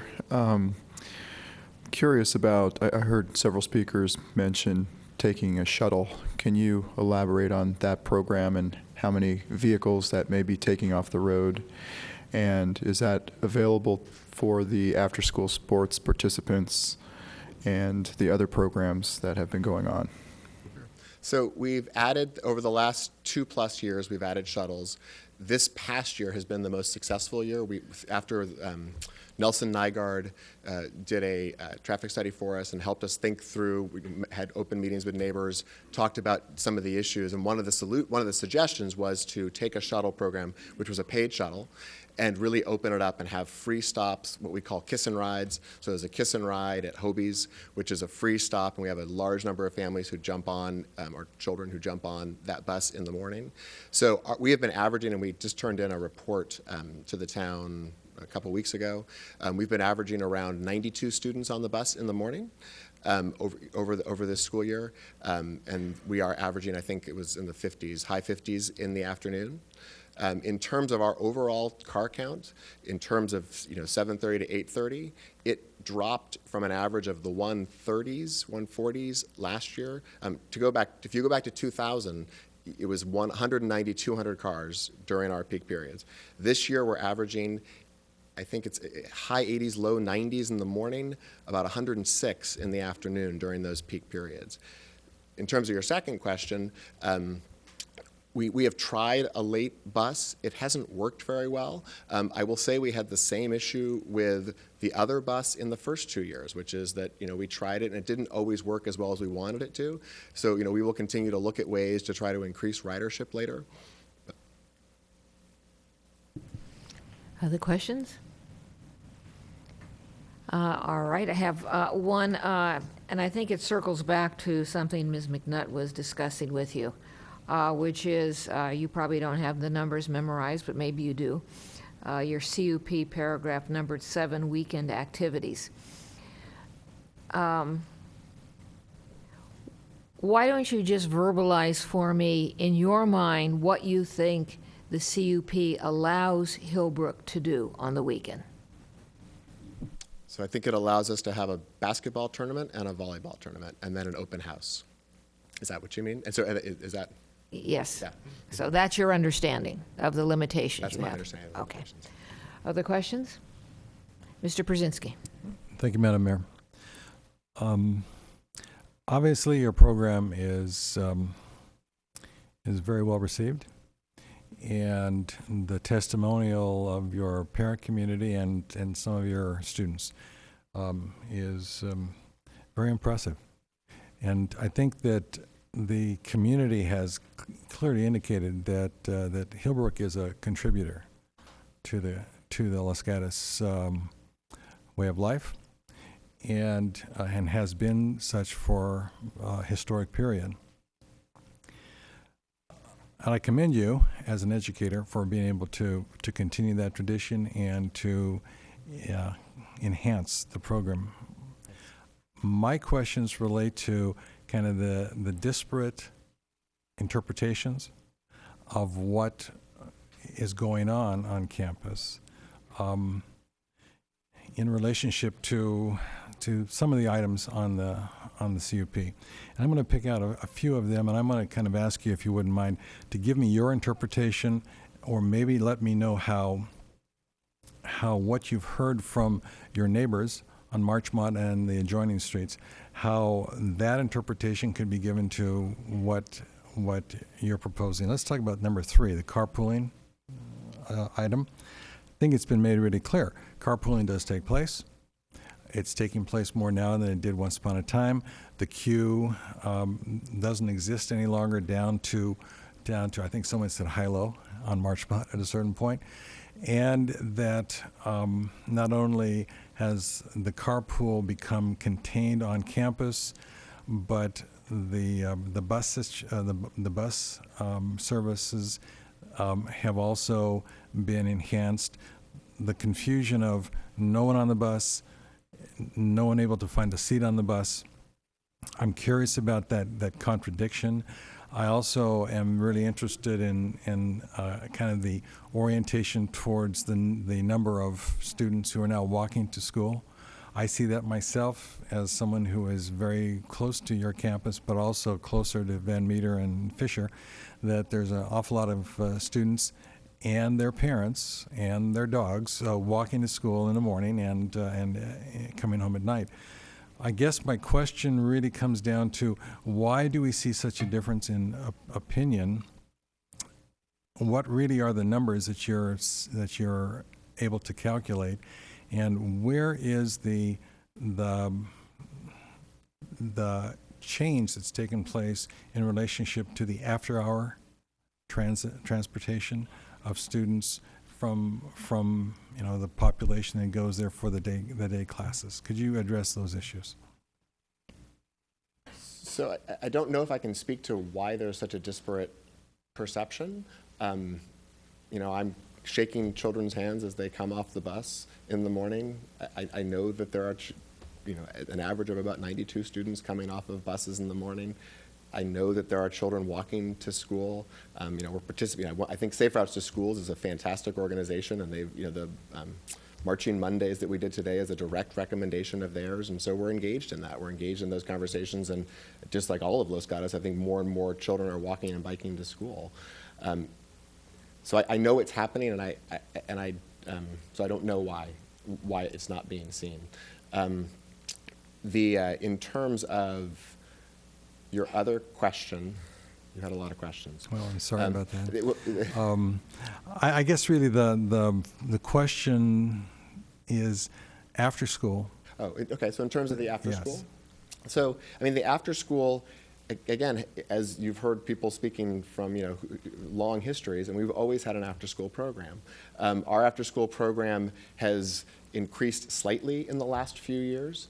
I think we were averaging around 60, 65 students over the course of a week. In other words, you might have 2 or 3 classes on Monday, 2 or 3 classes on Tuesday, 2 or 3, and with all of those, you'd end up with about 65 students. We're now around, I think, 90 students, spread out over, 5 days or 4 days.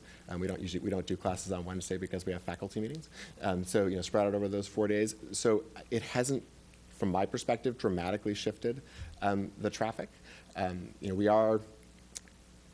What I see is a decrease in traffic. All right. And from your perspective, when we're calling out the enrollment of 315, okay, and it was defined earlier in the evening as enrollment is the contracted population, okay, is that an accurate appraisal of the population that you actually serve? The contracted population of 315? It is during the school year, during the August to June, but during the summer, as I said, we've had some students who are not Hillbrook students participating in our programs. Okay. If I might continue. Approximately how many volleyball and basketball games are included in your tournaments? Oh, in the tournaments? Yeah. The ones that are permitted under 7.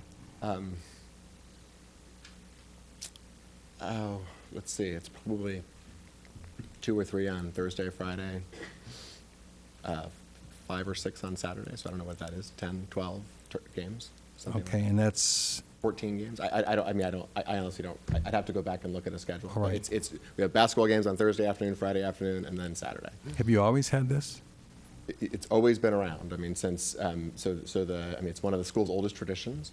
Since the school built a gym in 1990, they've had basketball tournaments. And always included outside. And the number of schools that you compete with has been similar. Consistent.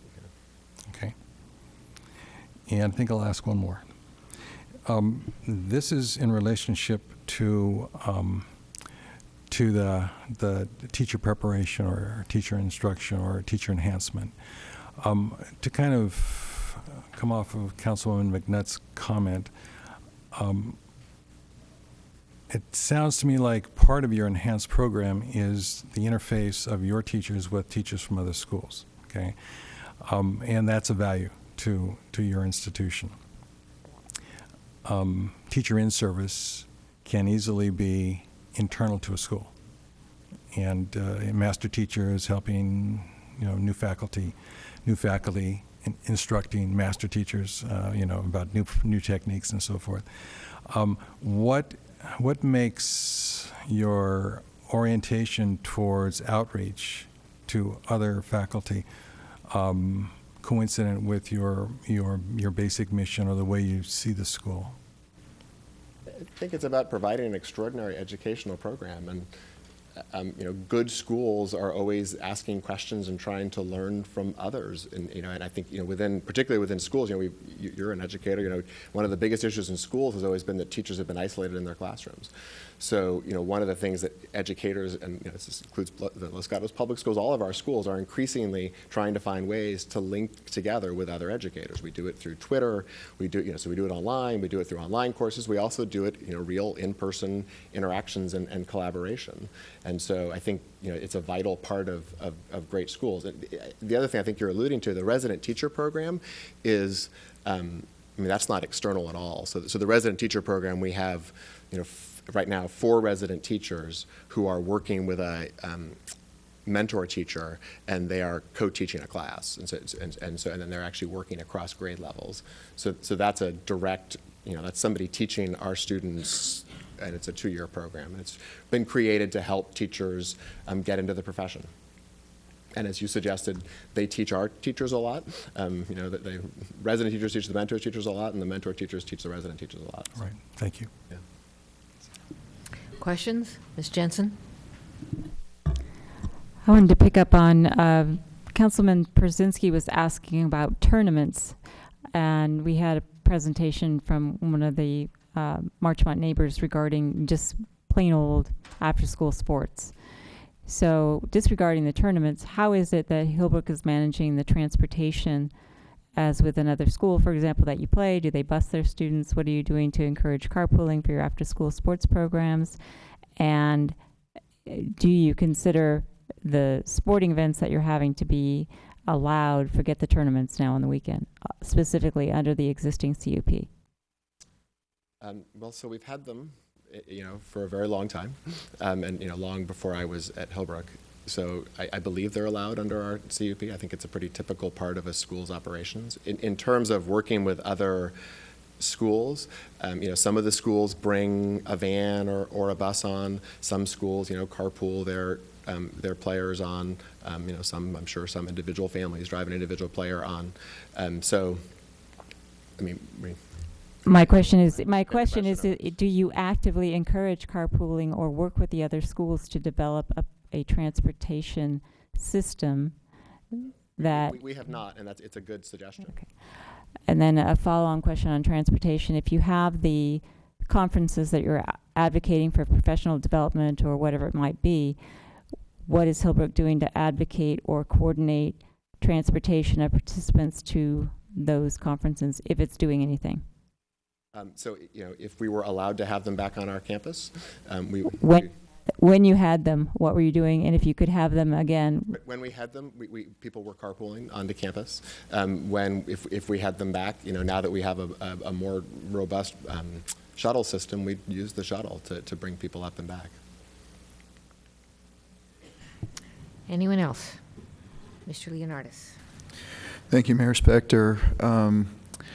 One of the speakers commented on the 315 enrollment limit being a year-to-year contract type of thing for your students. When does that contract begin? When does it end?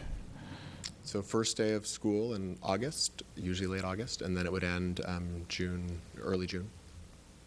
So it would be for the duration of a normal school year. And then a follow-up question would be, if those 315 students are not all participating in the summer school programs or camps, assuming there's other individuals or other students coming in or camp participants coming in outside of the 315, does that not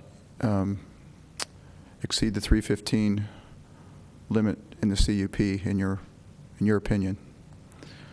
It doesn't. I mean, again, my sense is, summer is not spoken to in the CUP, and so, I think when I arrived, I'm interpreting it the way that it was being interpreted, which is that, we had a summer program and that there was non-Hillbrook students, again, not a lot, but there were some non-Hillbrook students participating in that summer program, and so we've continued to treat it that way.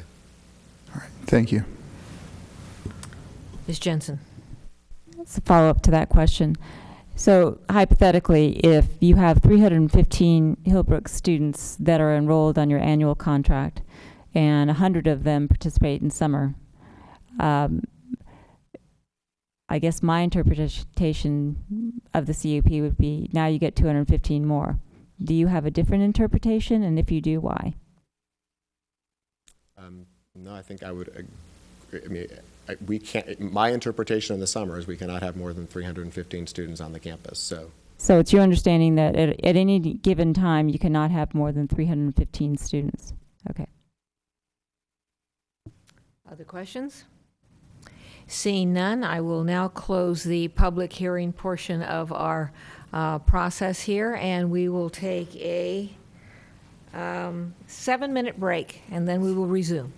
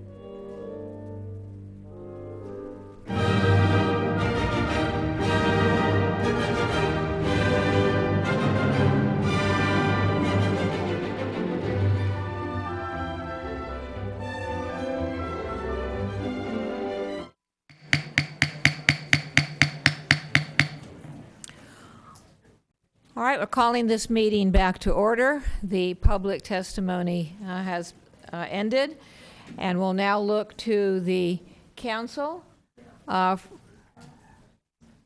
Everyone could please sit down.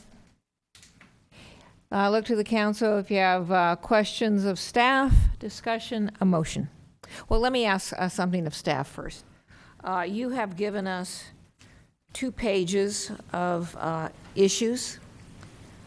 Do you have any sense of how you'd like us to approach them, i.e., one by one, en masse? What would be your preference?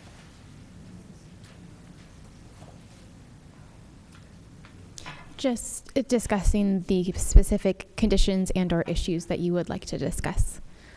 That we would like to discuss. All right, thank you. So don't everybody just jump in at one time. Mr. Przinsky. Thank you, Madam Mayor. Could we run through the activity page? This would be page 3.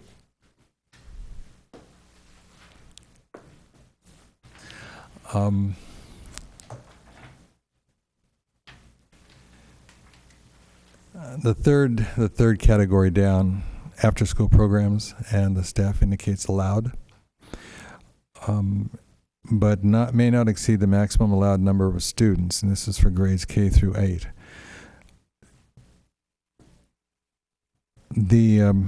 I guess the question I have, I mean, it really is a question. So this is generally all after-school programs are allowed. All after-school programs are allowed so long as it does not exceed 315.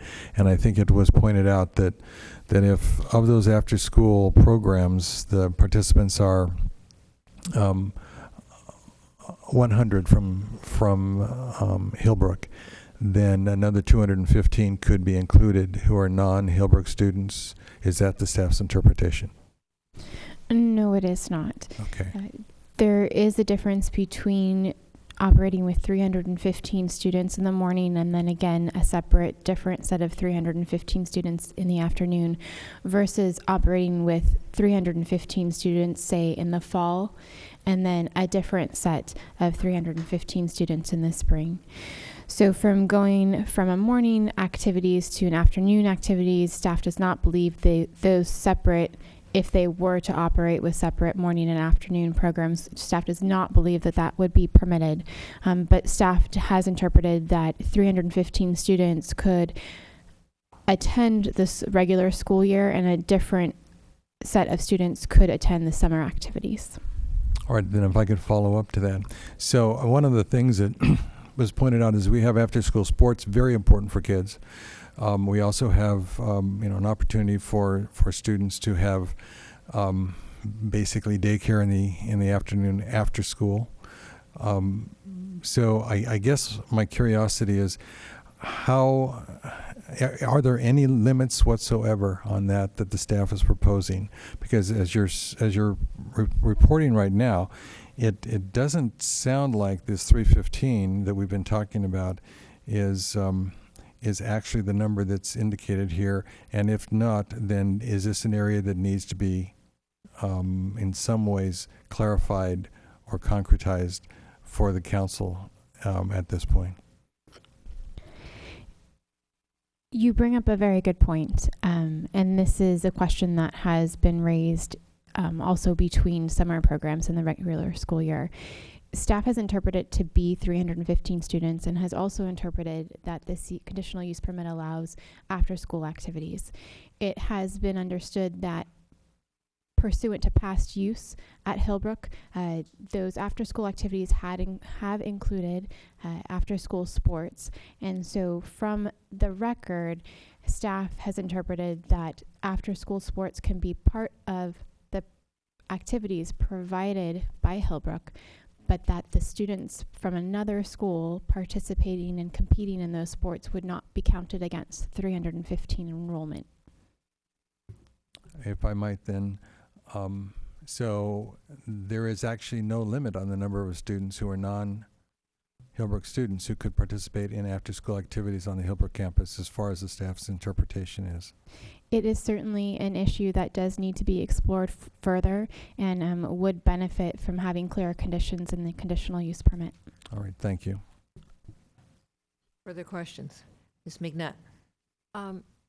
Thank you, Mayor. So I'm gonna follow up on that because what I think I heard you both say is not what I'm seeing here in the writing. So let me tell you what I think I see.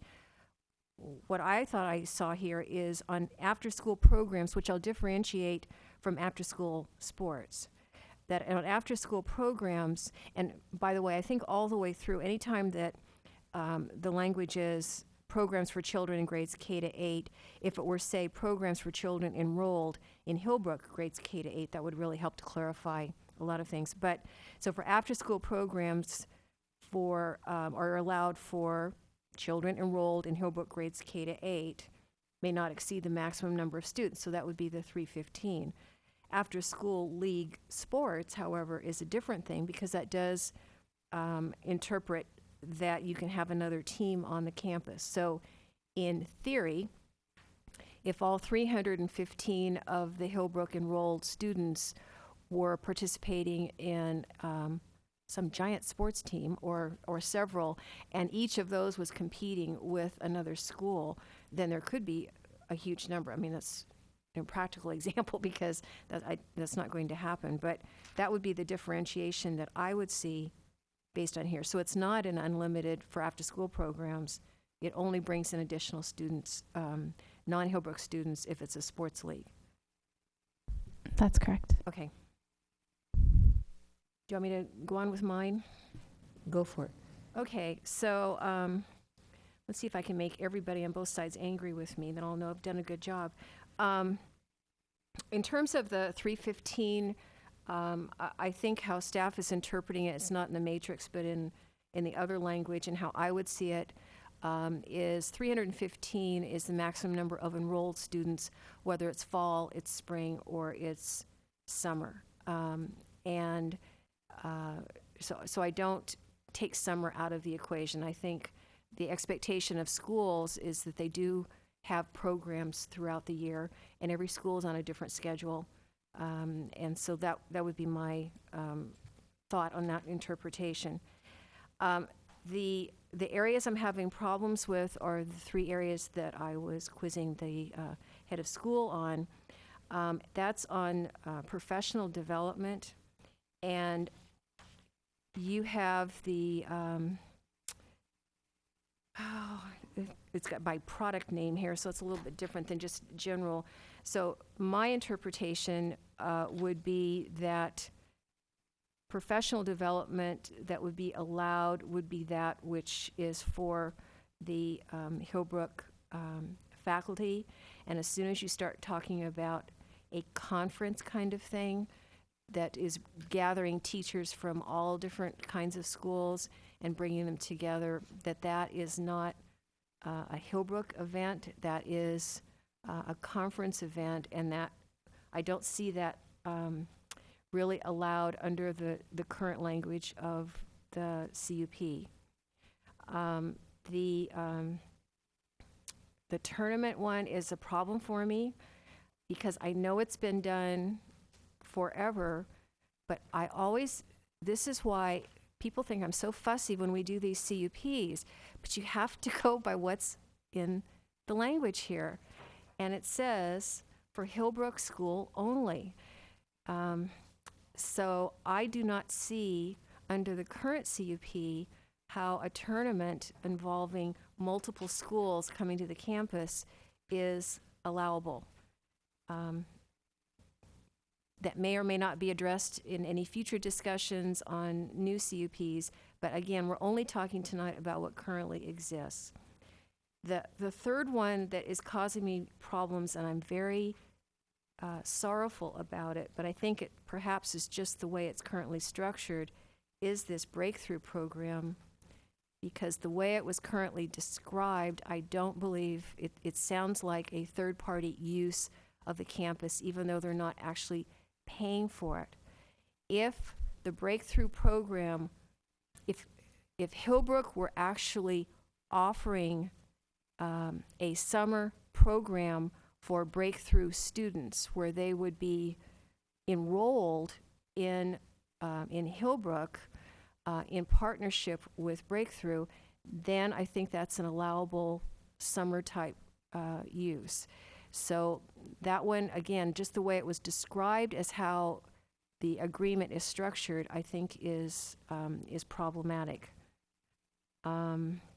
Otherwise, at this point, I don't see anything else where I would differ or have any other interpretation other than what staff has presented us.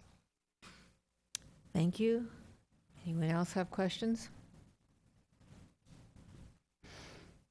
Ms. Jensen.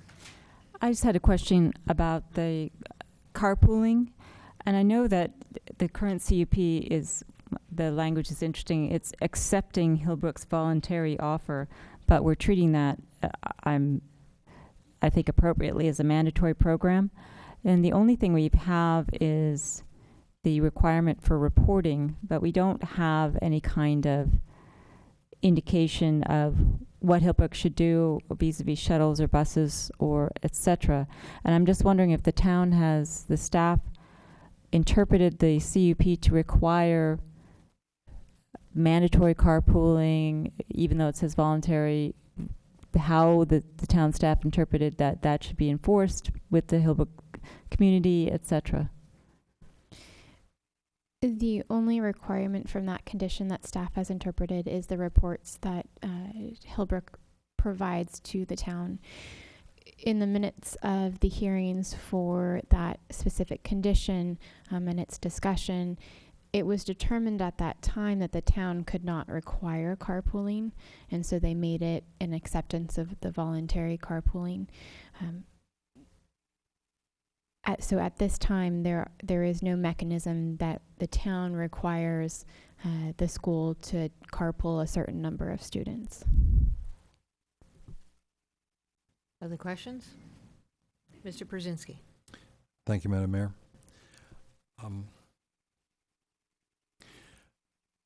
I guess I'm curious where we go from here, because there's kind of a theme that I'm hearing, and that is that the school, under its board and administration, is interested in moving forward, expanding programs, enhancing programs, being more of a external outreach institution to other educational venues in our area, and that may be part of the conflict that the neighbors are experiencing, wherein somehow this reporting of the traffic impacts seem to be out of sync with what the school is reporting about the use of the various mechanisms for transit to and from the campus.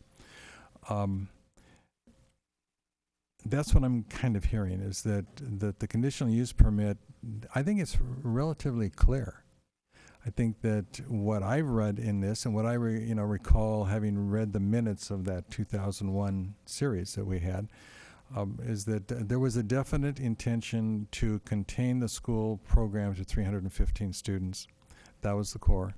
It didn't discount the fact that a school has lots of activities it engages in, but that was the way we were going to be able to maintain the environment of the neighborhood. And even though we're not looking at another CUP tonight, we're not focusing on where we go from here, but just to look at what we've got at this point in time, I guess I would be asking the staff to evaluate each of these activities in relationship to what is the actual impact that's occurring, how can we mitigate the impacts, because I hear the neighbors saying the school is a great school, but it's the traffic impacts that are the issue for us. And that should be something that we can resolve, because it's not irresolvable. It's not something this is not brain surgery. This is something we should be able to deal with if we engage in a dialogue related to this particular issue. But it has become the dividing issue in the Hillbrook Marchmont community, and I would say between now and the time when we look at another CUP, and we will be looking at that with an environmental document that will be more clear as far as what type of traffic counts do we really have, what are the times of the day when those impacts are greater than less.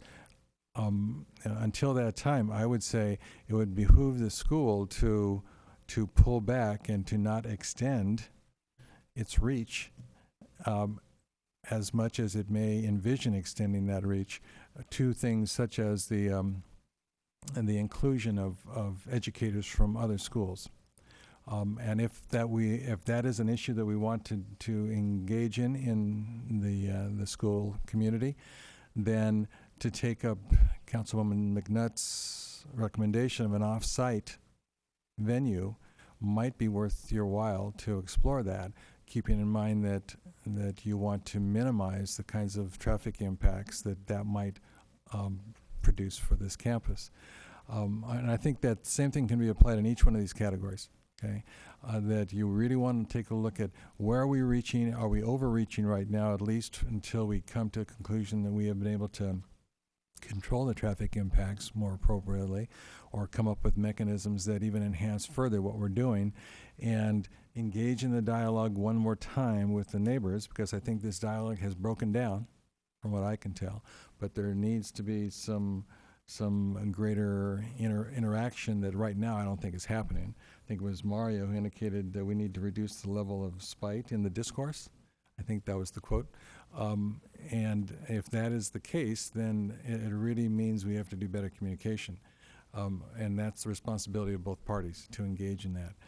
So that would be something I would recommend that we consider, that we look at how we are going to work as a school community to, in some ways, restrain ourselves until we get to the next step in the process of actually rewriting the CUP. That's where the difficulty is going to be, though, okay? Because we're going to have to negotiate with the neighbors to make sure that whatever new issues we are including have to be mitigated in relationship to traffic. Tonight's the easy part. I think moving forward is going to be the more difficult part. Thank you. I have a question of staff and then a comment. On breakthrough, I am assuming, but please correct me if I'm wrong, when the breakthrough students are on campus, putting aside how they're characterized, that it's still a maximum of 315 students. Correct. And in addition to that, that's a 315 student limit with any other program. So if they have Breakthrough Silicon Valley running at the same time that they're running a Hillbrook summer camp, the totality of those students could not exceed 315. Thank you. All right. That being said, I actually agree with everything my colleagues have said at the dais. In listening to all of you this evening, and in receiving and hearing from you by way of emails and other communications over the past several years, and again, and focusing this evening on the current CUP, the tension I see is between the number 315 and, as others have said, the expansion of that number. And it expands in various ways. It expands by the professional development conferences that come on campus. It expands by tournaments with outside entities. And it does not expand with breakthrough. But if we look at the literal wording of the current CUP, it does say the enrolled students. And so I would also like to bridge the breakthrough program into the CUP by maybe just simply enrolling causing the breakthrough students to be enrolled in Hillbrook. And so my I would just go through 315 max enrolled students, no conference, professional development conferences on campus. Breakthrough characterized as enrolled. My only one I have a question about on my notes here is no outside school tournaments, no outside schools in tournaments. I see that clearly a part of the weekend prohibitions, but I'm not clear in my own mind if that would apply to weekday. And so does staff have any input on that? And after staff, I'll see if anybody on the council has any input.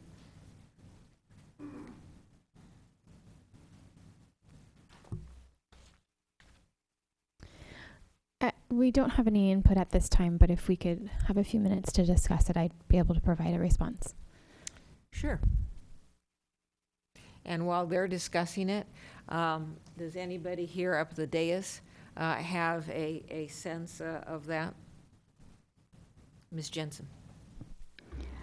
Thank you, Mayor. I actually read condition 7 a little bit different because it says, gym shall only be used for Hillbrook School activities, and the weekend use shall be limited to an open house event in October and volleyball and basketball tournaments for Hillbrook School only. I actually read that in conjunction with the no third-party use, because that means to me it's a Hillbrook tournament. Not necessarily that doesn't mean it's only involving Hillbrook students, but I think it's the same issue with respect to the traffic, the carpooling, the how Hillbrook gets people to and from those tournaments, etc. But I'm certainly open to a different interpretation. And that actually brings me to the breakthrough issue as well, because that third-party lease and rental, even though lease and rental is in caps at the start of that, it seems to me that the operative issue is that third parties are coming on to use it that aren't necessarily enrolled or aren't necessarily under the control of Hillbrook. So I think by donating the use, you're not getting around the problem of the third party. So if somehow you create a condition where the breakthrough is limited to the total of 315 and they're enrolled, then that would make sense. But I don't think donating the campus eliminates the problem of the third party use, which I think that condition is directed toward. And while staff is still conferring, I would concur that I don't think you get around it either, except that if breakthrough is enrolled.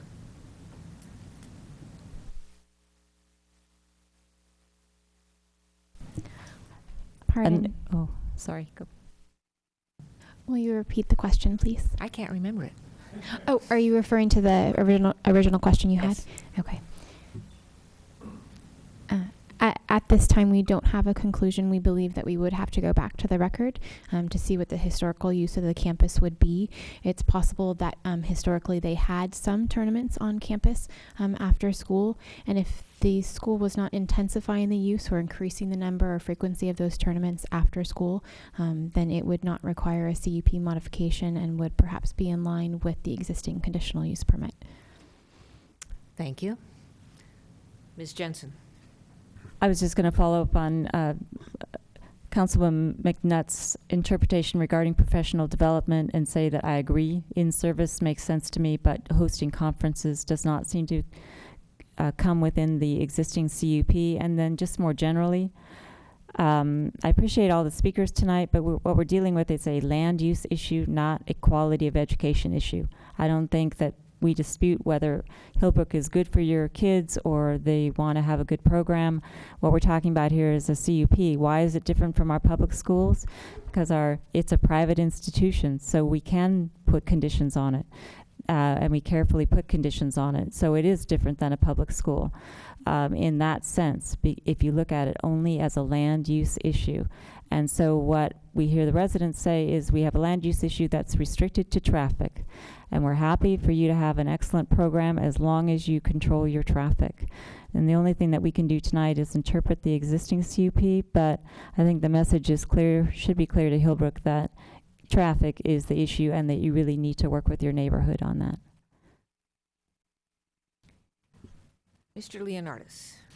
Just have some historical questions, perhaps for staff, or perhaps Council Member Brzezinski could answer, since he was on the council at the time when this CUP was created.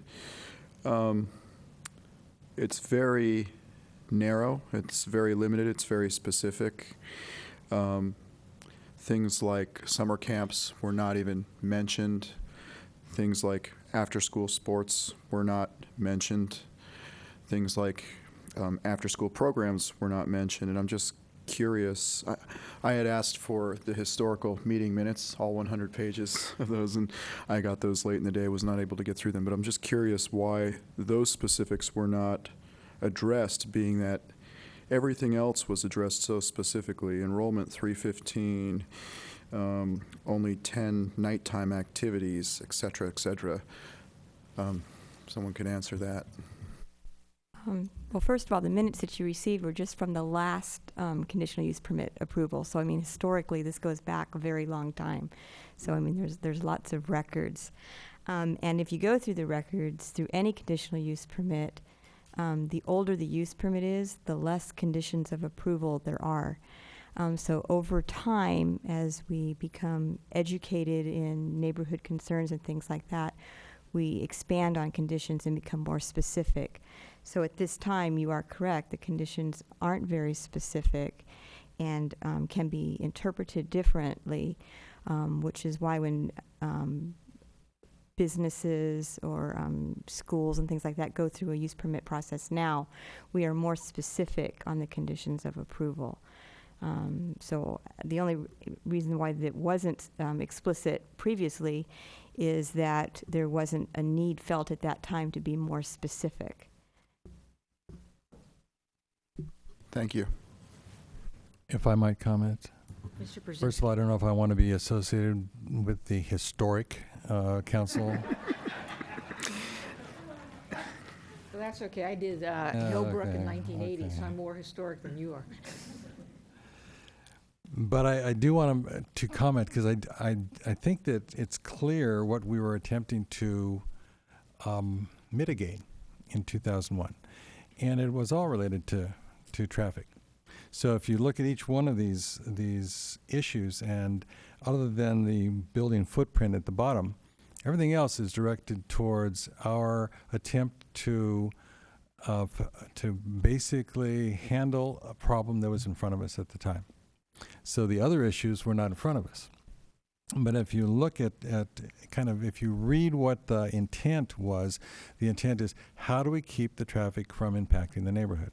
That was really what the intention of this discussion was. And so if you look at it in that context, then all 12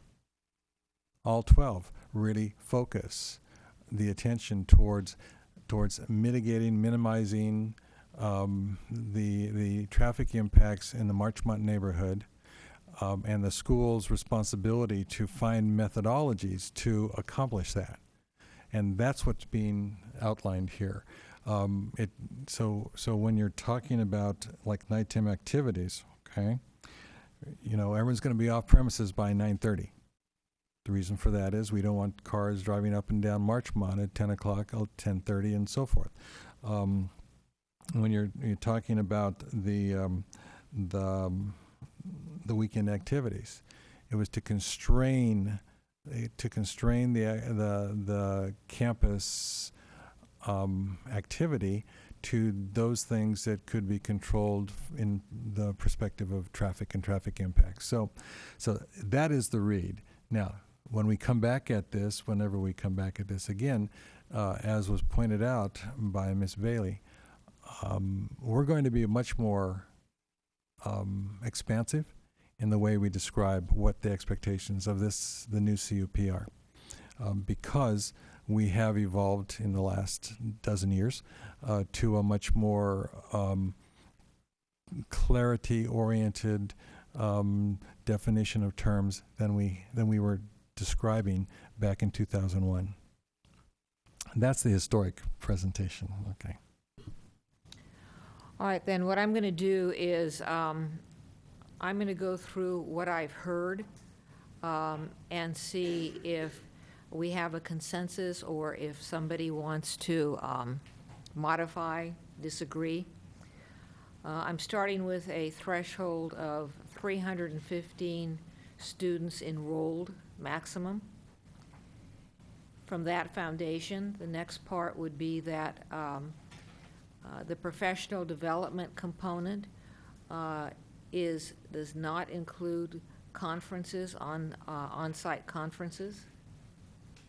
Do I hear any disagreement?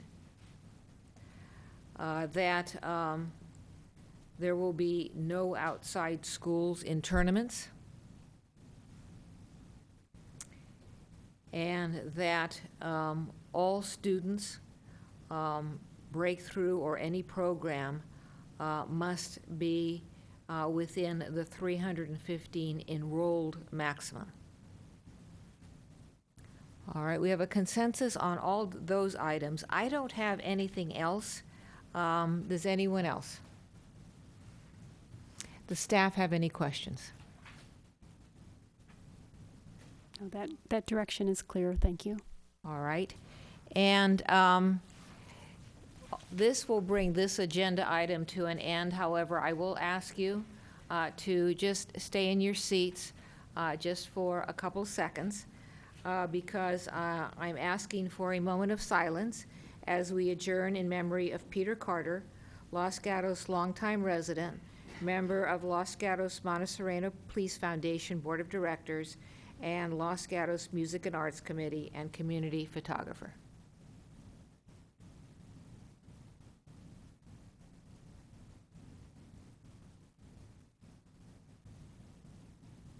Thank you. The meeting is adjourned.